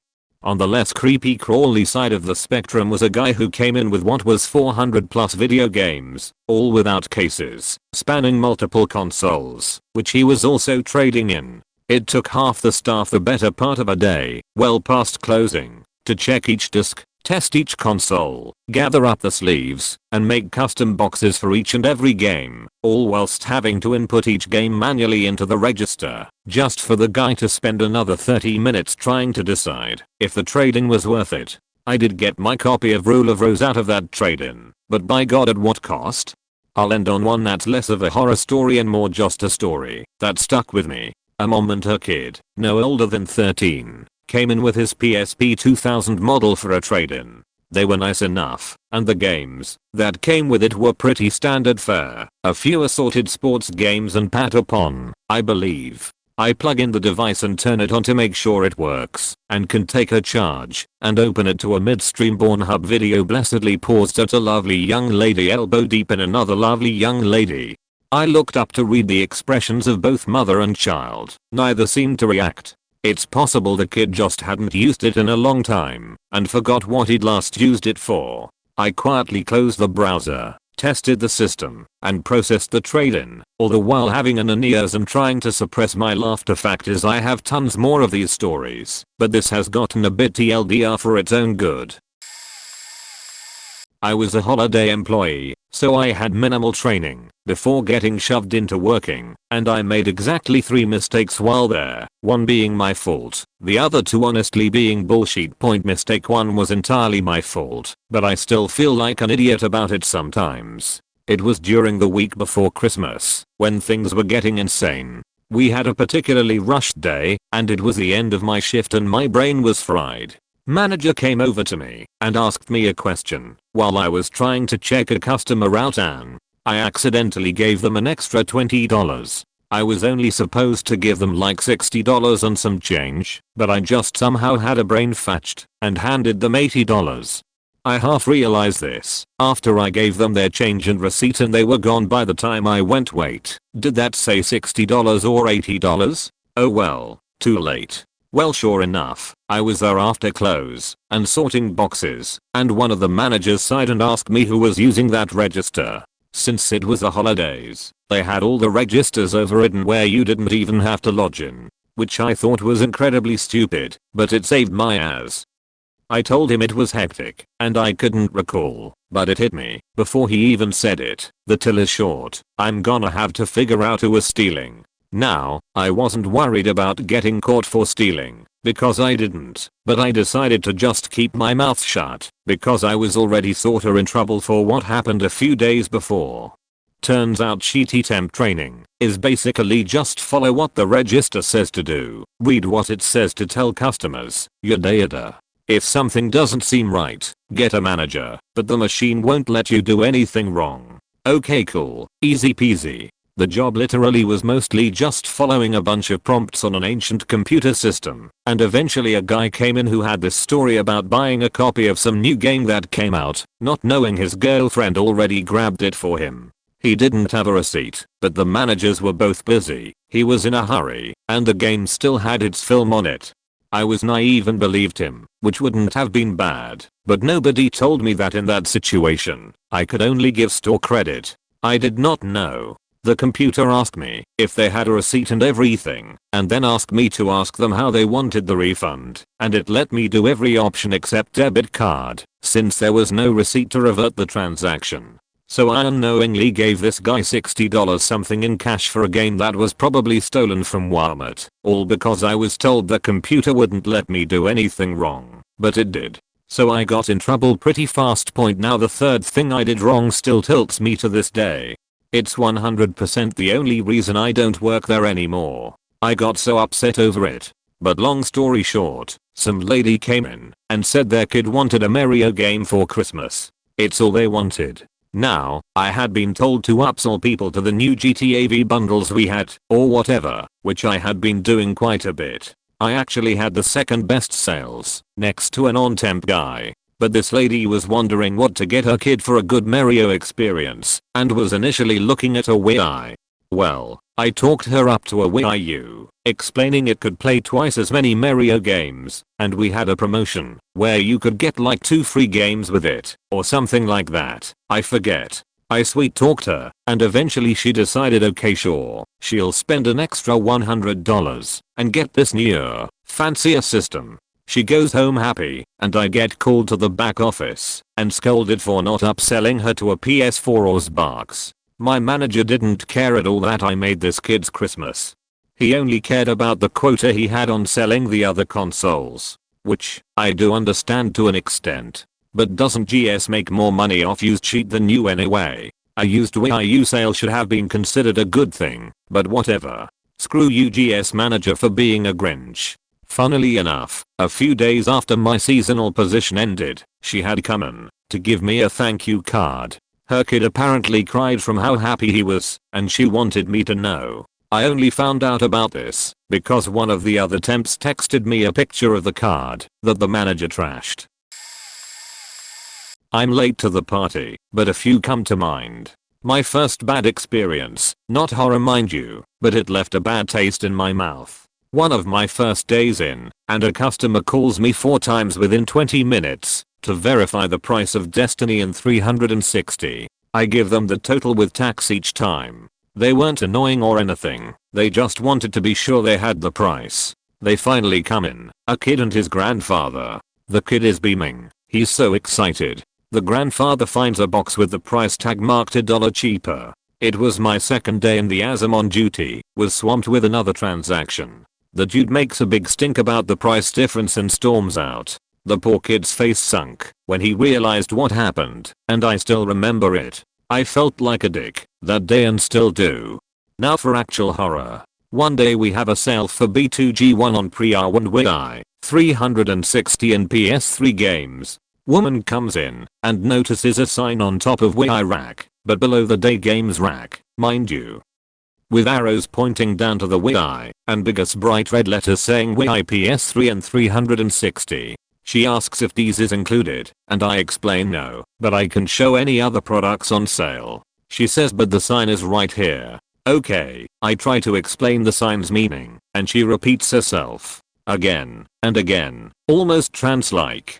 This woman then proceeds to German suplex the rack and start trashing the store. Thankfully she was the only one in the store at the time. I just look to the security cameras and point like guys, what the fuck do I do? Another story that drives me nuts. A regular and his son come in once a week. They don't always buy anything but they are so damn nice. Everyone in the store gets excited to see them. They shoot the sheet, chat about what's coming out, etc. The dad comes in one day with the biggest ear-to-ear grin I've ever seen and proudly demands and barks 1 in 3 games for his kid. They saved up and shelled out. They were both laughing out the door. I felt great. Next day. Faking day. His wife, who unfortunately had a drug problem, I genuinely feel bad for her and hope she gets help, comes in with her dealer and wants to trade in everything the dad and son bought yesterday. I kept my salesman's hat on and tried everything to get her to reconsider. She wants the trade value in cash. I have to sit there with a smile and cash them out. The dad spent almost $600 on him and his son, and she walked away with around $150. Maybe, it's been a while and I try to forget how nauseated I was after that.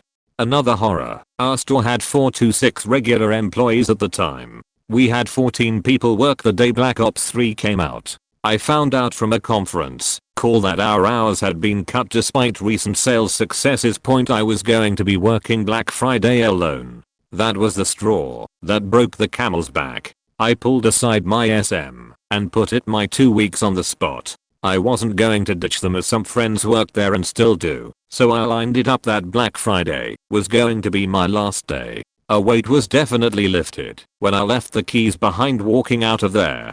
Mini horror. Cheeto dust everywhere. I've been phonic ever since with cleaning my devices and controllers. Last notable one wasn't horror, but it was genuinely unique. This kid comes in with a small wooden chest. I think alright, whatever, NBD. Kids come in with their piggy banks before. He wants a new 3rds XL and Pokemon X or Alpha Sapphire. It's been a while. He unlocks the chest with a key around his neck. Honestly a very cool looking chest tbh. And to my dismay, he had exact change.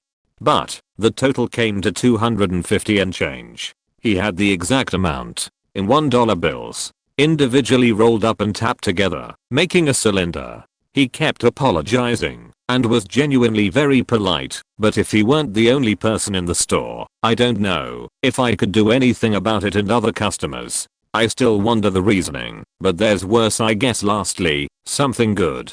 Regulars faking rock. They're the nicest guys and gals I've had the pleasure of dealing with. Local bakery owner comes to the Arkham City launch with a box of donuts for the staff. And one of our regulars who collects things knew I was looking for a new power supply to get my new working. He came in a week later with one for me out of the blue and really made my day. 3 stories.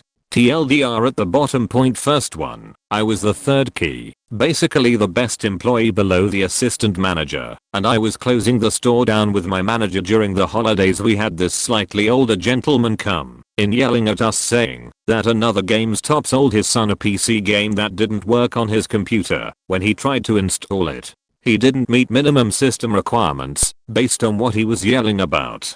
Turns out the son was trying to surprise his dad with a game, but wasn't aware of his dad's older system. We told him that's really crappy, that he felt misled as there's no way for us to tell if your computer can handle a game unless you tell us what computer you have. The hard part was he already activated the install code, and corporate did not allow us to take back opened PC games. Trying to working with the guy, we explained this and said we can give him the full amount back but only as store credit.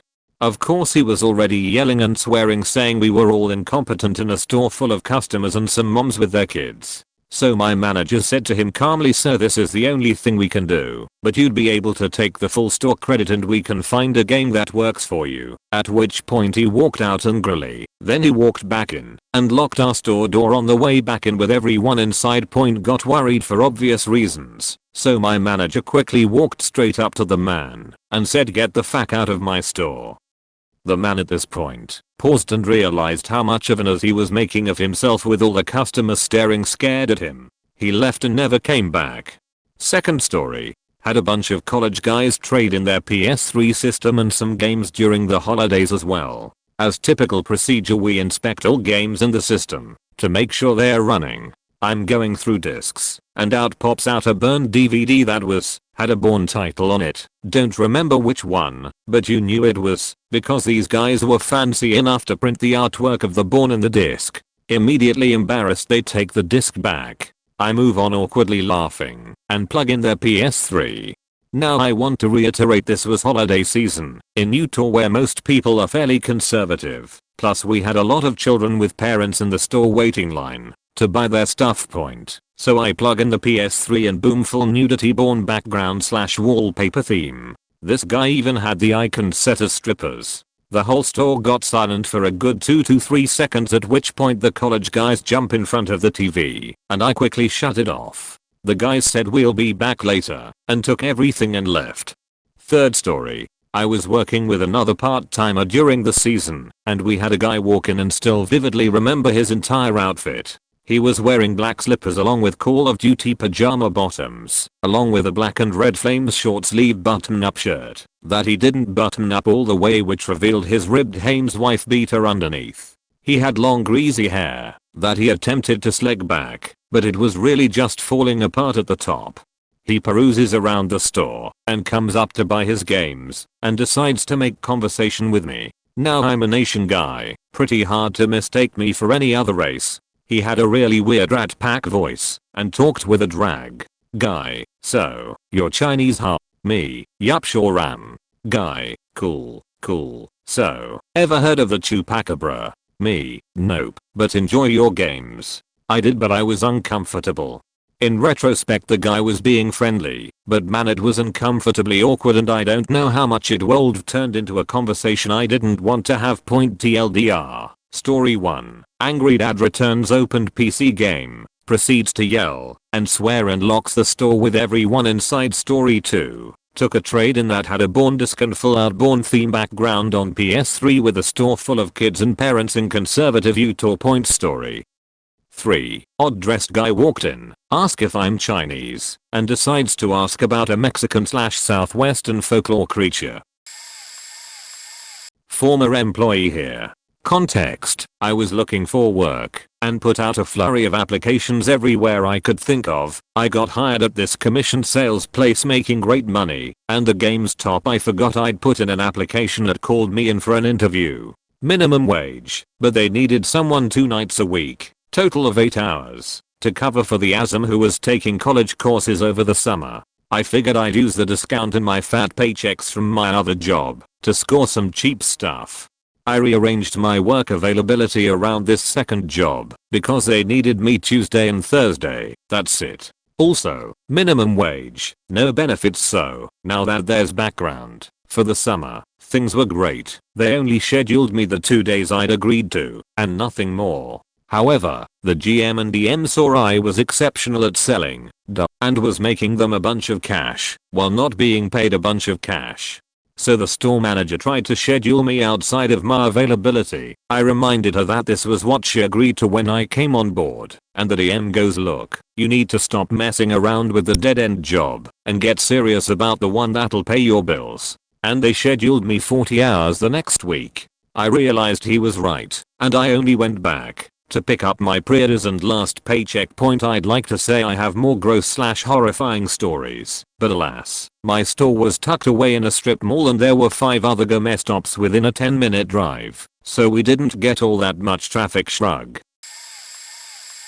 16 years ago, when I was 16, most gaming magazines came in plastic covers as they had ads and promo discs and demos in them. I worked in a mall location, so it's not a destination location. This young African American boy of about 5 or under comes in all alone and starts looking through the magazine rack and then pops one open and starts looking at all the contents. I tell him he can't do that and ask for the magazine back, and he politely says I'm sorry and hands me it. 10 or so minimums later, a 300+ pound white woman, Karen, came in screaming at me that I kicked her black son out and that she adopted him so he can have a better life and not have to deal with racist sheets like me, and demands to speak to my manager about my horrible behavior. She's screaming at me. I'm absolutely terrified. I'm being so berated and scolded and haven't put it all together yet. I was just shell shocked and couldn't react. I haven't had a real irrational retail experience yet. Thankfully I didn't have to. She's still demanding my manager, my head, and my job be overriding the buzzer to the back. That was a thing, and out pops my manager, a 6'8" slim and built black man, swing the store's keys on his lanyard. He asks what's wrong. I point at Karen and say she says I'm racist. He looks at her and laughs hysterically. So, I'm a 20-year-old SGA that's saving up for college. I've been working with Gamestop for almost 2 years and been a key holder for over 1 year. Some of my earlier horror stories include being thrown of empty threats of being arrested due to being unable to take in a modded PS3, doing a large trade for a customer 10 minutes before close that I have to process before I leave, usually results in me getting out at 10:30 instead of 9:30, almost becoming a target of a male groomer that would message me and give me gifts, getting cussed out by the guy who thought his 10-year-old Dirty Sparks 360 would trade in for $100 when we sell them for $60. Some idiot lying about being a wrestler's cousin. Basically everything you've seen in this thread, but I've got a whopper of a horror story for you guys. So holiday of 2018, we had a customer come in, and boy was he stupid. He wasn't special needs. He wasn't playing with us. He genuinely was an idiot. He was practically taller than his IQ, and we was no Shaq. We call him Batman PS4 guy for the following reason. He was adamant about buying the rare Batman PS4 that released about 4 years ago. He wasn't taking no for an answer, despite my SL telling him that our online stock, and every store within 100 miles, because that's as far as we can search, has a single one in stock. After having to explain it to him a few times, he even demanded we make another one, because he thought this hodunk GameStop made consoles from scratch. He left the store, presumably the last time we would see him. We were wrong. Then came the calls. We would call us constantly, almost daily, asking if we had it in stock. He would give us the reasons why he wanted it in specific. One notable reason being that he wanted his future son to be proud that he had a rare Batman PS4. Key holders would handle the calls and inform him we didn't have the console, but one day in the Christmas shopping season, my ASL, a seasonal, and I were working together when I had my first-hand exposure to the then rumored calls. Our seasonal picks up and helps him, not knowing the literal disaster he embodied. This time, Batman PS4 guy gets angry and curses out the seasonal. Now, being the absolute faking legend and role model he is, former military man who now owns his own talent agency and a published author, tells him, verbatim, "If you are going to be rude to me on the phone, call back when you calm down," and hangs up. My ASL and I are flawed due to our district's angel on the phone policy, and not a minute passes that we get another call. It's Batman PS4 guy who asks again if we have it stock because he forgot, and my ASL reminds him that we don't. He never called corporate. My assumption is that he thought we owned GameStop as a whole. After that incident, my ASL emailed our warehouse to see if we can have a Batman PS4, and miraculously, we had one sent to us. We thought that was the end of our problems, but it was far from over. He came in during a shift I was working, after we got the Batman PS4 from a distro. It was the first time meeting the guy, so I was nice, until I found out who he was, when he told me that he wanted me to get it from the back. Instant disgust washed over me, but I nonetheless bring it out. He requests I open it from the box, to which I comply, and proceed to handle it for him, so he doesn't make off with it. He says that it suffices despite its myriad scratches, but in idiot speak, of course, and I ring it up and tell him his total. However, He informs me that he won't be able to pick it up for about a month due to his saving money for it at his rental store job. I'm further annoyed by him and proceed to ghost him after I put it back in the back room. He buys it sooner than expected, and I wish I can say it's happily ever after. He calls the store while I'm working a few days after his purchase and tells us we sold him a broken PS4. I couldn't tell it was him until I asked what model it was, and he answers with the super rare Batman Arkham Knight PS4, to which I'm disgusted yet again. I inform him that it will most likely that we most likely can't get another one sent due to its high demand. Lies, and he should get it repaired. My intent was to deter him from our store. I conclude this tale with a happy-ish ending. My next shift, my SL asks me if I heard about Batman PS4 guy's console not working, and I told her that I was the one he called. Apparently, he called every day after about it, but days before my shift that day, he called and told us to forget about it. He brought the PS4 to his place of work, where he was taught how to literally plug in a PS4. He couldn't put the shapes into the same size hole, a literal faking children's game. He still comes in to this day, albeit very rarely, months after his purchase. To my knowledge, the Arkham Knight game he bought is still unbeaten. In fact, he hasn't encountered the literal eponymous villain of the game. He forgets our faces every time he comes in and brags about his Batman PS4, and that is my GameStop horror story point TLDR. 20-something-year-old idiot spams us about buying a Batman PS4, and he is so dumb that he needed help plugging it in. Not a worker, but a customer who saw this happen.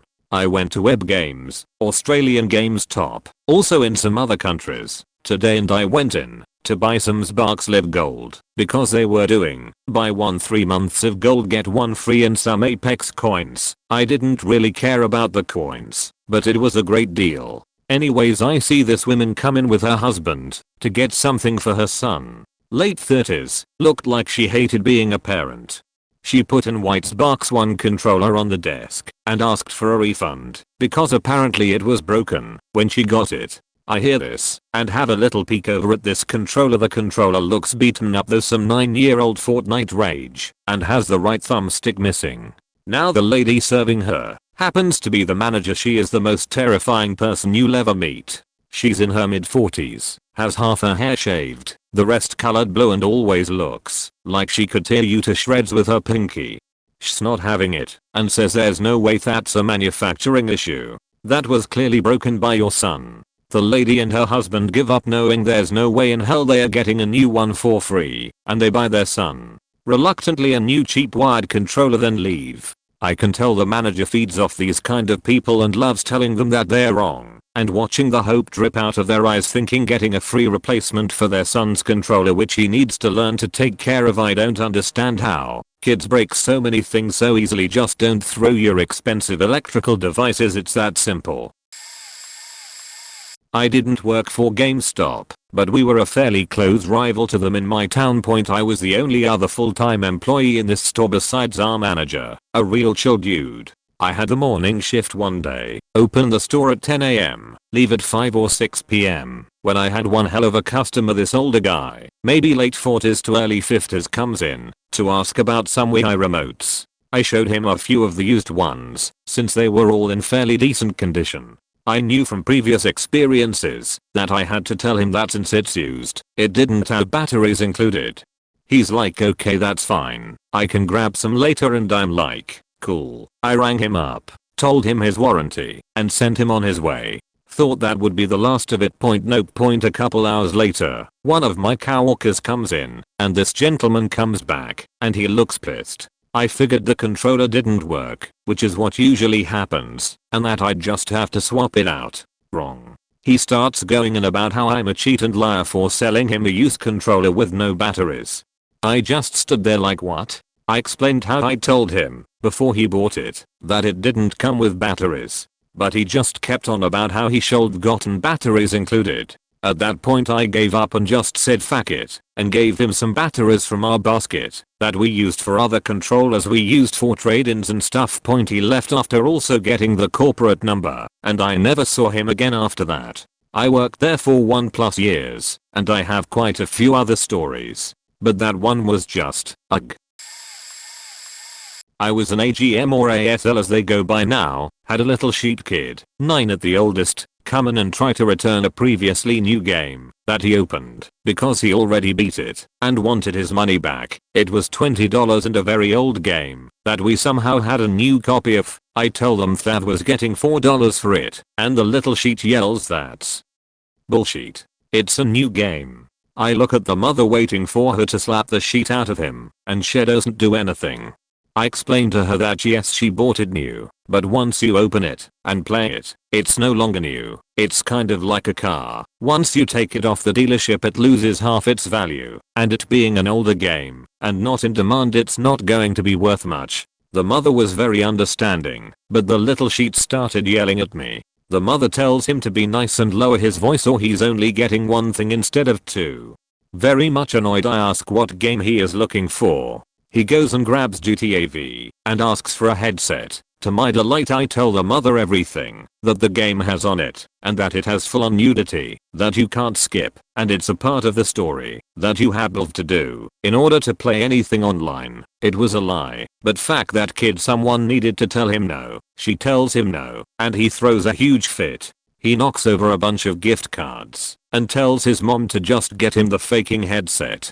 At that point I tell them that I'm refusing their business because her kid vandalized our property, that he's no longer allowed to shop here. She apologizes for him and finally tells him that he's not getting anything today for being bad. TLDR, a little sheet threw a huge fit after he was told he wasn't getting GTA V, and then when he knocked over stuff I banned him from the store. Someone needed to teach that sheet a lesson.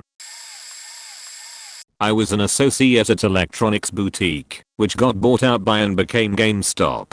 It's a story that, honestly, I can't recall all the details to, so I'll sum it up as best I can. I worked there when they still sold PC software, not just games. TurboTax was a huge hit for the first quarter and all the non-gamer types would come out of the woodwork to get it. This one guy, who I could only describe as the kind of person who wants everyone to think he's smart, so he dresses in a particular fashion, think tweed suit with matching flat cap, comes in to buy TurboTax. During the course of the transaction he grills us about the mail-in rebate and our return policy, and then makes a big deal about needing a second copy of the receipt. The system didn't allow for duplicate receipts at that time. He insisted that he needed 2 copies of the receipt because he wanted to mail in the rebate, and in case something was wrong he wanted to be able to bring it back. Something about his entire ordeal was fishy as fuck, so my assistant manager got in on the conversation.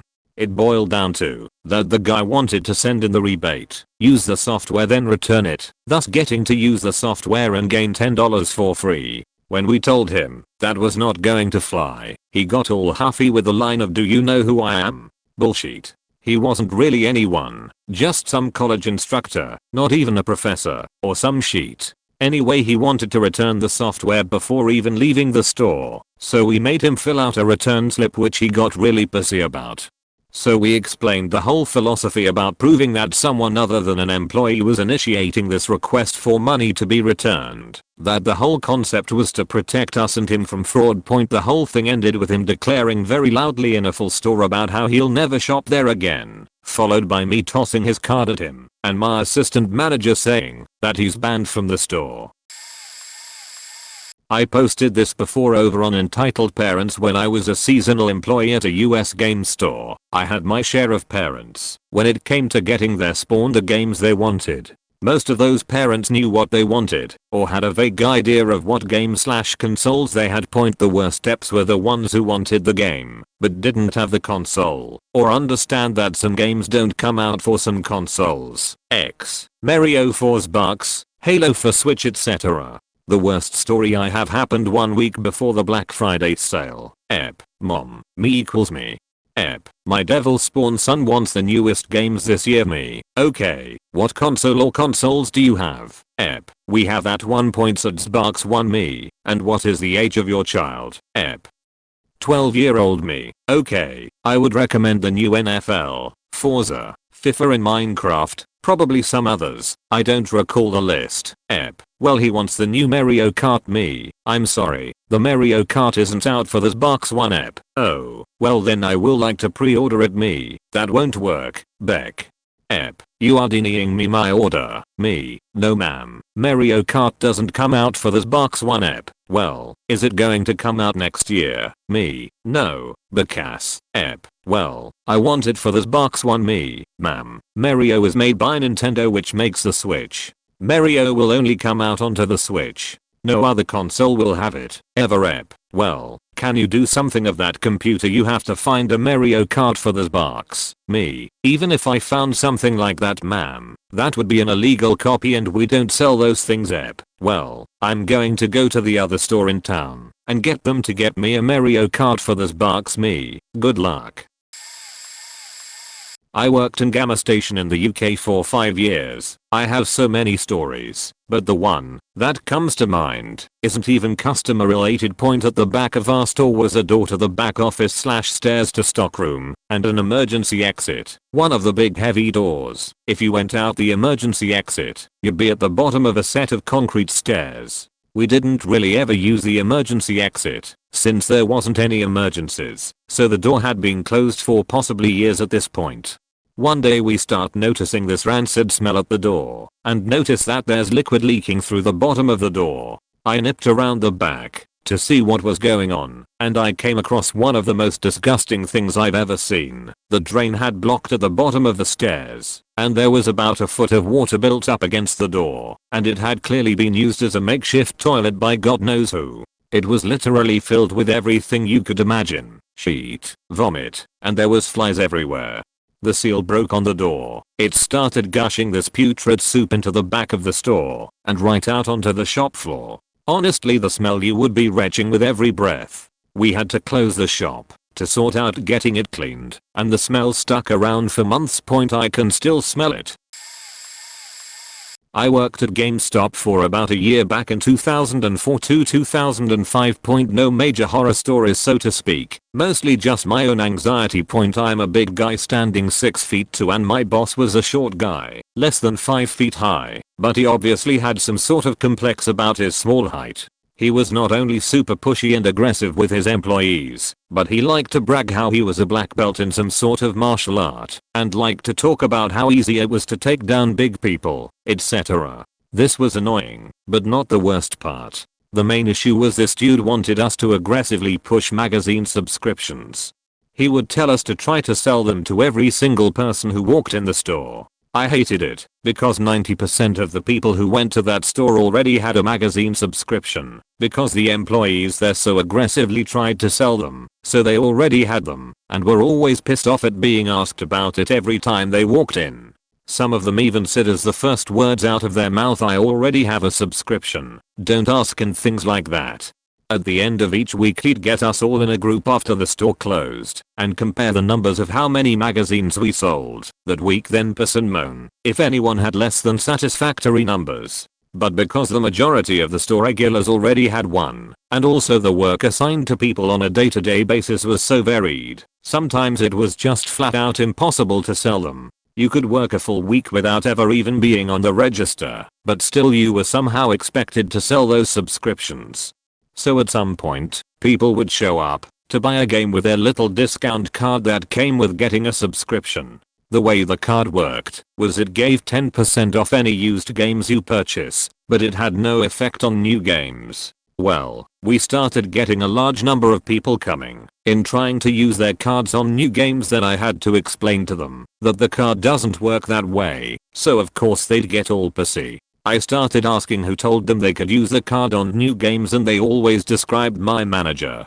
Sometimes he would overhear these exchanges and interject himself and take over the transaction. He would give them a 10% discount manually. So apparently, he was lying to people to sell subscriptions, then giving a 10% discount manually when he wasn't supposed to, in order to keep them happy and not report us as for lying to them, all in the name of keeping his subscription sales numbers high. Then at the end of the week, his sub sales were always higher than everyone else because he was doing all these things that violated policy and lying to people. I got sick of that work environment and quit. About a year later, I saw him working at a minimum wage position at a Winn-Dixie. I never really asked what he was making as a store manager, but I assume it was more than minimum wage, so I can only assume he was finally reported and fired, and that job was the only one he could get. It felt pretty fun to smirk at him in the moment. I almost wanted to go over and tell him that I had a good job now, and it wouldn't have happened if I hadn't left that shitty Gamestop, but I decided against it. Wow, I can actually answer this. It was a horror story / phenomenon that occurred many times and is horrifying because of the cringe. This was last year, so Fortnite was really popular. It still is, but it was especially popular last year. On more than one occasion there would be a kid or two that would just enter the store and immediately start default dancing. Like, no hesitation, 4/5 of them weren't doing it anywhere else, but the 1/5 of those kids I saw was indeed default dancing his way into the store. Some things are just horrific to see in real life, and that is one of them.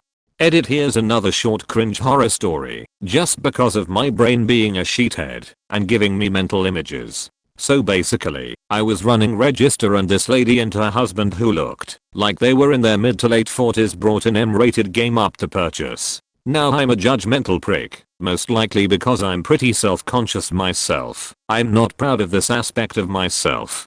So when I saw these two at my register, my first thought was these guys are for sure leg and neck beards, and my second thought was holy fuck, their bow and breath are like olfactory attacking strains of Zyklon B. The thing about the Gamestop I worked at, I'm not sure if this is a ubiquitous policy, but hey, you have to ask for ID when selling M-rated games. According to my boss, selling a rated M game to someone not over 17 is treated like selling alcohol to kids. So, I asked the lady if I could see her ID just to confirm the obvious. She protested by saying, and I quote, "Why should I show you my ID? I've had such plenty of times." I'm internally cringing so hard. I remained professional and said, "I'm sorry ma'am, it's company policy that I have to." She cuts me off, faking fine. "Here's my goddamned ID. Christ, can you not tell I'm over 18? I'd have loved to have been a smartass, but my boss was standing right next to me, so I just said, "Thank you, you can put your debit card into the machine and follow the directions on screen." That was the end of the encounter. Edit 2. After typing out that other story, I realize it isn't really a horror story to most, but I guess I just remember it as a horror story because I'm an antisocial fuck and hate confrontation. I'm so late to this, but this is the one question I can answer. So my coworker was closing by himself one night and had his girlfriend bring in some of his own games to trade in. When games are traded in, you are supposed to pull the game put of the case and check its condition. Games in poor condition don't get accepted as a trade-in. Knowing it was his game, he didn't do this. A few days go by and this kid and his mom wanted a pre-owned copy of Witcher 3. We had two gutted for display and one in the case. I pull the one from the case and sold it to her. Nothing unusual until I get a call from a very pissed off woman claiming we sold her sonborn. She demands a manager and I get her over to Miasm. Confused, we apologize and ask her to bring it in. Thinking it was just the opening sex scene between Yennefer and Geralt, we didn't think much of it. She comes in later with her kid, the ones I sold to earlier, and brings in the game. Inside the case was a DVD with a naked anime girl with one titty out and legs spread. The mom said she was with her kid since they bought the game and they just opened it up when they got home after running errands. Since it was pre-owned, we believed her, gave her a free copy of the new game. She was calmer and left. Miasm decides to pull the trade-ins from the past couple of days through receipts to see when it was traded in. This was when Witcher was freshly released, so we didn't have a lot of used copies in. We pull the trade-in from my coworker. It was weird, since he was working, and it pulled up under his power-up rewards card. Miasm calls him and gets him to fess up. He didn't leave the hentai in the case on purpose. He hid it there so his kid wouldn't find it, and then he forgot where he didn't check the game. It wasn't caught during trade-in. We didn't check the cases of pre-owned games when we sold them, so I didn't catch it. Needless to say, my coworker was fired. Sheet. I'm getting ready for work right now, not Gamestop. Which do we want? PSP lady got dem games truck a village idiot tales from trading crypt. I worked in a strip mall GameStop for 5 years or so with manager that loved 3 scoops of sour cream on her chipotle, a revolving door of asms, a cast of characters that some remain my friends today. I like to think we were one of the good stores when it came to GameStop, but am no way apologetic towards their crap corporate policies. Highlight: worst trade I refused was a maggot-filled Sparks 360 that smelled as good as it looked. I'll edit in the store as edit. Edit 2. #2. We had an extremely large and rather off-putting gentleman show up one day, which would begin a lengthy tryst point. This rather rotund gentleman, usually in a loose-fitting, hole-riddle shirt, would simply waddle directly into the store, park at the counter regardless of other customers, and utter "goddamn games" in a voice as luxurious as a belt slipping on a rusted washing machine. You see, our friend made it very clear to any new employee that he was looking for, and I quote, "Scooby Doo's on dat Nintendo, the GameCube at the time." Lemony Sniggets, same system, dem Gamma Boys look like controllers, special edition Gamma Boy Macro, I believe. These weren't exact common items, so it would be a typical reply of "no, sir, sorry," and we'd get the guttural grunt of "Milala right, beige back," and with that, he'd leave. His fragrance would depart a few minutes later. He eventually must have gotten a cell phone, because he would stop coming in from his truck and we'd just get a phone call point us, "Thank you for calling GameStop where you can pre-order Roster Update 2008. A voice that would make you weak in the knees and in the stomach. Goddamn us. No, sir, not yet dude. Nah, like click. The crazy thing is that every other store we talked to over the years was graced by his presence. We eventually sheet canned GameCube games, so we never knew if his quest was ever finished, but that didn't stop us from crank calling our own stores with "goddamn gems." I hope he found his gem boys that look like dem controllers. To be honest, he earned them. Now this is about the Wii. I'd imagine every GameStop employee has Wii stories of there from that time. From soccer mom fights, truck chases, or even robbery, the Wii really brought out the best of folks, such as one dude ripping in on an early Saturday afternoon, slamming the door open, and belting "y'all got any Wii ice?"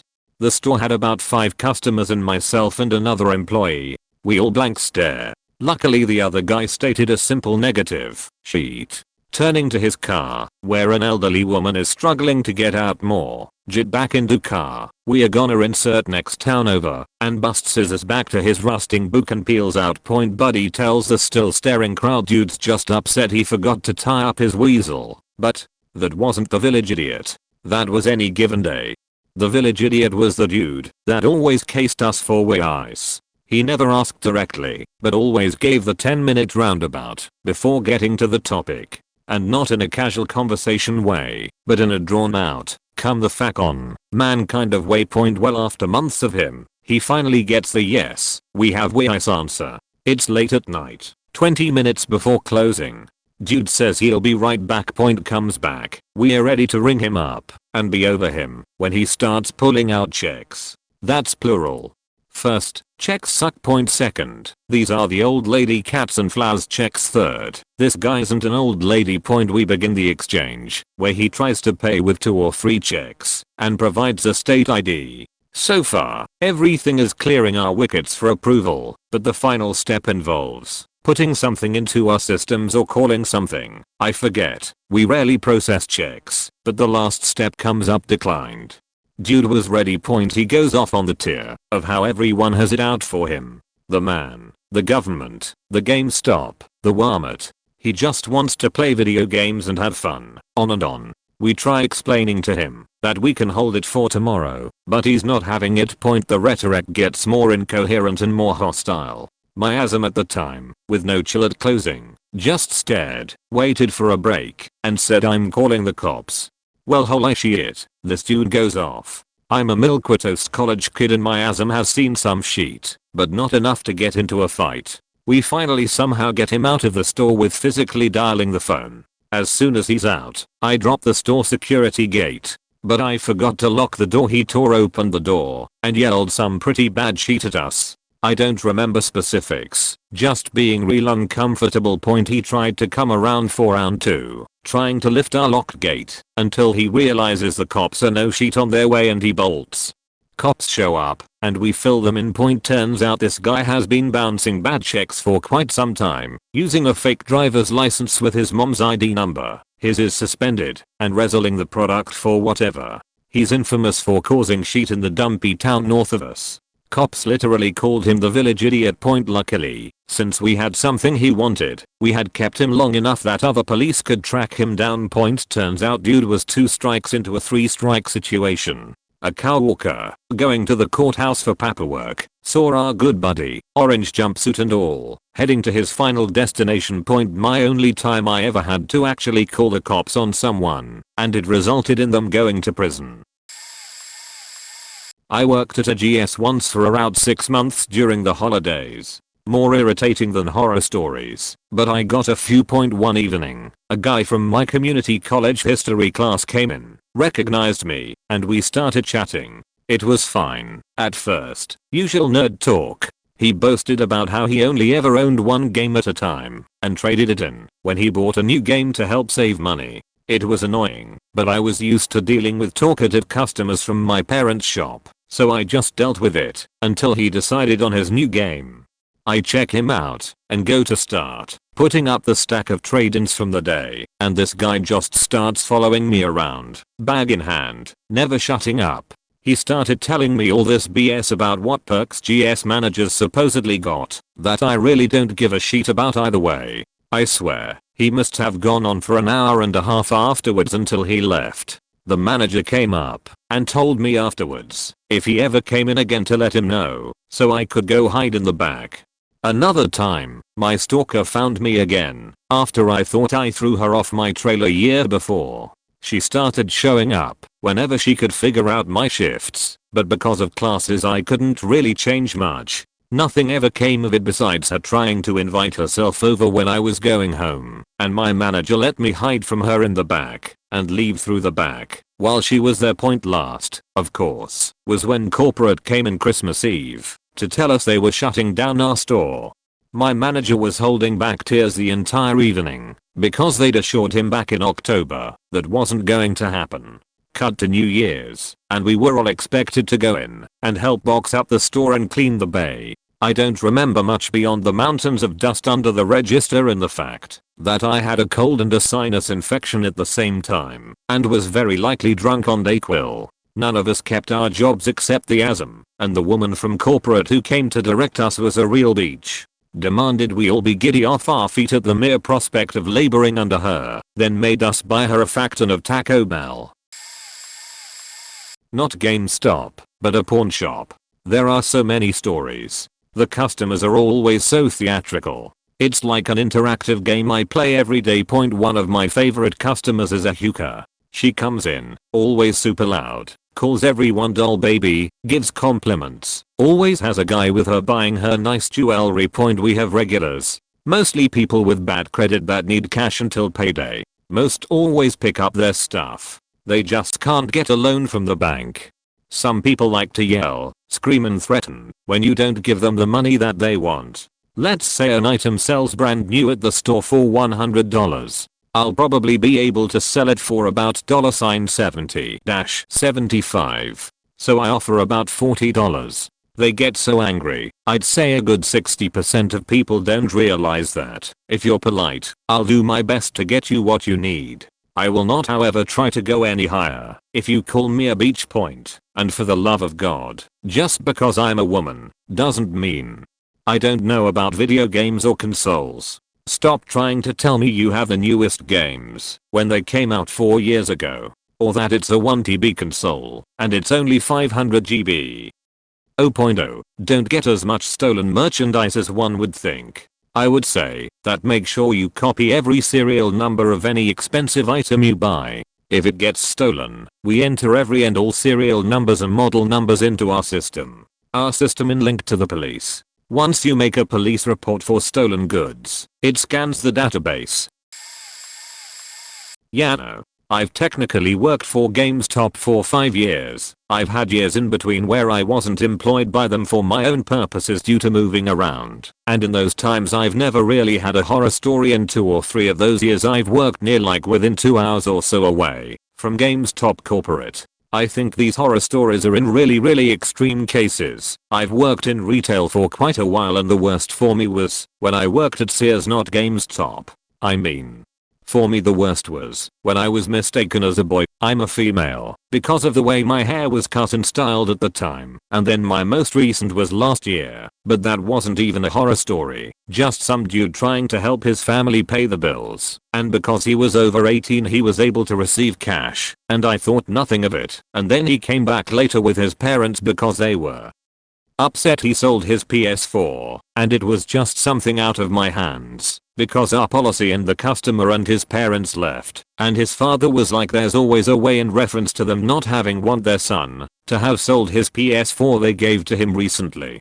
It wasn't anything crazy. It was just that. I just think it's the kind of area people work in, or the kind of internal culture that the different managers create. If you have a cool boss, it's gonna be a decent time working for them, but if you have a creep, you're gonna have a bad time. If it's the area you work in, like say you have a Gamestop in an area that reports too many thefts in a day, then it can be really stressful and you can only do your best, ya know?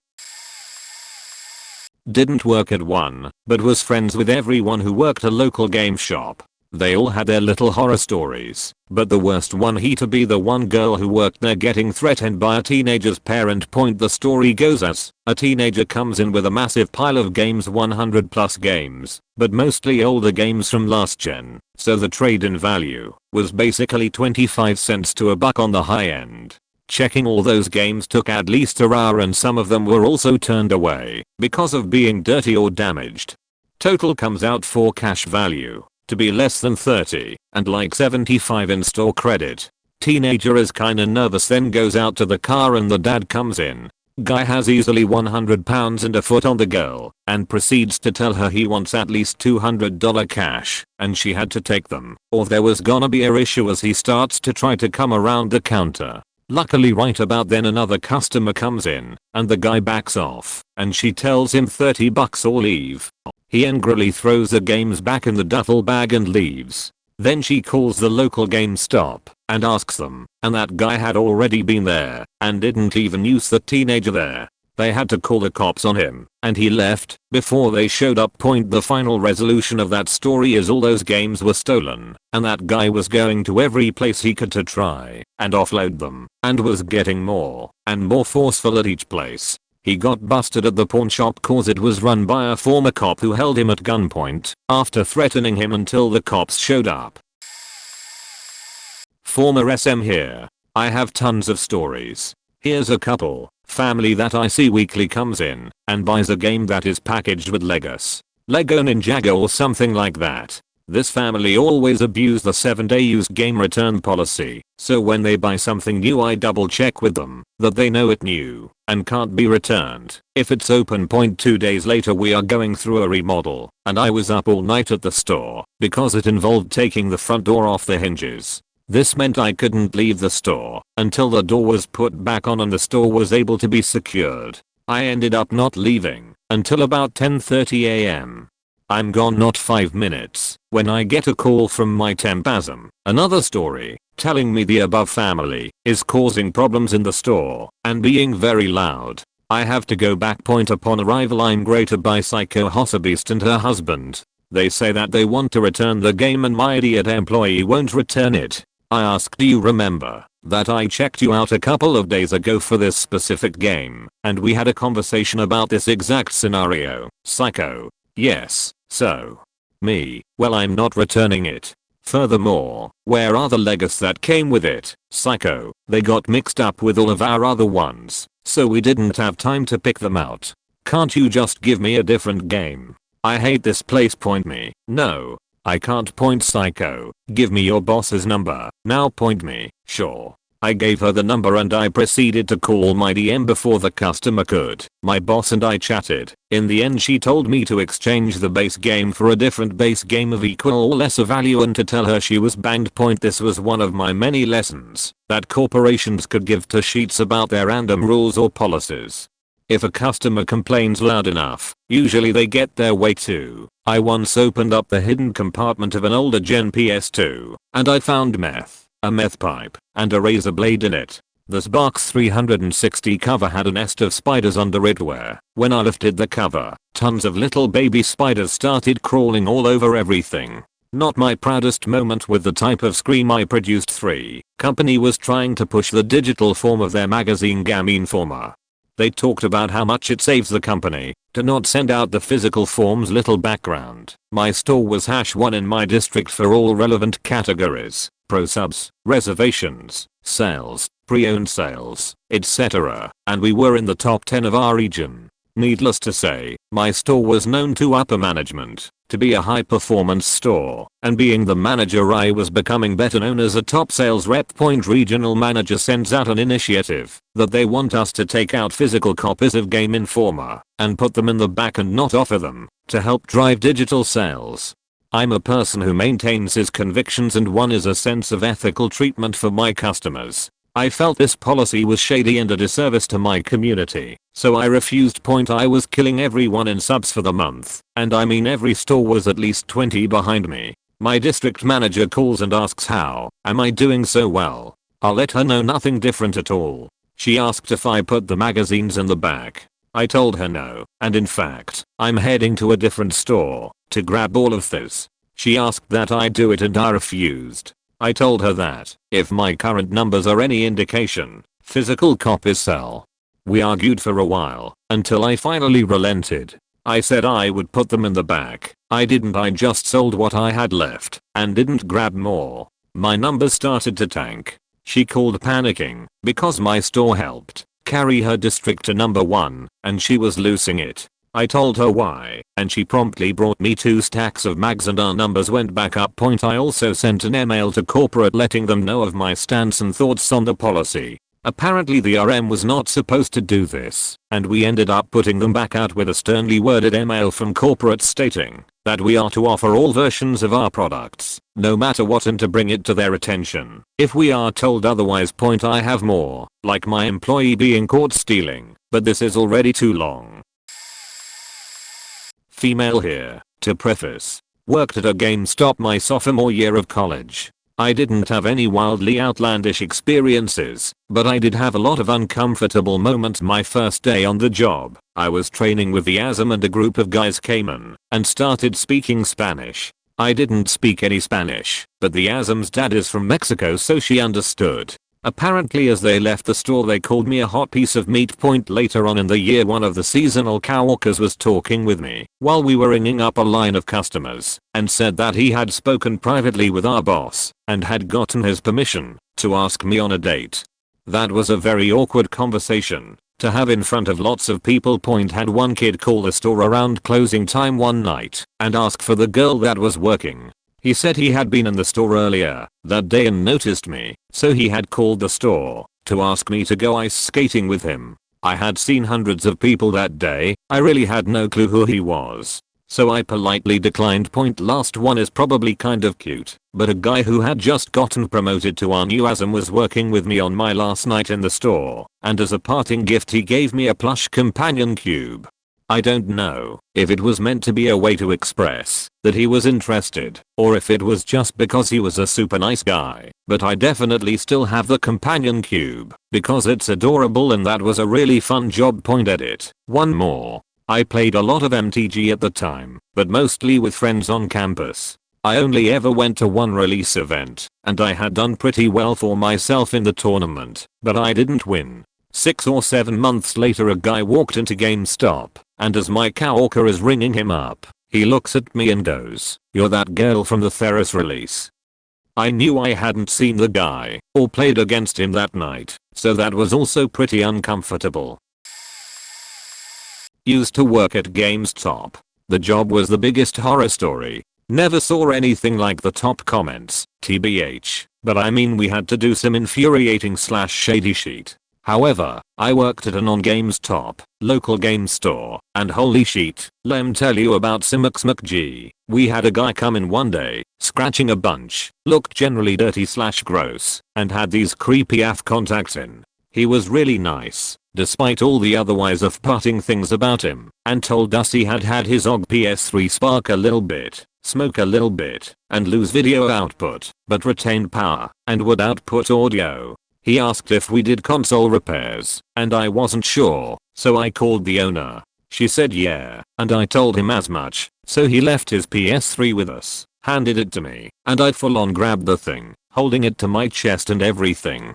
Anyway, the rest of the day goes by normally. Pretty much no business, or people trying to sell worthless junk. You know, the works. Anyway, near the end of the day, my buddy who's with me is poking around, looking at the neat ports that the OG PS3s had, when he exclaims in dismay and hops back. I ask him what was wrong, and he said there was a bug in the system. I'm expecting cockroaches, but it was much worse. I go look, and sure enough, there's some weird bug I've never seen before crawling around under the port cover.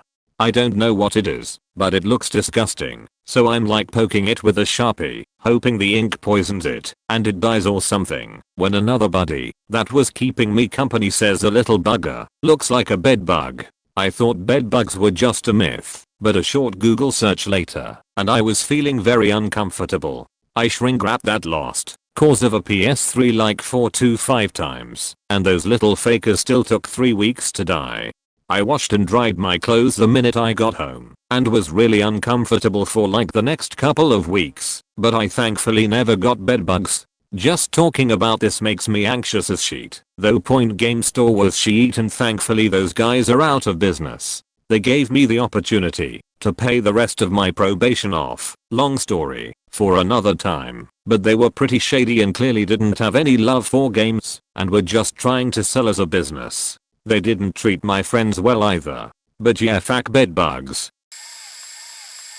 A very suspect crusty stain on the DS case a customer was trading in. Game was a Mario 1 and the stain was on Princess Peach. Point edit. Because I remembered some others customer came in with a massive Skylanders and Disney Infinity characters trade in. At the time we had to type the SKU in for each individual one. They eventually got put into groups to make life easier for us. I got near the end of the box about 20 minutes later when I dropped one. It landed on the ESC key and cleared the entire trade-in. I almost cried. The day we got the email from head office saying we no longer take them, I almost cried again, but happy tears this time. The other one I remembered was when these two extremely stereotypical nerdy guys came in. They were talking about Warhammer or something, can't remember now. Eventually they pick what they want and come to the cash desk, still too in depth in the conversation to even notice me standing there waiting to serve them, so I ask what I could get for them today. Both froze and looked up at me in silence and horror. One actually fucks off and leaves his friend behind to get his game without a word. The guy getting the game wouldn't say a word to me the entire transaction and actually went so pale and started sweating. I actually stepped back a little from the till to keep serving him because the smell that started coming off of him was horrendous. Gave him his change and he bolted after his friend. Saw him hit him with the game as they were leaving. I honestly didn't think people like that existed until that moment. Never seen them since then either. Long story but well worth the read. Let me set the stage for you. I was a SGA, third key, at the time this happened. There was this term we used called buggy system, which meant that a nasty customer brought in a system filled with roaches, the little German roaches, that are just absolutely disgusting. So this was about 8 or 9 years ago, back when Gamestop was really starting to ramp up on getting employees to badger customers to no end about reserving this and trading in that and subscribing to this and everything else that you're used to hating having to deal with when you go into a store. As an employee, if you didn't perform, you risk getting fired, except they couldn't fire you for imaginary metrics, so they'd find another way. But that's not what this story is about. So our store manager at the time tended to be pretty cutthroat about these metrics. That's a polite way of saying he was a dick. He didn't care how the store/other employees in the store did as long as he looked good to the district manager for his own numbers, reservations, power-up card subscriptions, etc. We weren't really allowed to take in buggy systems or accessories, because 1, it's nasty, and no other customers deserve to buy that shit, and 2, you would literally infest the backroom within hours. Cue our SM, who you'll remember only cares about his own numbers. I open the store one Saturday morning and find a shit ton of unprocessed trade-ins that a lovely SM took in the night before and didn't process. Sticker, put DVDs into drawers and cases on the wall, including a buggy system under the counter in our defective box that I wasn't aware of until a short while later. My usual morning when opening the store was to stop and grab breakfast and an energy drink before work. Typically we'd get to work an hour before, so we could do our typical opening tasks.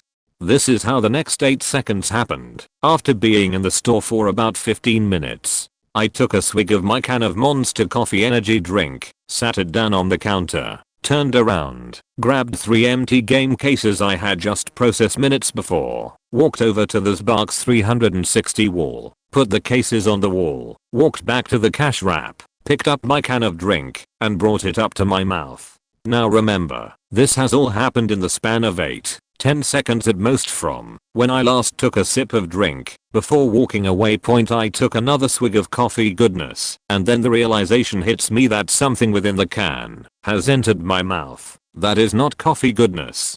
I immediately knew what it was. I leaned down over the trash can and spit the drink out, and there in the liquid is a German cockroach. And for the next several seconds I had to repeatedly tell myself that roaches are ate in several cultures, so that I could keep myself from blowing chunks all over the cash wrap. So I drank a roach, and we later had to call an exterminator out to spray the store all so that my SM could get his pearly metrics for the week. That was the major catalyst for a future falling out and changing of the guards in the months to come. Not Gamestop, but a mom and pop game store very similar to them, had a man come in first thing in the morning the day after Christmas in 2005. He slams a PSP box down and accuses us of selling him an almost empty box. Everything was in there, cables, manuals, and a Spider-Man 2 UMD, but no PSP. I was a kid and this was my first time opening the store, not to mention the first time I was there alone. I don't know what to do, so I call the owner. He says it sounds unusual, but he's willing to talk things through with the customer once he gets there, in about 45 minutes. I try to tell the customer this, but he's having none of it. He tries to snatch the phone out of my hand, but I'm able to pull back out of his reach. He starts threatening to break our displays, tear down our shelves, etc. So I call security. He overhears this and says, "Oh, you're calling security? Well, I'll call the cops, seeing as how you all stole from me," and then actually calls 911 and tells them that he's being robbed. Security shows up and keeps an eye on him rather than escort him out at my request. He's still huffing and puffing and stomping around while I'm trying to help other customers.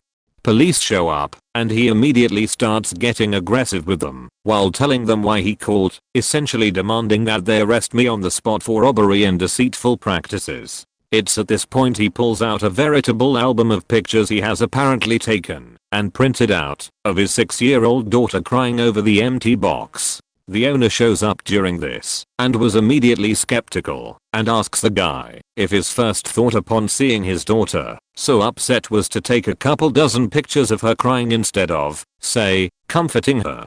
The guy says that he needed proof of our deception. So the owner does something I should have done in the first place, asks for a receipt. The guy pauses for a couple moments before saying he doesn't have one. Owner says, "Sorry, can't help you without a receipt." This truly sets the guy off. Starts going back and forth around the store, ranting about how my wife's in the Navy and has connections, so she can shut down your stupid sheethead nickel and dime operation. When he finally kept to his word about pulling our shelves down, the cops asked him to leave peacefully before they had to get physical. To which he responded by chucking a game case at one of them. In the blink of an eye they had him in cuffs and out the door, one of the officers apologizing for wasting our time. The cops eventually came back a few weeks later asking for the security footage of the incident, since the owner had let them know that the interior of the store did have 24-hour surveillance, but we never heard from the guy again. Guess a new PSP wasn't that important. Former SGA/key holder. My best was when I was working at a location in a huge mall, big enough that it has a theme park in the center of it with several coasters. The mall was big enough it had 2 Gamestops in the place, and I have worked at both of them. We often get people who told their kids to meet them at GameStop, not realizing there was 2. Comment mistaken. Nothing really happened other than, oh seat there is 2. Well, one shift I was working at the smaller of the 2 stores. It was the size of our average living room, I would say. Not big at all. The other one was a huge location.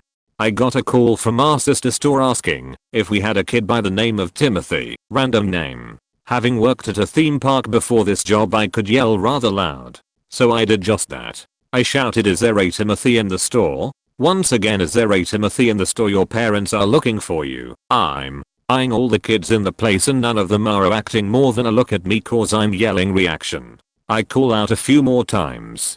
The store was also very busy at the moment, and I was in the middle of transactions at the register, so I couldn't just leave it and ask every one of the kids in the store. I told them I got no response, and that was the end of the call. Point. About 15 minutes later, I'm still trying to take care of the flow of customers wanting to check out when this balding dad, who was beet red with anger, comes running up to the register counter's open side. He was dragging a kid by the wrist with him who looked like he was about to die of embarrassment.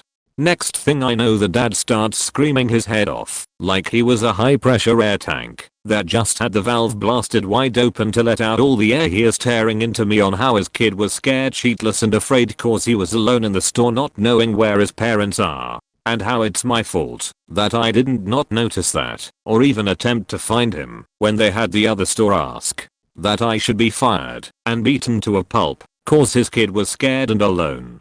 The guy who I was helping piped up and said, "Sir, I was here when the call came in. This employee called out for your son Timothy several times, and he did not respond." Several other adults all agreed and said they heard me too. One even said, "When did GameStop become a babysitting service, sir?" I responded telling him that I did call out and had no response. But looking at his kid, I recognized him as the kid playing the Xbox 360 demo unit as I was yelling, and was showing no signs of being afraid or like any other kid in the store at the time who were just giddy with excitement to look at games. And I was not about to go to every kid in the store and ask, "Are you Tim?" or "Sir, is this your kid?" To the parents guy got even redder, cussed me out a bit more before running off with his kid dragged by the wrist once again. This was the most what the fuck moment I had. Only thing that comes close was the lady who shoved her kid in a stroller under the heavy gate I was in the middle of closing, then demanded to be able to sell some games, so I told her nope, I'm closed. Ex-store manager here. Everyone knows how GameStop does trades. So I had these 2 guys that only sold games to my store. So these guys had been coming to my store for a long time and normally bring in older but new in the wrapper games. I asked one day what one of them did, and he sort of slipped up and said he worked at Walmart and that when his buddy stopped him. Shortly after these guys started to come around, we were told we could no longer accept new the wrapper games for trades and weren't allowed to accept them if the wrapper was cut off during the trade, like in the store. I remember the email from my district manager telling us to tell people to go outside and come back in. We didn't want stolen games and merchandise from other stores, and I completely understand that. However, back in my day working there, this yellow bound pad of paper was your life as a store manager. It had previous year's store numbers to the day and you were to beat them daily, weekly, and monthly. So these guys really helped with my trade numbers and juiced sales. These guys quickly adapted to the new policy simply by cutting the wrappers off the games. Every Tuesday morning I could expect these 2 goons like clockwork to come in at around 10 AM to trade games. Brand new games that were releasing that day. They got on average around $40 a game cash. Some days I'd tell them they'd have to come back later because I didn't have enough cash in the store to pay them out. This lasted for about 6 months. Side note, I told my district manager about them and she smiled and said they're killing our numbers. Let them help us. Don't ask, don't tell, I guess. Then it happened. I showed up to work one morning and this store was in a corner space next to a sporting goods store in a shopping center. So early in the morning it was just my car there normally. I noticed a Ford Taurus parked where I normally parked, which was in the back row next to the hedges. There were two guys in the car. I remember parking near them and gave them the "Ol Alabama, how you doin" head nod. Like clockwork I see the beta of a Civic that one of goons drove pull up in front of my store. As soon as they got out they were swarmed by local police officers with guns drawn and arrested. One of the cops came inside and asked some questions and told me they worked at Walmart as night shift stockers and were stealing thousands of dollars a night in items, including video games, and selling them for cash. They got caught by stealing newer products rather than when they started by stealing old backstock. My district manager came by and somehow got a printout of all the games and merchandise they had traded in for the case. We had to collect all your info for cash and credit trades. I never heard anything else ever again. I hated working there. My asm was a furry and always wanted to talk about it. TLDR. Two guys were robbing Walmart and selling to my store games. Gamestop took the games and sold them for profit and even gave them a loophole to do so via email. They got arrested and GameStop then ratted on them. I worked at GameStop in my junior year in college. I was hired during the holiday season but kept on as a part-time employee afterward before I had to quit to study abroad. Thankfully, my store doesn't have too many horror stories since people, for the most part, seem to be civil at that location. But there are some incidents that stand out. During the holiday season, a guy comes in and tries to buy Call of Duty, WWII, and a new PS4 controller. While trying to pay with his credit card, it gets declined. The registers are old and the card readers malfunction at times, so it was no big deal.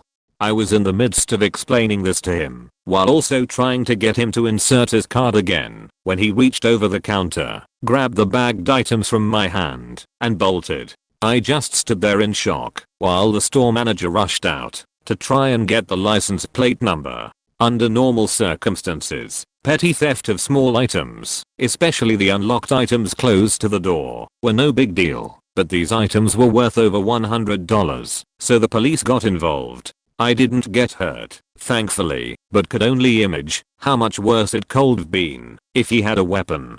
Another incident, a little less horror and more creepy, is when an older man came in with leather bracelets he handmade, with a design carved into the leather. He gave one to me, to my other female coworker, and wanted to give one to the store manager. It didn't slip my mind that he gave these bracelets to the only female employees in the store. I kept it anyway, though I don't wear it much. This one was told to me by my coworker, but he took an Xbox 360 in trade, and when he went to try and test it, it rattled. He attempted to look inside and found a couple of cockroaches. The way some people treat their consoles makes me shudder.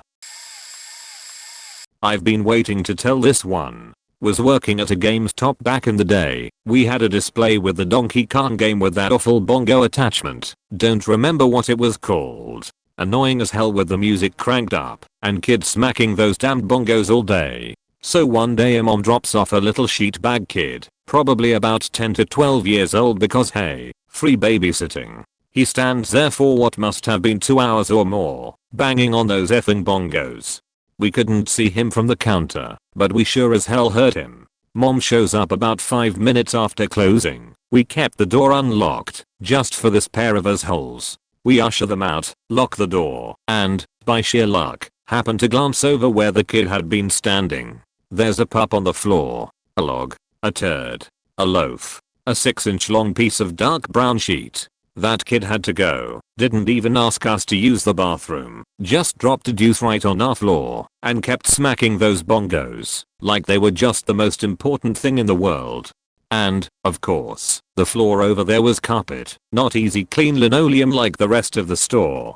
The assistant manager and I went to the back, and gathered up all the cleaning products we had available, half a roll of paper towels and some Windex. For some reason we just weren't well equipped for dirt removal. We got the main lump into the trash can and out to the dumpster and started scrubbing the carpet. Do you know why people don't normally use Windex to clean poop out of carpet? because it doesn't work. After about 10 minutes of spreading it around and making things worse, we gave up and went home. Manager would have to buy some better chemicals in the morning. I wish we had gotten a picture of that kid so we could ban him and his mother from Gamestop for life.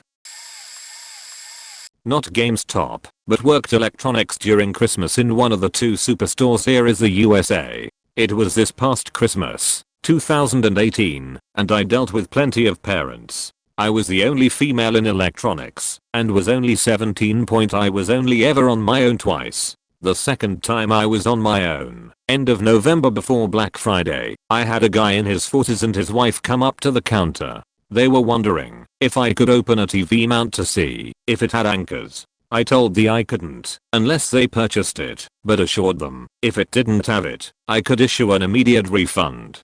They didn't like that, but I, surprising, kept extremely calm, probably due to my background with online gaming. After like 5 to 10 minutes they said they weren't going to bother anymore and would go to the other superstore that was 10 minutes away. I apologized again stating its store policy. He replied, to a 17-year-old girl no less, you can take your policy and shove it up your as before he walked away. Another male customer who has a 7-year-old was disgusted. The customer bought a $100 camera and was super nice.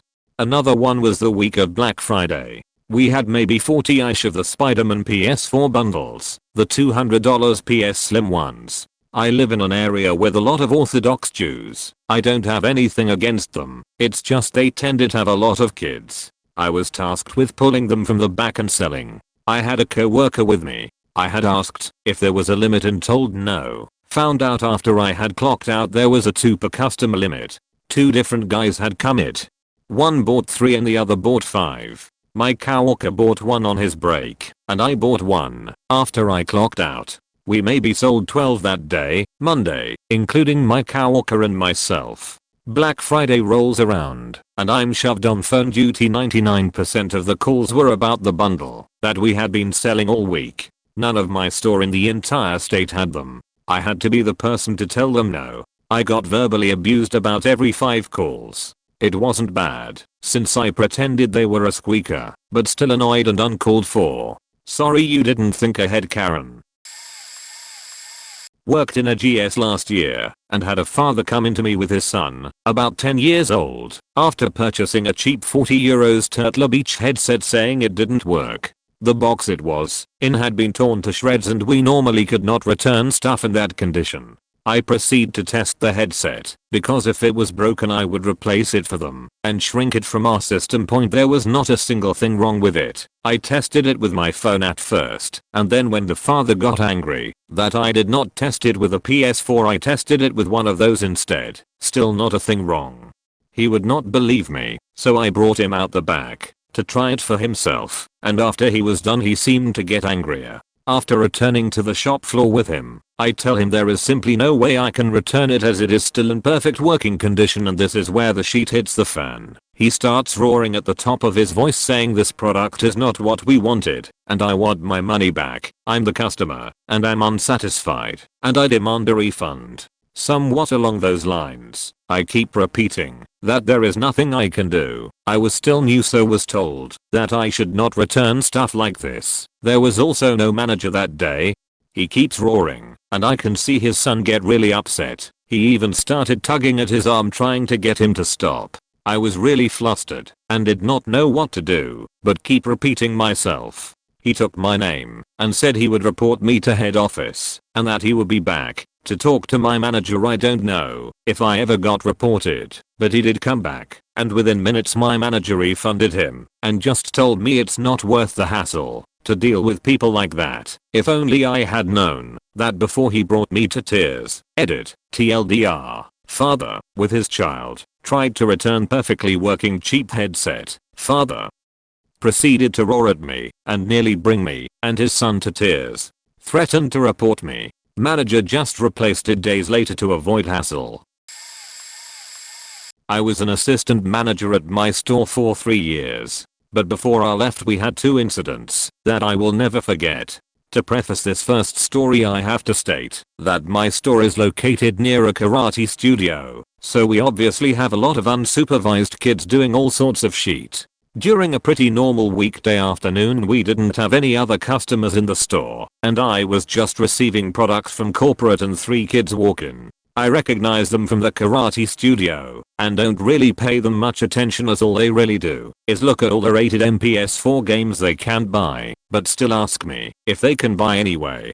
On this day they were a bit louder than usual, but still didn't mind them much because kids will be kids. Then all of a sudden one of them screams bloody murder, holding their arm and running out the store. Turns out the kids learned a new move at the studio and decided that my store would be the perfect place to test it out, and one of them broke the kid's arm somehow. The parents of the kid whose arm broke came into the store the next day and immediately got in my face about the incident and demanded that, since I was the manager on duty at the time, I needed to be fired for not watching their child while they were off doing who knows what.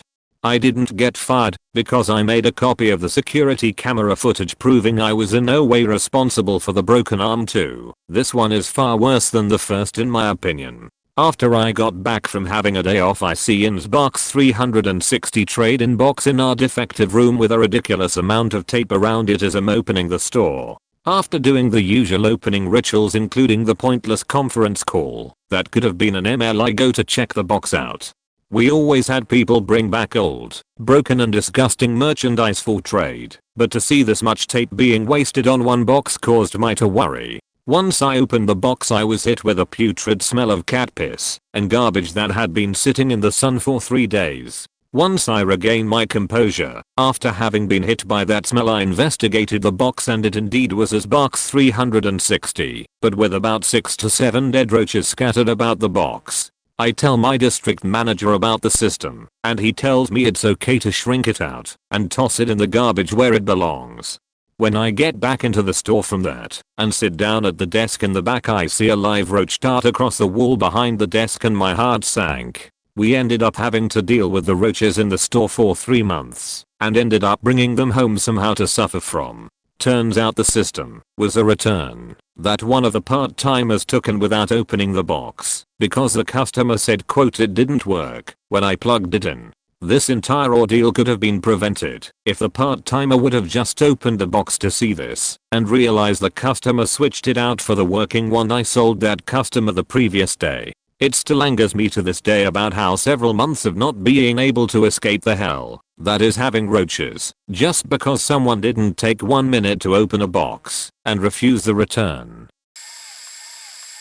Worked as a SGA shift manager for about 3 years. Had a guy bring in his son, around age 10, one night about 30 minutes before we close. The guy acted super erratically, and it was pretty obvious after a few seconds he was a meth addict. It's common, and they usually just want cash for whatever they can get their hands on. Anyways, the guy leaves his kid in this box 1 section and he goes back out to his car and tells the kid he has 10 minutes and then he'd come back and they'd check out and leave. No one was in the store, so I go up to the kid and try to help him find something. It's also obvious after a few seconds of conversation that this kid has a decently severe learning disability. All he really knew that he wanted was Grand Theft Auto V, so he could shoot stuff. I tried to redirect him to some less hardcore shooters, but eventually settled on Borderlands, so he could play with his little brother. I went and got him a pre-owned copy of the game from behind the counter, and we spent the remainder of the 10 minutes talking about how the game worked. The dad comes back, acts super happy and pumped, pays for the game, and rushes the kid out of the store. It's about 8:45 by this point, so I start to shut down the store for the night. Another 5 minutes pass, and as I'm vacuuming, the dad comes flying back into the store screaming at me at the top of his lungs. I turn the vacuum off and ask him to repeat himself. By this point I can tell his mood has taken a turn for the worst. He's red-faced and looking at me like he wants to hit me. He proceeds to ask him why I'm trying to fuck his kid over with a ruined game. He shows me the back of the disc and a thin film of dust is covering it. I know that this is because Box 1 games are printed on Blu-rays and the pre-owned copies of games just attract dust like crazy when sitting in the cabinets. He obviously thinks the dust are scratches and the disc won't play. I don't argue with the guy, I just apologize and turn to get him another copy from behind the counter. Unfortunately, all the other copies have a thin layer of dust as well. Without a better course of action, I turn around with a different copy, take out a cloth we keep behind the counter to clean dust, so I can clean the disc, and try to calmly explain that these discs just attract dust, and it doesn't hurt them. The guy starts screaming and cussing at me, asking me if I thought he was an idiot, wants to know my regional manager's personal cell phone number. Long story short, I ask him to leave the store. He reports me. There's some kind of investigation. Unfortunately, the cameras don't record the sound, so I had no proof he's saying anything inappropriate. They did decide by his erratic movement that he was under the influence of something, so I wasn't disciplined per se. However, when it was time for someone to be promoted to the assistant manager, it was decided that I had too many personal conflicts with customers for such a prestigious position. Anyways, I hope those kids go into foster care of something. You depressing stories like that all the time working there. Kids coming in with 10 shovelware games for the Wii trying to trade them for a $10 360 game. It's faking heartbreaking telling those kids we can only give them 0.25 cents a game, and seeing the realization hits them that they are not getting anything. TLDR heads suck. GameStop sucks. BL the Handsome Jack collection is pretty fun to play with your little brother. I finally feel I have relevant stories to a Reddit post. I have two, so I'll keep it brief. At closing one night, a dude walked up to the door while I was closing and locking it as people usually do, and I told him we were closed. He pulled a gun on me and marched me to the register where another employee was counting the draws for the night, and completely oblivious, I had to literally yell at him to get him to realize what was going on. Told us to get on our knees facing away from him, which I later found out is a common execution position, and he took the money and left. Pretty nerve-wracking, and the next several hours were spent waiting around for cops to do their work. The most memorable customer interaction was a day that I opened and was alone in the store, and it was unusually and ridiculously busy. Even if there were 2 people, I had a long line of customers to check out. This short guy comes marching in and walks right up to the counter and demands a refund for his game. I try to address him quickly to get him out of there. The game was Spider-Man, and it was a new copy. We do not refund any games that we are opened. This one was opened and also had cigarette burns on it and scratches. I told him the policy and that I can't return it. He is upset. I ring up another customer. He demands a refund because it doesn't work. I repeat the policy, trying to ring up another customer. He is belligerent and very aggressive. I look at the game and at him face to face and tell him I cannot return the game. We stayed each other down for what felt like minutes, and he surprisingly stormed out. Great. That's over. He comes back and storms to the counter again and wants to exchange the game. Clever girl. Fine, I want him out. I open a new game, scratch the graphic side of the disc, ring up the transaction super quick and hand it to him. He leaves again. Apparently the interaction was bad enough that unbeknownst to me someone had called the police and they came in and asked me about him. Thank you, kind customer, whoever you are, but the guy never came back. Those 2 are the ones that stand out, and the amazing process of watching people on meth selling more and more games and stolen stuff ruin their lives and surprisingly quickly decay away before my very eyes. I have worked at a few GameStops over my time. Was a sales associate, 3rd key and an assistant manager up until I was fired. Had a kid bring in his N64 with a PB&J sandwich stuck in the top. His parents got mad because we refused the trade in dead bugs in a PlayStation 2 and there's bugs and had bits of food all over it. Customer couldn't figure out why there were bugs on the inside. Refused the trade in for both. After the customer left, I washed my hands and put on so much hand sanitizer. Stolen DVDs from Walmart. Every Tuesday new releases would come out, and every Tuesday we would get brand new movies an hour later. Customer or customers always claimed they have been out for a while, always wanted cash, and would get mad because we had just opened and we didn't have enough in the registers. My district manager told me to use the safe and other register and to hope the money would get back by the end of the day. If not, I would get in trouble. I always hated cash trade-ins because it was basically being a pawn shop customer threatened to kick my ass because we were sold out of Nintendo Wii's on Christmas Eve. Called the cops, but I told the guy if he felt inclined to kick my ass feel free to meet me after work. Customer never showed. Old lady got mad because I wouldn't take her return from a few years ago. Wasn't even the correct store. Parents drop off their kid or kids to play the demon units. Get mad when their precious can't use the bathroom. Or get mad because we wouldn't watch their spawn. Sorry lady, I don't get paid enough to watch your spawn. Had a store manager tell me to fight off someone if they wanted the deposit money. This was when I was hired in 1997 and just a sales associate making $5.50 an hour.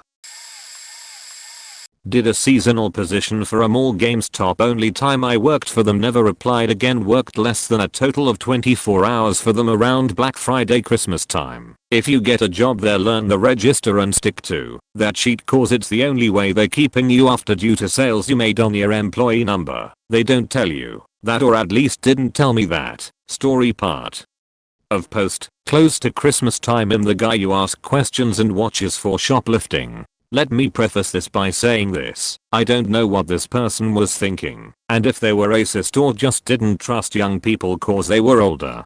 So I see this kid slash teenager, maybe 15, looking at games, and me being very talkative went up to him and asked what games he was thinking of getting, and he says he's thinking of getting 2 games, one for his brother for Christmas and one for him. I think one of the games was a Dragon Ball game. So after talking with him and ending the convo on happy holidays and hope your brother likes the game, I go and help another person. 15 minutes go by and this blonde lady is shopping, and while walking around found like $40 to $80 on the floor and asked me if I knows hoss money it was him. Like I don't know. No one has asked me if I've seen any money dropped on the floor.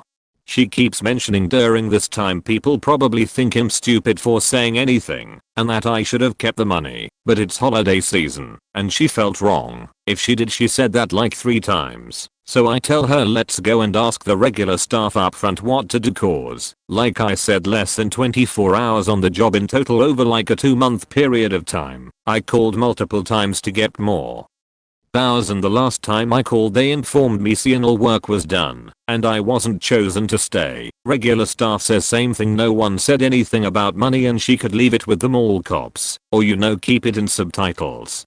So situation handled to what it can be handled to. 5 minutes later I see the blonde lady Levine and say happy holidays. Then I see the nice kid and he seems upset and I ask him was he able to get the games for his brother and him. He says no, he went up to pay and he didn't have his money and he was positive he had it. So I'm like hold on, this lady found money and she just left, I'll go get her. So I chase after the lady through the crowded mall to tell her the good news that he found the missing person the money was looking for. She follows me back to the store and I bring her to the person. Then she asked him how much was he missing. Reasonable question. She didn't know if he just heard missing money and pretended to be that person.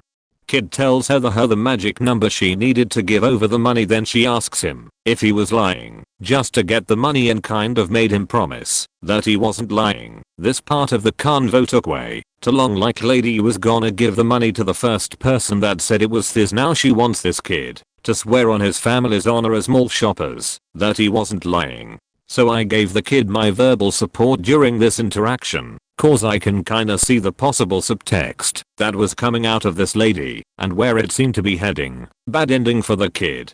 Finally lady hands him the money and walks out of the store. I tell the kid that lady was just a bitch and that she was just being that way cause of him being black/African American and he shouldn't have to go through all that just to get his money back and buy his little brother a game, especially after he guessed the number. Kid then gets to buy his game/gift and I tell him happy holidays on the way out. Point fuck that lady and I hope that kid and his brother had a good holiday. Okay, this is an old story I was told while working a Gamestop midnight release and it went like this. Forgive me for not remembering certain parts. I was talking about my day to a few people to pass the time when this guy decided to go off on his own story about an incident that had nothing to do with my conversation. So I'm remembering what I could from what he told. So apparently this one neighborhood was prime for burglary at night and most people on the street knew each other. The owner of his place didn't expect to be robbed. With that said, it was late at night and the guy was having relations with his boyfriend that night when he heard noises downstairs. Immediately he got out of bed and grabbed the katana off the dresser and ran downstairs. He immediately turned on the light and recognized the individual. He was a black kid who lived down the street with his mom. "Oh hell no," is what the thief said as he saw the naked man with a katana sword with an erect cork saying, "I'm going to make you my N-word beach." The thief fit through the front doggy door and crashed into the street. The owner grabbed his robe and ran to the kid's house and managed to beat him home to report what had happened. Moral, I think, never steal from a man in the middle of relations or it'll be crouching tiger penetrating cork for whoever can not fit through the doggy door. Needless to say, the looks on some of the costumers' faces were not amused by this. No one really wanted to talk after the story and no one asked for this story to be told from this customer in the first place.